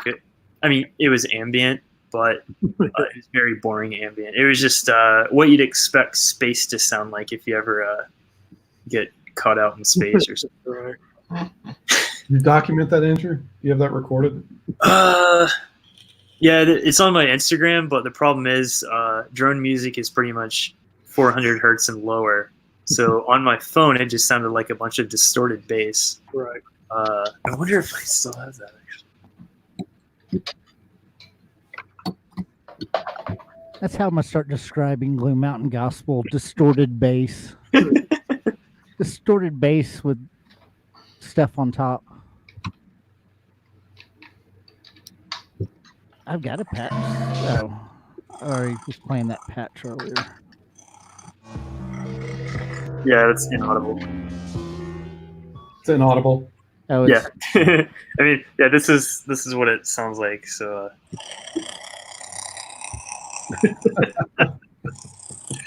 Nice. Distorted bass. It sounded pretty cool. I've been to performances that were even more minimalistic. It was this lady, I forget her name, that played a 30-minute set of basically her just plucking resonant strings, and she had like 3 strings on this circle. So like, it was kind of like a triangle or something, and she would just like pluck the strings. It would be picked up by a pickup on the bottom, and then it ran through like some Buchla music easel. She wasn't really doing much with the music easel, but yeah, it was. If you looked at it with a spectrogram, it'd just be like the same thing the entire 30 minutes. It was. So I very out there. This thing called All Night Flight, which was an offshoot sort of thing of Big Ears, like a few years ago, and it was 24 hours of drone music nonstop. Like no stops at all. Transition from one artist to the next, or for 24 hours. Jeez. So I went knowing that it was supposed to be drones. So I prepared this really nice kind of texturous drone that I was going to play for my 20 or 30 minutes or whatever it was, and I slaved over this shit to get it, sounding somewhat interesting, And when I get there, everybody else is doing fucking arpeggios and all this other shit that's not really drone. It was ambient, but it wasn't drones. And I'm like, well, fuck you guys. It was fun, though. I liked it. It was a lot of fun. There was a lot of people bought pillows and sleeping bags and shit laid on the floor. Yeah, Earthcry, he did a big show up here, and it was a modular show. So I'm like, okay, cool, it's a modular show. And then I get there, and he's got his computer set up with his mic. Fucking killed it. And I'm like, dude. And his pack is like 400 or 500 people there. And I'm like, dude, you should have told me I could use a computer. I saw a Morton Subotnick set, and he was on his computer about 90% of the time. Yeah. He had a Buchla 200, not the one that kind of looks like this. It's the just like a straight rack kind of, and he had $40,000 worth of modules, but he was just like scrolling through his MacBook on the trackpad. He didn't even have a mouse or a MIDI controller. He was just messing with it on the trackpad, and he was also controlling the visuals as well with software on a different computer or a different screen or something, which was kind of cool that he was doing both. Yeah. But yeah, it's like he was just mousing around, and that's cool that he's promoting digital computer-based music, because he kind of like founded electronic music in the way that we listen to it sometimes. He was there in the 50s, and now here he is working with if you looked at his computer, which I didn't really take a close look, it was software that you'd not be immediately familiar with. It was like custom pure data patches. it might have been Pure Data or Max MSP. I couldn't tell. And then the video synthesis that he was controlling was, I think, what's it called, Touch Designer or something. Oh, weird. Yeah. So that was cool. So it wasn't just random video clips; it was stuff that he was generating. Yeah, it was hooked into the Buchla actually. So he was cool. controlling the sort of magnitude of each of the effects, and it was really interesting.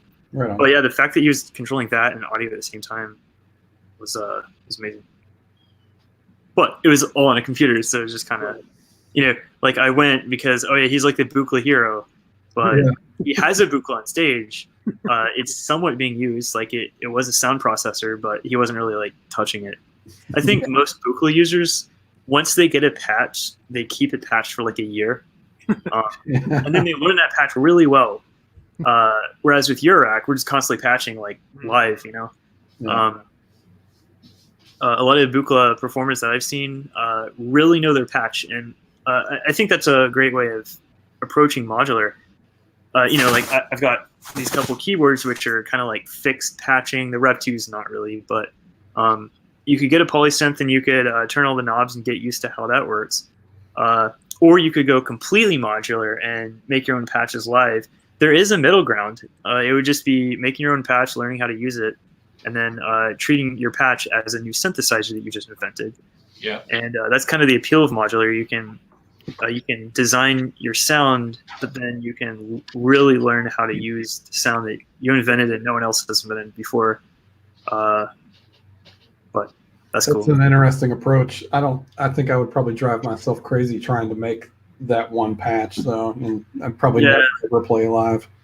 I'm not about that life either, but I usually, when we were doing shows like monthly, I would have everything patched for, 3 weeks and, learn what I was going to do live. And then as soon as I play it live once, as soon as I got home, unpatch it and start patching for the next live show. But what was your success rate from keeping that patch for 3 weeks, moving it to your location, and then trying to recreate it? Did it sound the same as you did when you were at home, or did most of the time it sounded the same. And then I would tweak the patch over that month too, so sometimes, like the last week I was like, still tweaking it, and then I would end up fucking up the entire thing. Like, what I had 3 weeks ago was a lot better, right? And then have to like repatch 2 days.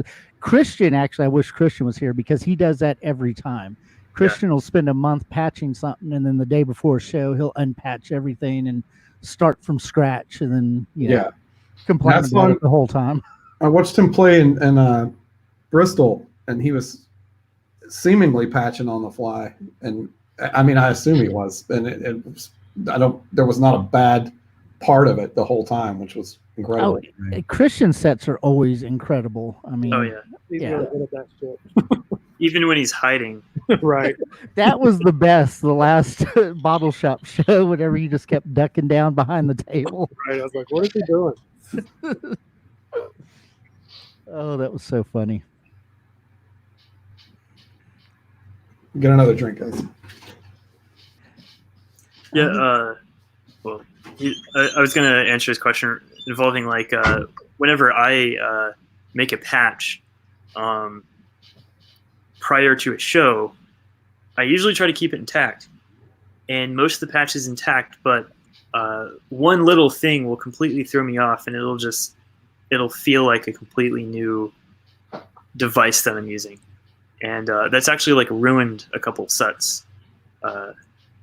Maybe you could say ruined, but maybe it's just different. I don't know. Well, your stuff's just so much more complex than like what I do. What me and Goldie do is nothing like your disco funk modular, which I don't even I can't even begin to wrap my head around what you do whenever you do that. So, well, thanks. Yeah, I think my new set that I was going to be playing with Amanda and Josh with the Pixel Vixen. Is that Pixel Vixen? Pixel Vision. Vision, yeah. Oh yeah, that's right. Christian has got me on saying that. Yeah. That was going to be 0 modular, but all keyboard and a multi-track looper. That's why I got the Launchpad. Actually, I was going to use my laptop, and I had like my voice on like the last one, so I would just hit a certain thing, and it would set up a VST plugin that changed my voice to that effect, and then I would just sing through a microphone, and that's what I was going to do. But because of COVID, like I know that's not going to happen for several months, so I've been procrastinating on that. I'll eventually get it, but I don't know. Like this is not fun to use. It's just a tool. You sequence things in Ableton Live or whatever, or Bitwig. It also works with that, and you just play it back, and it's there just to make your life a little bit easier. It's not really, it's actually not fun to play, because if you hit the wrong button, then your whole thing's fucked, because you've got like a different tempo going or something. And that's kind of scary when using it. But what I have to do is just keep practicing the whole like 45-minute set a couple times, just to make sure that all the transitions are there. And of course, I'm playing most of this live. And I think what I'm going to do is record some tracks and then loop them immediately after recording. So I'll have a click in my head. Was this going to be for your Tree Fest set? Yes, Tree Fest first, and then the Synth Club would be kind of like done correctly. The Tree Fest would just be my experiment, because that would be the first time. Yeah, I think that's how it would. But anyway, since everything's canceled, I'll work on it later. Change up a bunch of stuff. It is like disco, funk, and a little bit of jazz. I'm not to the point to where I can say that I play jazz, because it really is just like pop chords. But I'm getting there. Trying to learn like some jazz standards just for inspiration.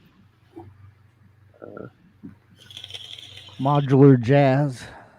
Oh yeah, it's entirely possible. I've got like an octaphonic setup behind me in that top rack, and I can hook it up to my MIDI keyboard right here, and I can play everything. I can route it through the computer. I really need to get like an ES9 or something. Usually what I do is I go through my Modu Traveler, which is DC coupled, and that's the reason I got it. So I could send the signal from that into my like audio interface that like brings down the brings up the voltage and then brings it down for the output. Yeah. But yeah. I was going to mention earlier, because I know Druth mentioned Colin Benders. Have you seen Colin Benders or seen any interviews with him when he was talking about his polyphonic Eurorack experiment? I've heard of that existing, but I haven't actually heard the thing. Yeah, he bought 16 of the same VCOs and VCAs and everything and tried it. And now if you look at one of his racks and a lot of his live videos, he has one rack that just has 8 or 16 of the same things over and over again that he never uses. So, I mean, for the type of music he's doing, minus doing the poly thing, I mean, he knows it's just replicas of the same thing, so it's easy to make music really fast. Yeah. Yeah, that's ridiculous, though. It would not give you the same experience as a polysynth, because I want to take the cutoff knob and just like turn it. But with him, he has to tune everything to the same parameter. Yeah. That's fully polyphonic. There's absolutely no mono anything, which actually detracts from the polyphonic experience of normal keyboards. But yeah, hopefully, it might take 5 years, but I'll try to release some polyphonic Ethernet modules. I just love that concept, because Ethernet's perfect. I mean, you can store 20 volts on an Ethernet cable. It's low noise.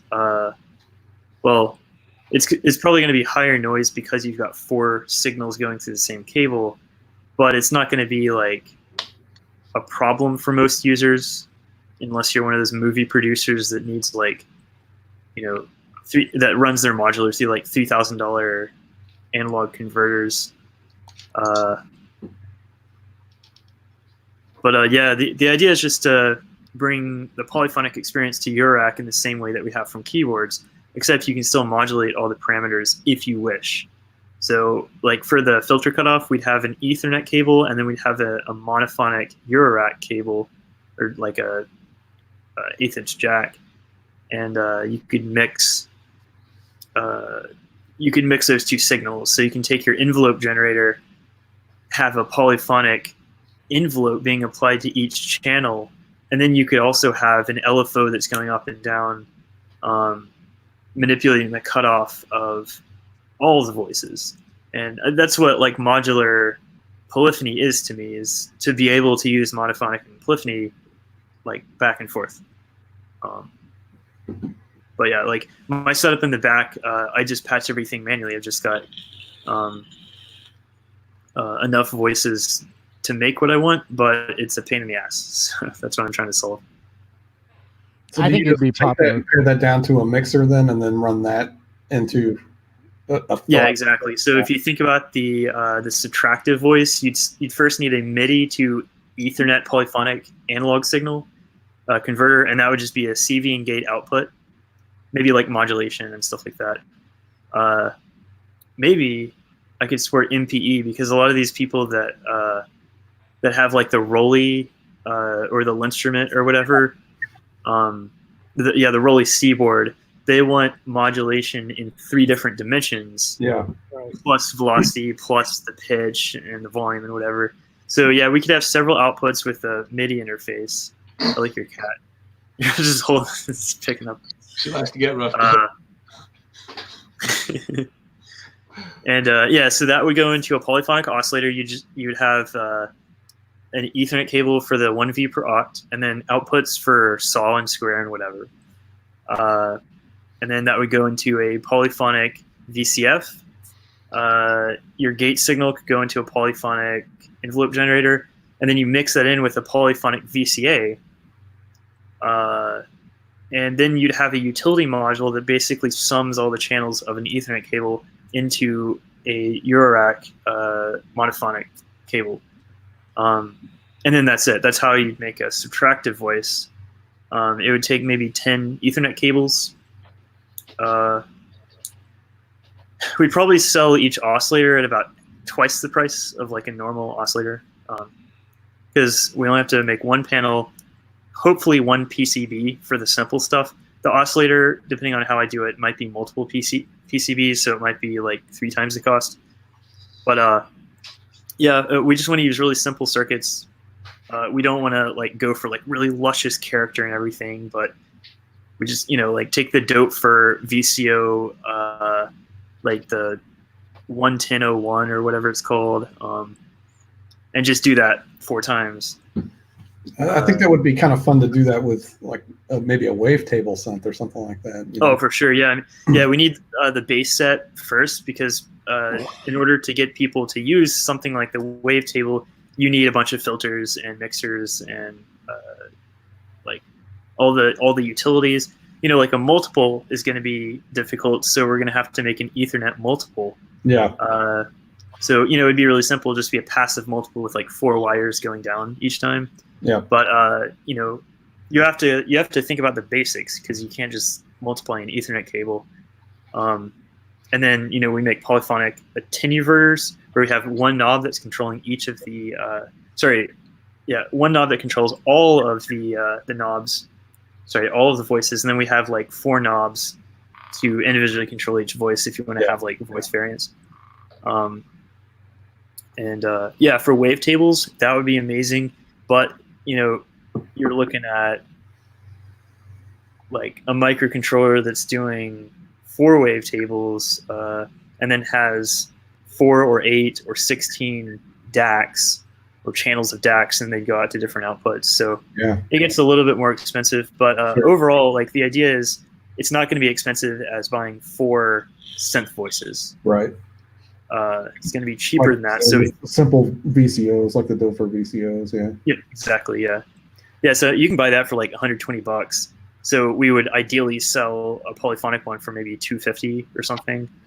And like I know the whole process of it.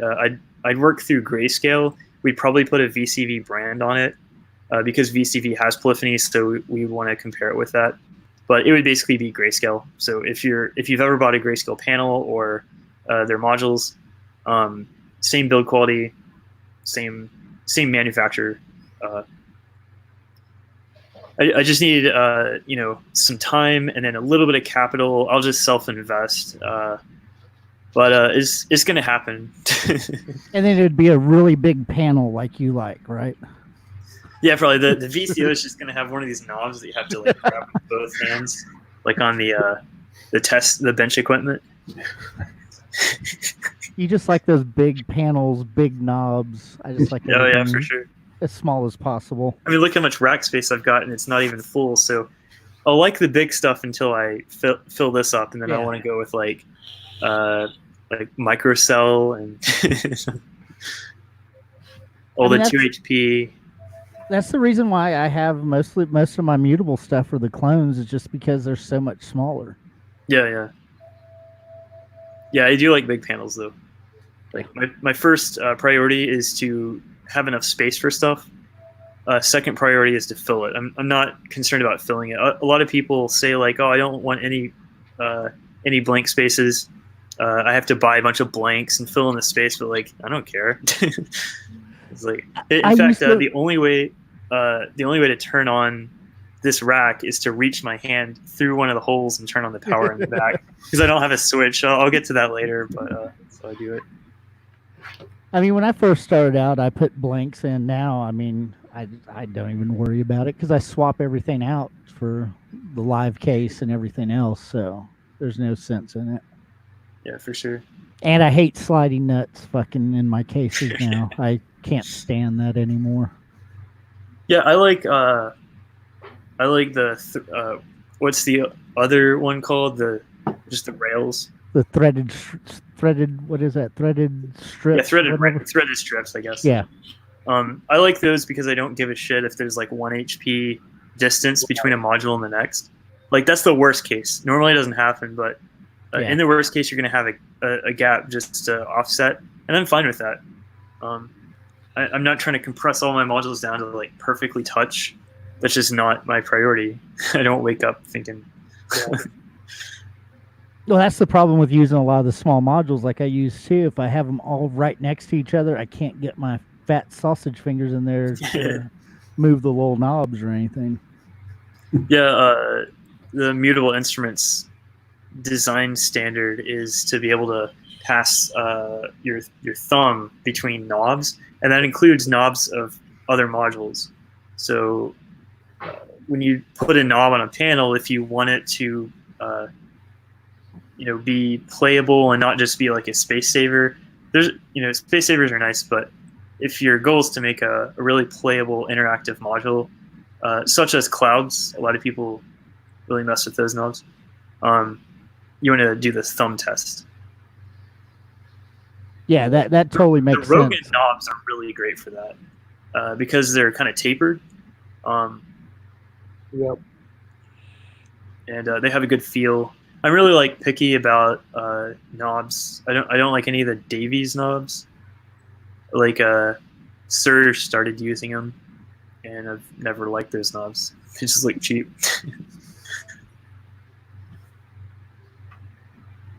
I have probably like 100 various knobs in a box somewhere, like with my electronic equipment. Because I'll just replace knobs on my modules because I don't like them. And there's like so many different types. There's like the what do you call it? There's like the D shape that slides on. There's the one where you have to screw the knob on the side, and you've got just straight ones that don't have any resistance. Sometimes they slip unless they're really tight. And I bought a DIY module that someone made, and it was really well built, but he had glued the knob to the potentiometer, and I'm like, come on, man. Oh, that sucks. I couldn't get it off. I actually ended up selling it because I used to churn a lot, but now I just kind of like hold on to modules.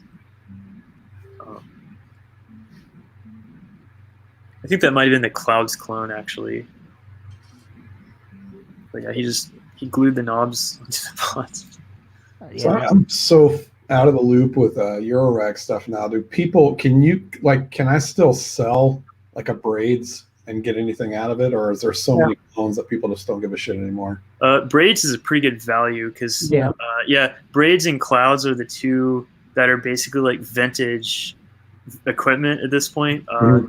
If you have a clouds, you can sell it for $350 to $400, and I think the retail price used to be like $320. So Yeah. there aren't too many ways to make profit by buying new and selling used. But the braid still sells really well since it's Does it really? discontinued. Yeah. yeah, I don't know the braids prices, but I'm just using clouds as the comparison because the price has gone up pretty high. Because I like original stuff. Yeah. Like, I like supporting the original manufacturer, but that argument doesn't work when I'm buying used. I just like the original stuff. It just looks better.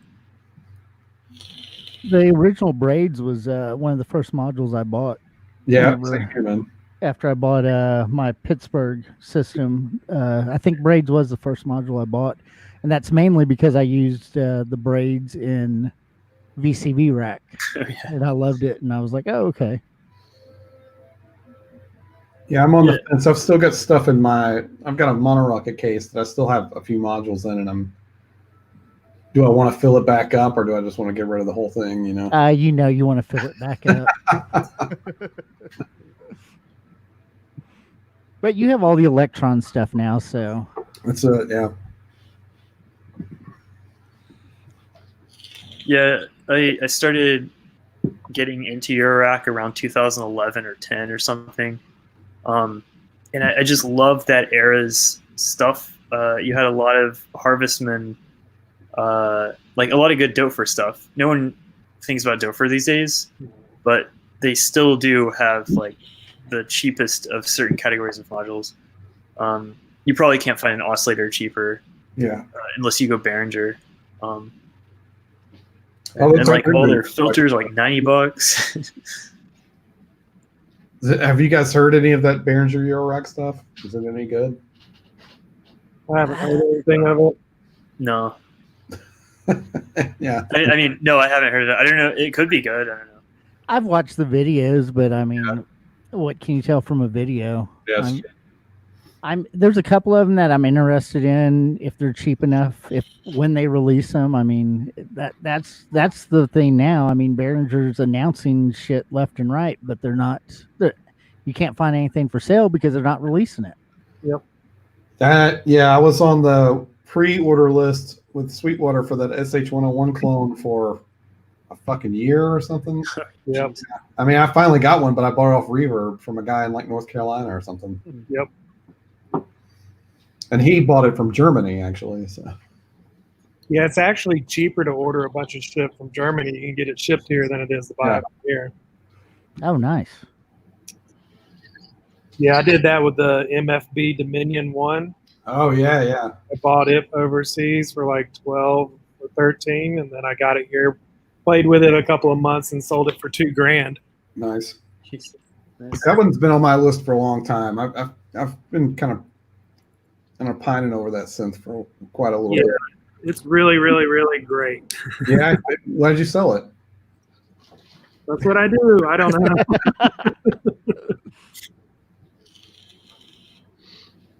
I just don't get along with key things very well. Like when I went to modular, like it all made sense then, and I never looked back. So that shit takes up a lot of space for sure, man. Yeah. I've got this Pro 2 I've been sitting on for a long time. I really love it. It sounds great, but it just takes up so much fucking space. Yeah, I still got my Virus Indigo, and I borrowed Zach's DeepMind 12, but it's a desktop. Yeah. I do like the DeepMind. I have been thinking about getting the DeepMind since it came out, but every time I buy something with keys, I just end up getting rid of it because I'm not a key player. I mean, I think they shot themselves in the foot dropping the fucking price so drastically on that synth right away. Like it came out for like $1,000, and then they dropped it like $600 or something, like 3 months afterwards or something like that. Chris admitted he had the virus. Come on, Chris. Yeah, I love the Access virus. I've had almost every one of them. The That's one of virus. those things that's been on my list for a long time too, because there's something about that virus super saw sound that you can't really get anywhere else. I don't Yeah, think. I like the B's the best, or the C. B or the C. Yeah. But yeah, the deep mind, the only thing I don't like about it is you can't modulate an oscillator with oscillator. Yeah.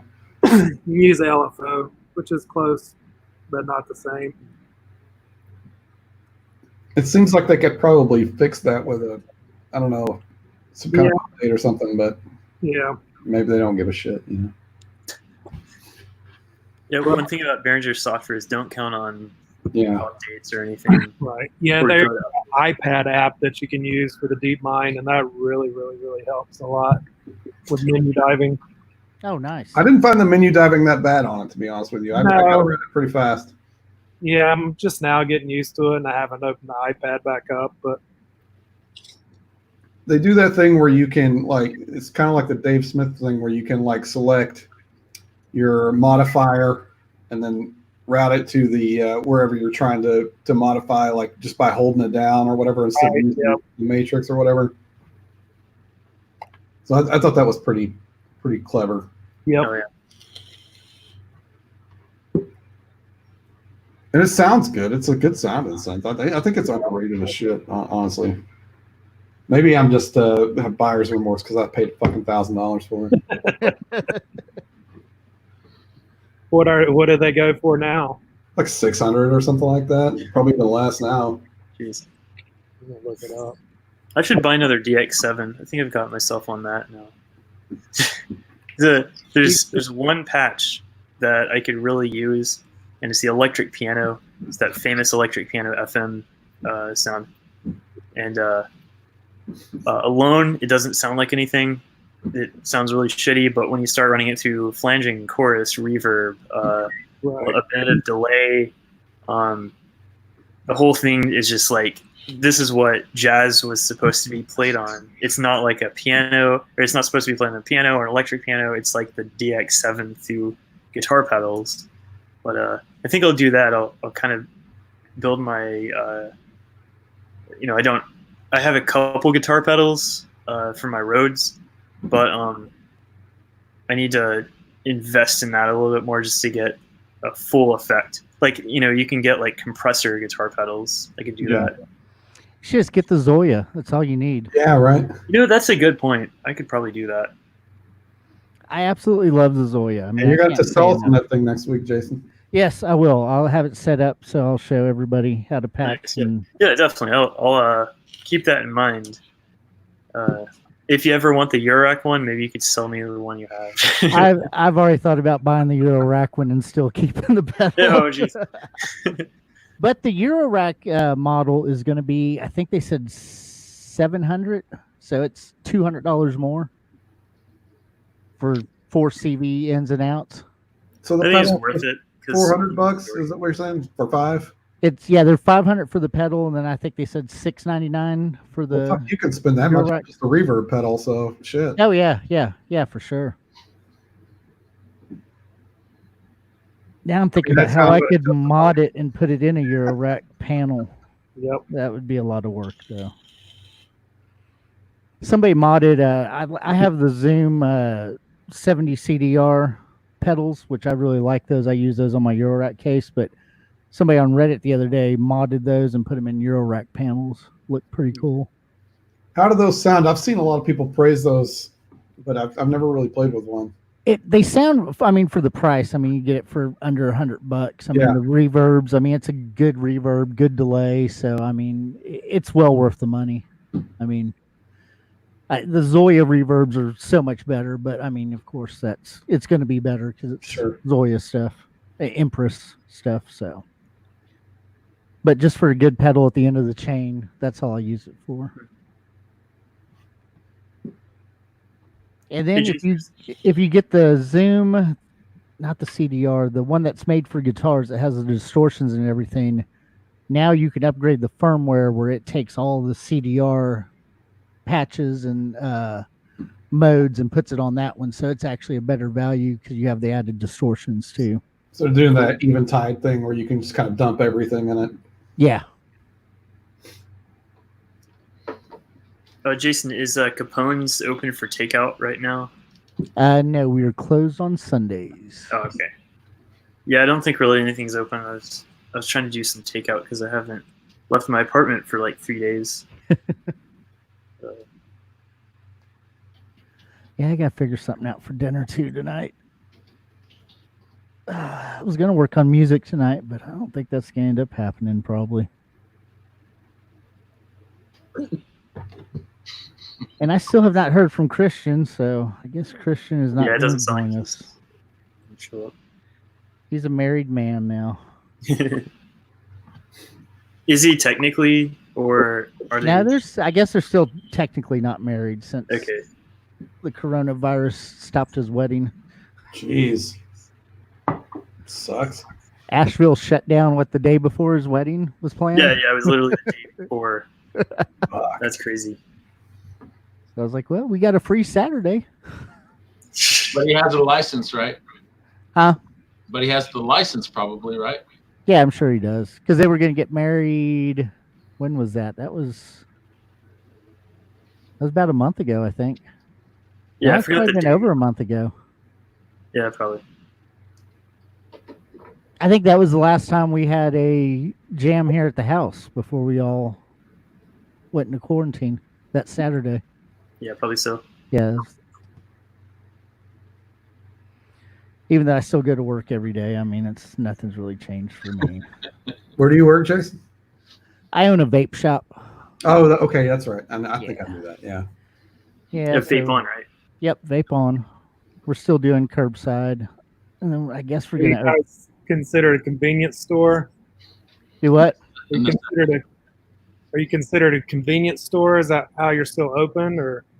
Yeah, well, we're doing curbside. You're allowed to still be retail as long as you did call ahead curbside in Tennessee. Okay. So yeah. Do most people just pull up their car and then call? Because it seems like it'd take like 3 seconds to. Yeah, most of the time. I have some people that call ahead, and Okay. but most people just pull up outside and honk their horn, and then the phone rings. What's preferable? Do you like to get the call ahead, or do you like to get the call when they're sitting in the parking lot? Or does it Usually, I like the call ahead now. Yeah. I mean, I'm kind of getting used to that. Have their stuff ready, and Right. Yeah. The reason I ask is we just went to our vape shop here in town, and I had to tell my girlfriend, I was just like, let's call ahead so they've got everything ready when we get there instead of calling from the parking lot. Which one do you use in Knoxville? Mountain Oak. What? Mountain Oak Vapors. Oh, okay. I used to know. God, who did I used to know that used to work there?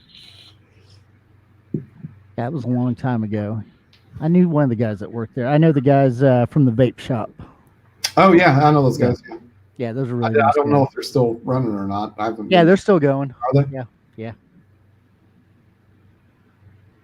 And then Vintage Vapors. Yep, I'm familiar with those guys too. Yeah. They used to come to the vape meets that we used to do here, and then we would go to the ones in Knoxville every now and then, back when I was at the other vape shop before I started my own. That's cool. And y'all are just doing curbside and delivery too, right, Cry? Yeah, we haven't really done any delivery, but most people are ordering online, and then a few people will call, and then some people. I put a table in front of the door, so when they open the door, they can't walk in. But I also put a sign on the door. Most people call Yeah. from the front of the door, and then I talk them through stuff, and I get it for them. Cool. It's working. We're making enough to keep the doors open. Yeah, that's the main thing. I mean, our business has dropped too, but I mean, we're just, got to keep the doors open and stuff, because if we lose that market share, they're just going to go somewhere else. And when it's all over, Yep. they'll just end up going somewhere else. So Have either of you guys looked into the small business loan shit that's going on, or is that just a fucking fallacy? Well, we don't want to go in debt. Yeah. yeah, we're the same way. And we don't have employees, so we can't get a grant. I gotcha. So I've only got 2 part-time employees, but at Capone's, I think they kept some of the staff, and I think we're getting like the payroll help thing or something for the employees that we had on payroll. And then, but I mean, most of us aren't on payroll. We're considered contract employees and stuff. So Right. Oh, really? Like, At Capone's? yeah, Well, like, Interesting. yeah, 'Cause me and that's Alan. what I do with everything. I don't think I'll ever hire an employee in my life. Like hell, we might even open an office building, in like 10 years or something. But I still don't want to hire employees because I think that a contracting deal is the way to do it. Like you could take a nap during work, and I shouldn't care about that. It's Yeah. about when you get stuff done, and that you get it done as agreed. But I don't care how you do it or where you are or I don't even care about the quality as long as people like it. I just want it done under some contract. Right. Yeah, I think you can apply for contractors can apply for unemployment now. Oh wow! Which I'm trying to do that since I worked at the tattoo shop too, but I don't know if it'll work. We'll see. Yeah, Goldie went through all of her stuff to get unemployment, but I mean, she was denied 3 times before she was finally approved, and then now they're going to give her back stuff. And Okay. But she got her Trump check the other day, so which the IRS Does it have Trump's name on it? Oh yeah, what did it say? Here's your stimulus from Trump, or what did the check say? Sell some toys. Oh, cool. So you sell. Yeah, economic relief package from President Donald Trump's what it says on it. I've heard like a Twitter post or something where someone was thinking that it's actually coming out of Trump's like personal savings, and what was it? It was like, man, I'm sure glad that like Trump is our president now because Obama didn't have any money to pay this stimulus check. Oh, that's hilarious. Well, the IRS, I go to see if I was going to get one. You could type it in and see if you get one. The IRS acts like they don't know who I am. I'm like, well, you do know who I am because you send me letters all the time asking for the back taxes I owe you, and you know my bank account because you take payments out every month. I mean, so yeah, I tried to log on there and it didn't work, and then the other day I saw my friend he actually got through, and then I went on and I actually got through, and then so I'm still waiting, but at least I got my information in there. Yeah, nice. So I don't know if I'll ever see any, but I mean, I'm still making what I'm making. So, I mean, and the shop's doing good. We got money in the bank. So, I mean, we'll be able to get through. That's good. Without going into debt. That's the big thing. Yep. I guess y'all want to wrap this up, or? Sounds good. Yeah, sure. I'm going to go see if I can get some food, but yeah, this is my faces. This is really fun, and also I love this streaming service. It worked out a whole lot better than StreamYard's great. I mean, I'm happy with it. So yeah, I just sent the link to Nick so he could try to get something going for the Asheville. Cool. Oh yeah, definitely. Yeah, I think this will work good for y'all. Yep. How many people can come online at once? 8? Yeah, you could have. We're streaming it to our Facebook and the YouTube, and then you could have 8 guests at a time. Okay, that'll work. Yeah. Are you gonna have a performance sometime? We could do that next week. If somebody wants that'd to be cool. perform. Actually, you should do that. Yeah, Drew, you should perform next week. Let's do that bells track. So you have all week to prepare now. Okay. All right. All I got to do is just have a Zoya patch. So I mean. I don't know that I'm prepared to broadcast music. How would I do that? Oh, you're gonna need an audio interface. So maybe that'll be part of the show next week. We'll walk you through setting up an audio interface, and then the week after we'll have you perform. Okay, that's all right. Not a bad idea. All right. Well, we're gonna log off here, but next Sunday, let's do it again. 2 p.m. Everybody good? All right. Sounds good. Yeah. All right. Cool. All right. Oh God, I gotta figure out how do I end this? Oh, there we go. End broadcast. All right. We're out. Everybody late. Thank you. Be safe. Later. Cool. Good one. Did I end? Oh.